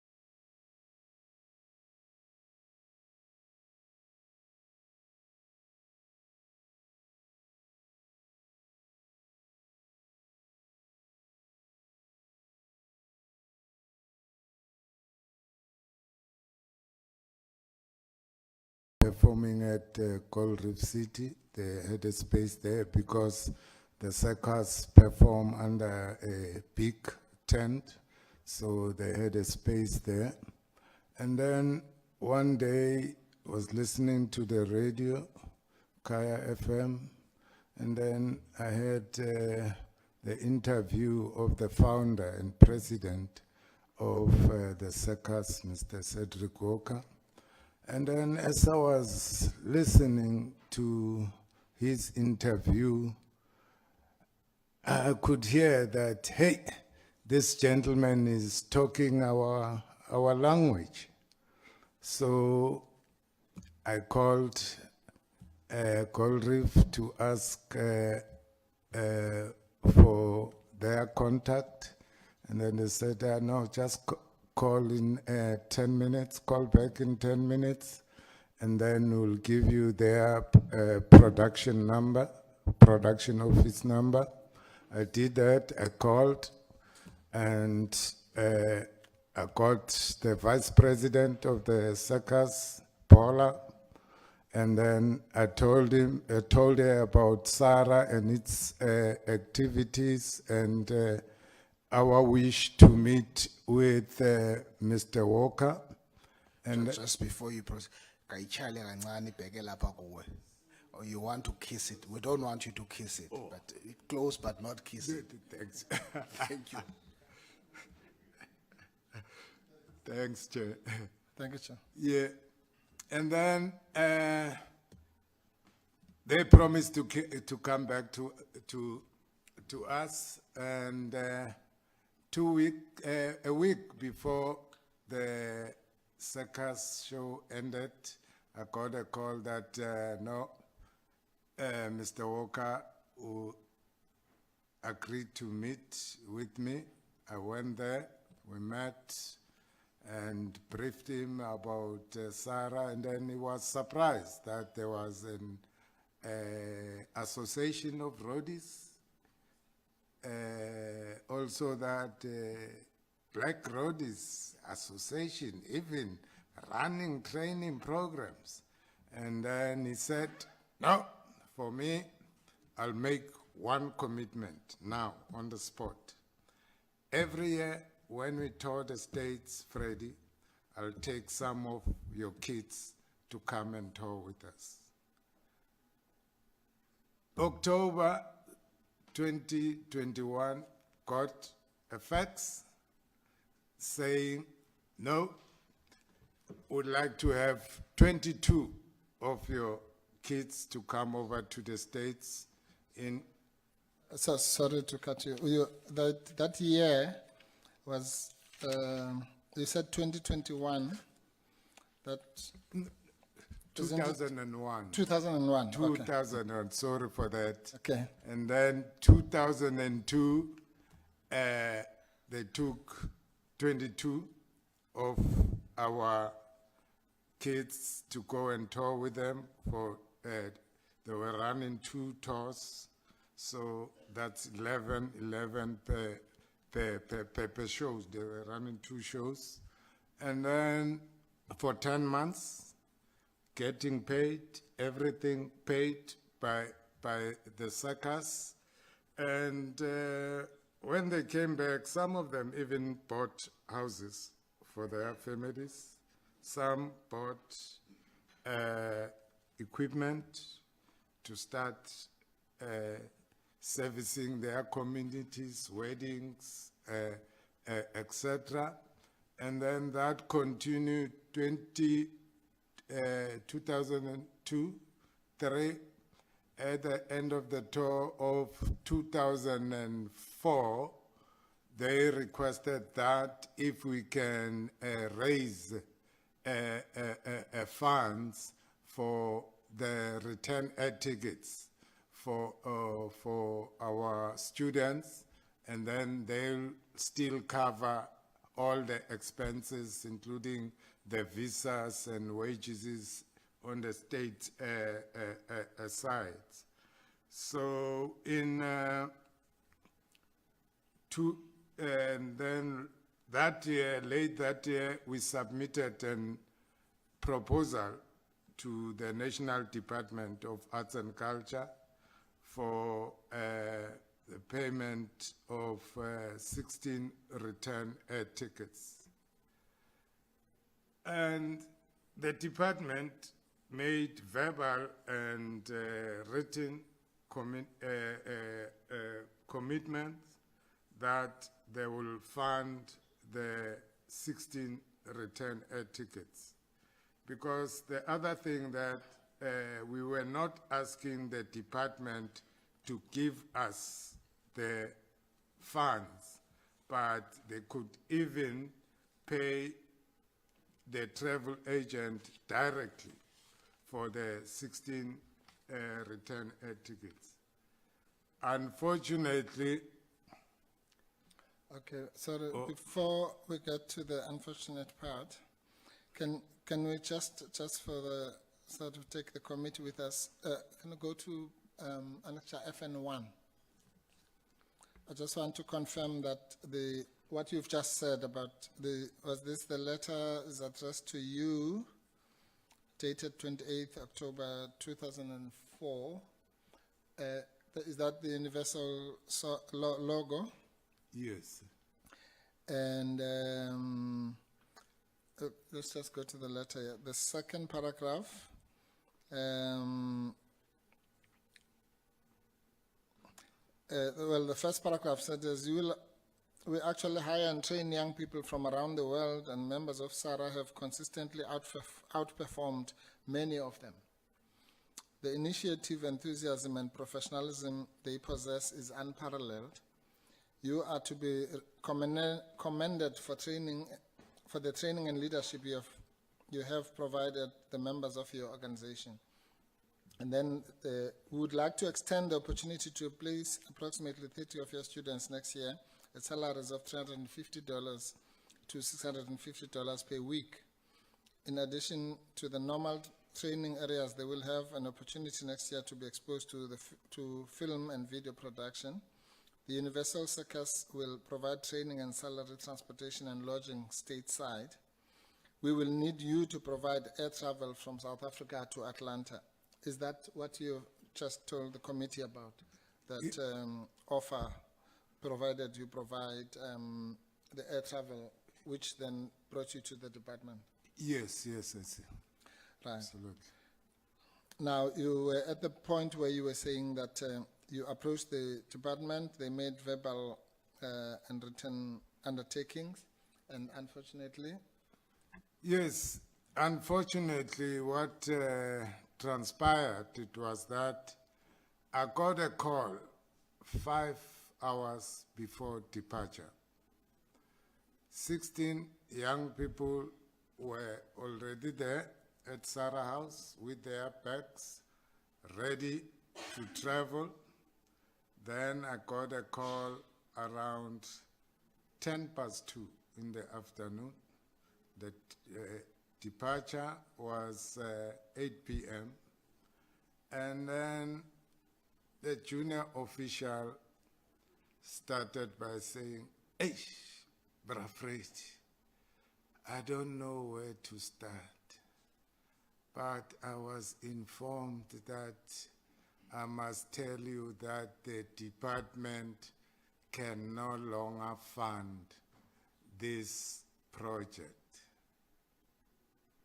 I could not believe it. It really, really struck me. It was just unbelievable. And fortunately, the following morning, the travel agent, which was a white woman, Marilise van Rensburg, said, "Freddie, this cannot happen. I will release the tickets. The young people must go, and then we'll make some arrangement. How will you pay back the money?" That's how that project and the young people managed to travel. It was very, very, very sad.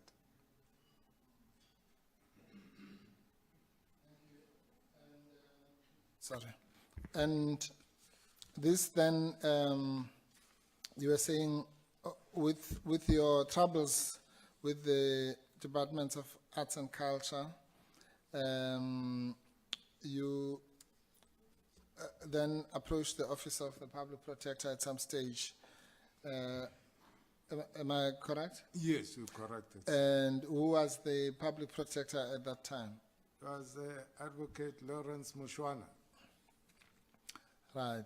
Okay, can you then tell the committee about your experiences in the Public Protector's office under the leadership of Advocate Mkhwebane, as far as you are concerned? Yes, what happened, it was that the investigator was doing her best, not taking sides, doing her job perfectly. But the problem started when Ms. Ponatseho Mokhaladi came into the picture. And what happened is that we ended up having an ADR meeting, and then it was chaired by Ms. Mokhaladi. So what will be ADR meeting? ADR. Alternative dispute resolution. Yeah. Yes, thank you. Yeah, sorry. Yes. Yes. Yes, no, I was also going to explain that. In other words, under the aegis of the Public Protector's Office. Yes. As one of the solutions. I think one of the witnesses explained the different methods here. Thank you, Chair. Okay. Advocate, pause, Mr. Nyatela. Sorry, Advocate Mpofu, am I correct? We're dealing with paragraph 27 onwards. There isn't a written application attached to the papers, am I correct? There's a reference to submitting an application. I'm just checking that I haven't missed something. There isn't an application. No, there isn't. Yeah, submitting a complaint. I think that's what I meant. Yeah, it's not. There's no. We haven't attached anything in respect of that. I'm referring. There's a reference to an application for funding to the department. Oh, I see. I'm just checking whether No. there was a written application on the papers or not. No, absolutely not. Thanks. Oh yes, yeah. Sorry, we're at paragraph 27 now. But Nyatela, sorry, in this section, I'm not going to lead you as much as I did before on the admitted parts, but so you have to give us evidence. I'll try and lead you, and I'll be stopped if I'm overdoing it. The application that you refer to there, when and where did you submit it, to whom, and yeah. It was submitted to the Department of Arts and Culture on their own template as we were engaging. And yes, that's it. That's okay. No, Yeah. that's good enough. Thank you. All right. Then, okay, you were, the chair and I interrupted you when you were saying that the process was then taken to ADR, and then what happened? Yes, chaired by Ms. Mokhaladi from the Public Protector's Office. And then after that, a report was issued. But I had issues in that meeting with, that's where it started between me and Ms. Mokhaladi up until today, whereby I was questioning Ms. Mokhaladi about her biasness in terms of handling the meeting. And I even said to her that it's if now you have turned into a spokeswoman of the department. And then I could see that she didn't take lightly of that. And then when the report came out, it stated that there was no written commitment from the department side, whilst there was some written exchange of communication between us, Sarah, and the department. And then the report exonerated the department in terms of not funding for the 16 return air tickets, but there were also recommendations that the department must make sure that we get assistance in terms of our international projects and also some funding support for admin and operations, including assistance for the renovation of our building. And then, good. Yeah. Thank you. Okay, then we will come back to that report. But if you can just tell the members about this building that you wanted to be renovated. Where was it? What was it for? What was wrong with it? Yes, when we started, we operated from a one-room office with only one line, using it as a fax and telephone. And then around 2003, another gentleman by the name of Mr. Zikwe Msimanga introduced me to the owner of the building, which is just near the Market Theatre. It's got a huge space, enough space for training, even classrooms and admin section.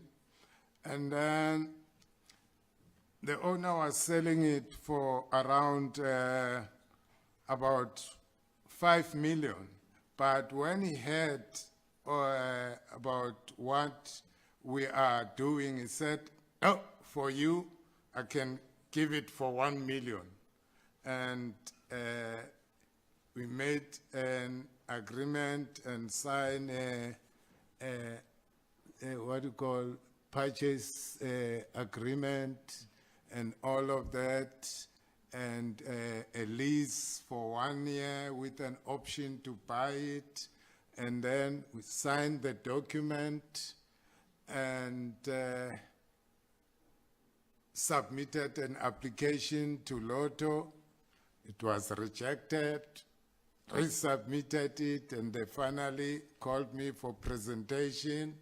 And then it was approved, 1,400,000 and couple of rands, and the French, through the French embassy, contributed around 600,000.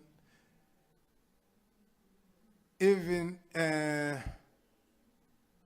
on that note, after the Lotto is approved, but still they didn't want to release the funds. They were sending their people to go behind our backs because they already had the contacts of the owner. So they sent people to the owner to say, "Hey, we can give you 5 million. These people are delaying you with only 1 million. And then he came to me, Dr. Pani, how it said, they have been approached by people saying this and that no, Lotto is not going to give you the money. And then I showed them the confirmation letter from Lotto that me, I am not in a hurry.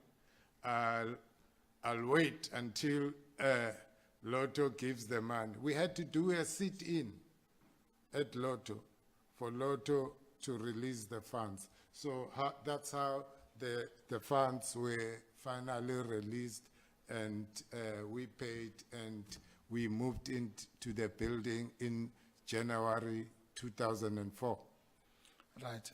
So I take it, then going back to what you had said in the Public Protector's Office, that I can take it that the building was not in a good condition and you then wanted government assistance for its renovation as you previously testified, correct? Absolutely. And then because we even submitted a proposal to the National Department of Arts and Culture for assistance in terms of the renovations. Right. Okay, so those were your side of the proposals in the ADR, and what was agreed?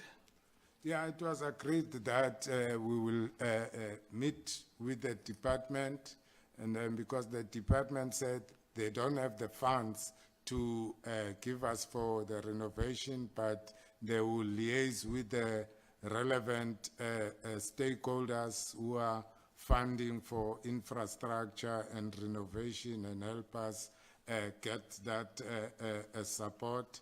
And then they will provide support for our admin and operation, and also fund for our students' international trips.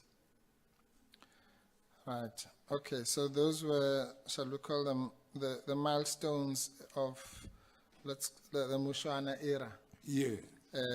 You said you had the negative experiences with the report, with the attitude of Ms. Mkhaladi, but at least there was this agreement or regarding renovations. Yes. Was the agreement honored? No, it was not honored.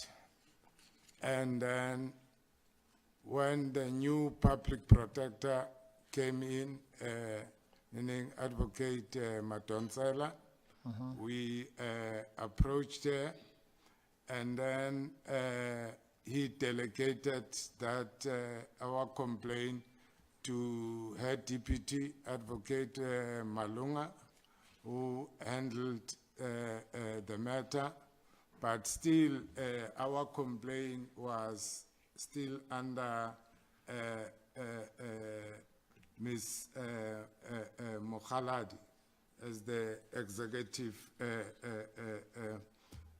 manager in the office. And we finally reached a settlement with the department, that was signed by the department, SARA, and Public Protector. Yes. That was in 2014. Yes. Yeah. Yes. Can you go to FN3?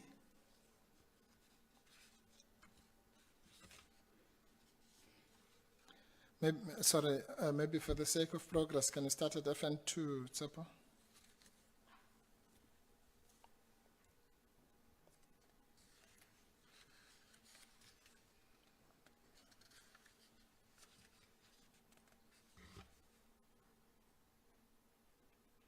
Right. Is that the Public Protector's report that you are referring to? Yes. It says report on a complaint of Mr. Nyatela on allegation that the Department of Arts and Culture reneged on an alleged undertaking to provide funding for the South African Roadies Association. Yes. And then it's got the heading and report number and so on. If you can just go to the last page of that, just so that we can locate the date. Right. And it's dated the 6th of July, rather the 25th of July, 2006. Yes. Is that the report, and signed by Advocate Mkhwebane, as you've testified? Yes. As the Public Protector. Okay. Now, FN3.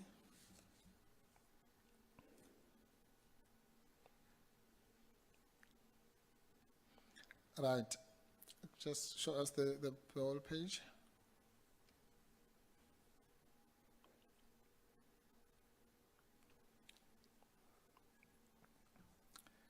And that one is headed Settlement Agreement in terms of Section 64D of the Public Protector Act of 1994, involving a dispute, South African Roadies Association and the National Department of Arts and Culture. And the heading is Final Settlement Agreement, 1 April 2014. Is that the date you were Yes. referring to? Okay. Right. Okay, you can, yeah, I was just dating the where you were. What then happened next?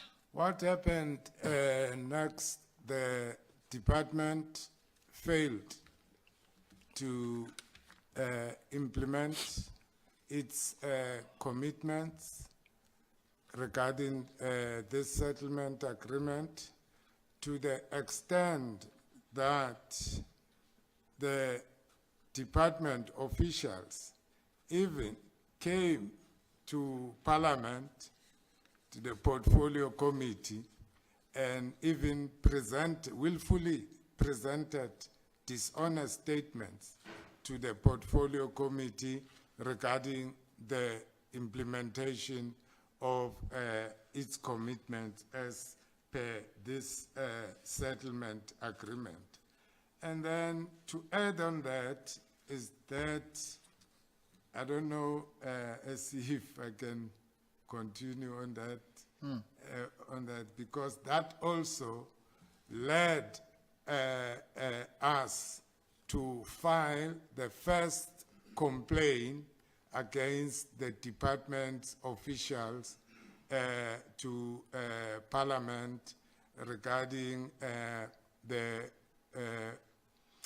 officials of the department willfully presenting dishonest statements to the portfolio committee.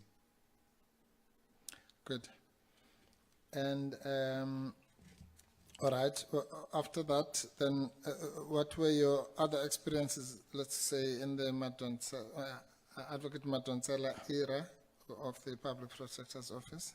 No, it took long because we even I requested for her intervention, and unfortunately,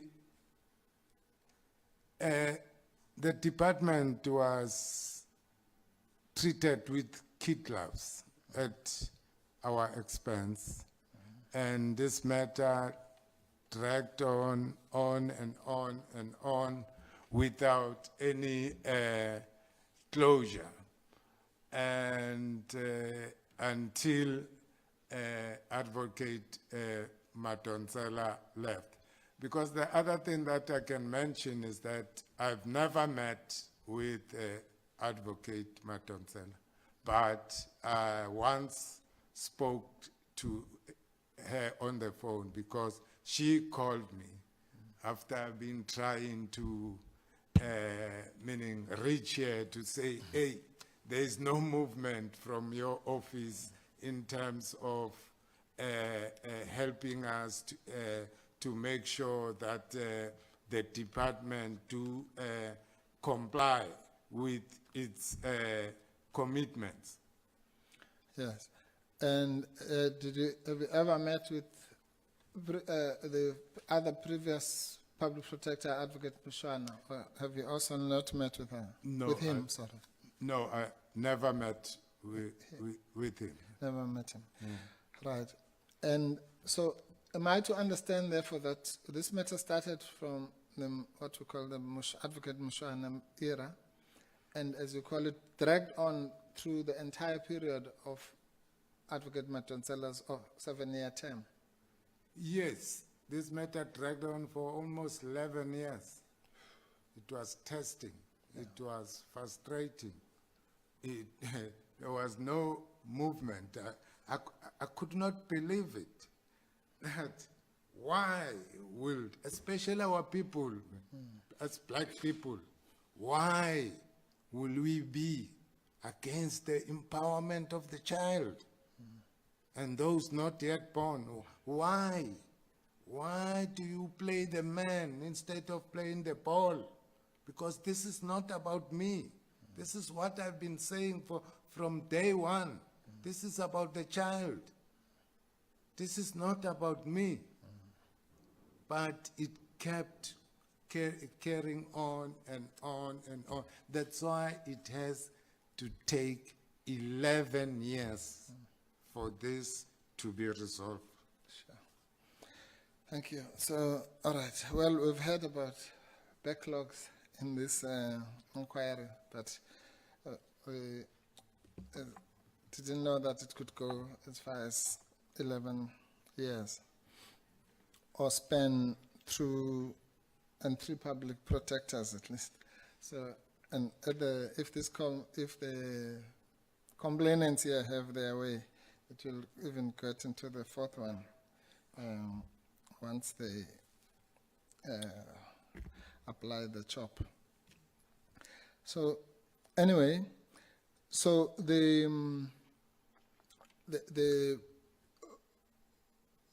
let's call it the Madonsela era. You've then explained that literally it went through the entire 7-year period and more.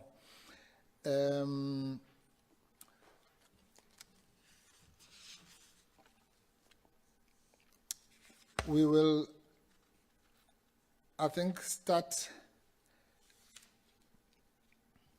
with the next segment in that evolution.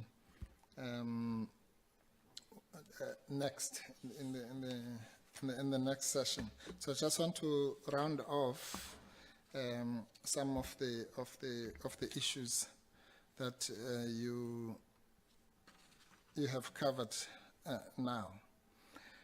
Am I correct?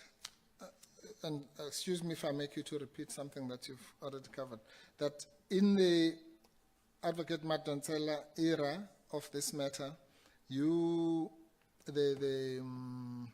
file, for lack of a better word, was still being handled by Ms. Panatsekgo Mkhwebane.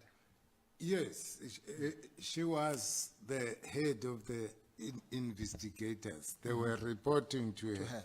And then in most cases, she'll be part of those meetings and she'll be the one who will be chairing those meetings until when the PP Advocate Madonsela said no, let the PP deal with this matter. That's how it was moved to Advocate Malunga, because there was no movement from the side of the investigators and any decisive intervention or assistance from Ms. Mkhwebane. Right. And, well, you have said that you were unhappy, obviously, with the services of Ms. Mkhwebane, correct? Yes. And one can say, having listened, I put to her the issue of complaints, and you raised, I think you've already covered this, you raised several complaints about the lack of progress, correct? Yes. Yes. And I put to her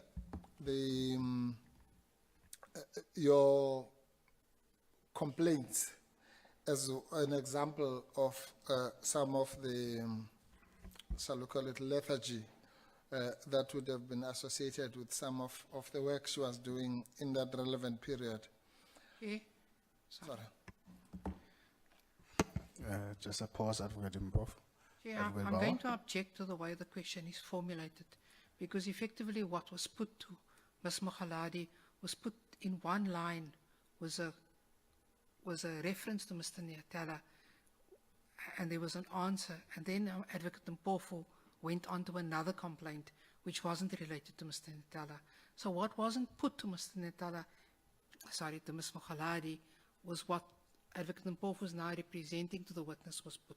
And I'm happy to go to the transcript if we need to do that. Yeah. But no, I'm objecting to the okay. the No, Chair. way the question has been formulated. Okay, thank you, Advocate Mpofu. Thank you, Chair. No, I think that's an easy objection to deal with because it's preemptive. I've not said anything about what Ms. Mkhwebane said. I've simply said that I was questioning her generally about complaints. That part is true. And it was in that context that the name of Mr. Nyatela arose. And Advocate Bauer is quite correct that I cited it as just one of the examples there. We didn't have a long discussion about the ins and outs, but the topic I was busy with her about was complaints in general. And she said, no, I think she first said there have never been complaints against her. Then I gave her one or two names and she considered. That's as I remember it, but I stand correct. Yes, Chair, Advocate Bauer. I am going to say that it was Advocate Mpofu that offered the name of Mr. Nyatela and not Ms. Mkhwebane. But so that's that what we're I've not just on any said. Mistake. I just want to make sure that you and I are not on the wrong page. No, okay. Thank you. Chair, sorry, I also don't want to be on the wrong page with Advocate Bauer. Let me summarize again how I remember it. I was questioning Ms. Mkhwebane about complaints against her. And she said there were no complaints against her. Maybe I'm putting it too strongly. I then said, what about, I can't even remember whatever the other example is. And then I also made an example of Mr. Nyatela. And that's what I'm getting into. I'm not putting it any higher than that. Are you happy with that? Thanks. Okay. Proceed. Yes, whatever the question was, and I'll agree with Advocate Bauer's version of it because You can switch on your mic again. yes. Now I'm saying whatever the question was, but the answer that I received was that Mr. Nyatela, something to the effect that Mr. Nyatela likes to complain. Okay, maybe let's do it like this, so that I don't. Sorry, I'll do it like this. Let me not put the question. Let me ask you the question. Did you watch the evidence of Ms. Mkhwebane? That's where I wanted to go to, AC. Yes. Because when I heard that Ms. Mkhwebane will be testifying, I made it a point that I'm going to listen to this setup. I can, meaning recall exactly, you were asking her about the question, the complaints. And then that's when you said, no, we'll bring a witness here, and then Mr. Nyatela. And then her response was that, yeah, no, I know Mr. Nyatela. Mr. Nyatela likes to complain. And then when I was sitting, I said, hey, there comes this woman again. Here comes this woman. You mean Miss Mkhwebane? Mkhwebane. Yeah, here comes Miss Mkhwebane. Exactly, meaning... Maybe just take away the woman thing. Sorry, She is not an insult. She is a woman. No, not in that way, Advocate Not Mpofu. that way, yes. Yeah, thank you. Switch on your mic, continue. Sure. Yeah. It would be, I was going to say, if she was a man, it would be a demotion. Yeah, no, apologies. Yes, that's how it came out. Okay, just a pause. Sorry, Advocate there's Mpofu. Advocate Bauer. So that Advocate Mpofu and I'm on the same page. This is the exact wording from the transcript. Advocate Mpofu said, do you know Mr. Nyatela, who used to complain about you a lot? Ms. Mkhwebane said, correct, Mr. Nyatela complains a lot. Mr. Nyatela complains about almost everyone who handles his case in this organization and everybody else. Just so that the record is clear on Thank what you. was said. Thank you. I think that's the accurate.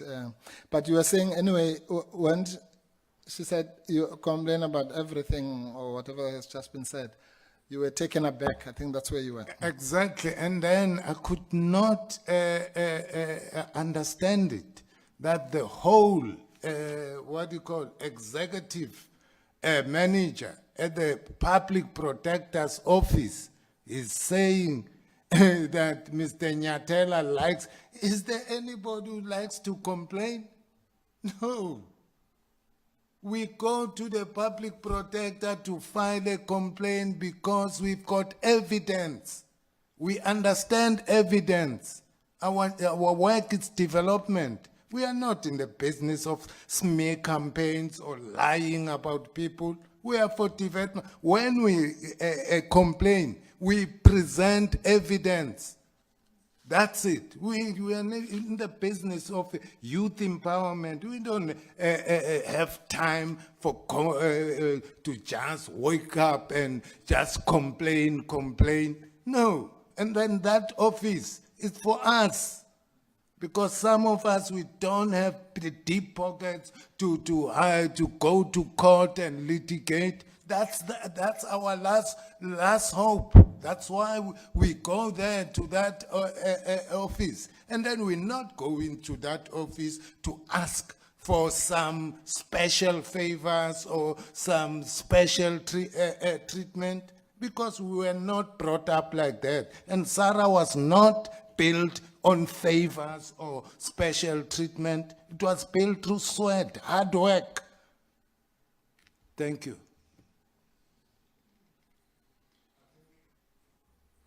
Chair, I think if we let it get hotter than that, it might burn the building again. So if we can, Chair, as I indicated earlier, that Mr. Nyatela had a, shall we call it, an early morning, and I had informally indicated that I would prefer to cut it at this point, because the next session is going to be about the, let's call it, the Mkhwebane era and his experiences at that point. So it would, Chair, it would be an appropriate time, if you so please, to break it at this point. Okay.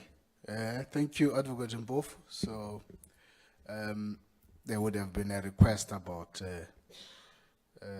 not pushing it to 5 o'clock with the witness. So you wanted to end it at that passion point. Yes, Chair. Okay. No, that's fine. Thank you, Advocate Mbofu. Colleagues and everybody in the meeting, that's where we're going to pause for the day and resume tomorrow to continue with the next section of that has been mentioned. So the plan is not to mix Advocate Madonsela's era and Advocate Mkhwebane's era. Thank you very much. So, Mr. Nyatela, we'll pause there and see you tomorrow morning as we'll continue. Thank you very much for the day, and thanks to all of you colleagues. That's where we'll end it. See you tomorrow. Thank you, Chair. Thank you. At 10. That's what is in the program. Thank you. Thank you. Thanks. Recording stopped.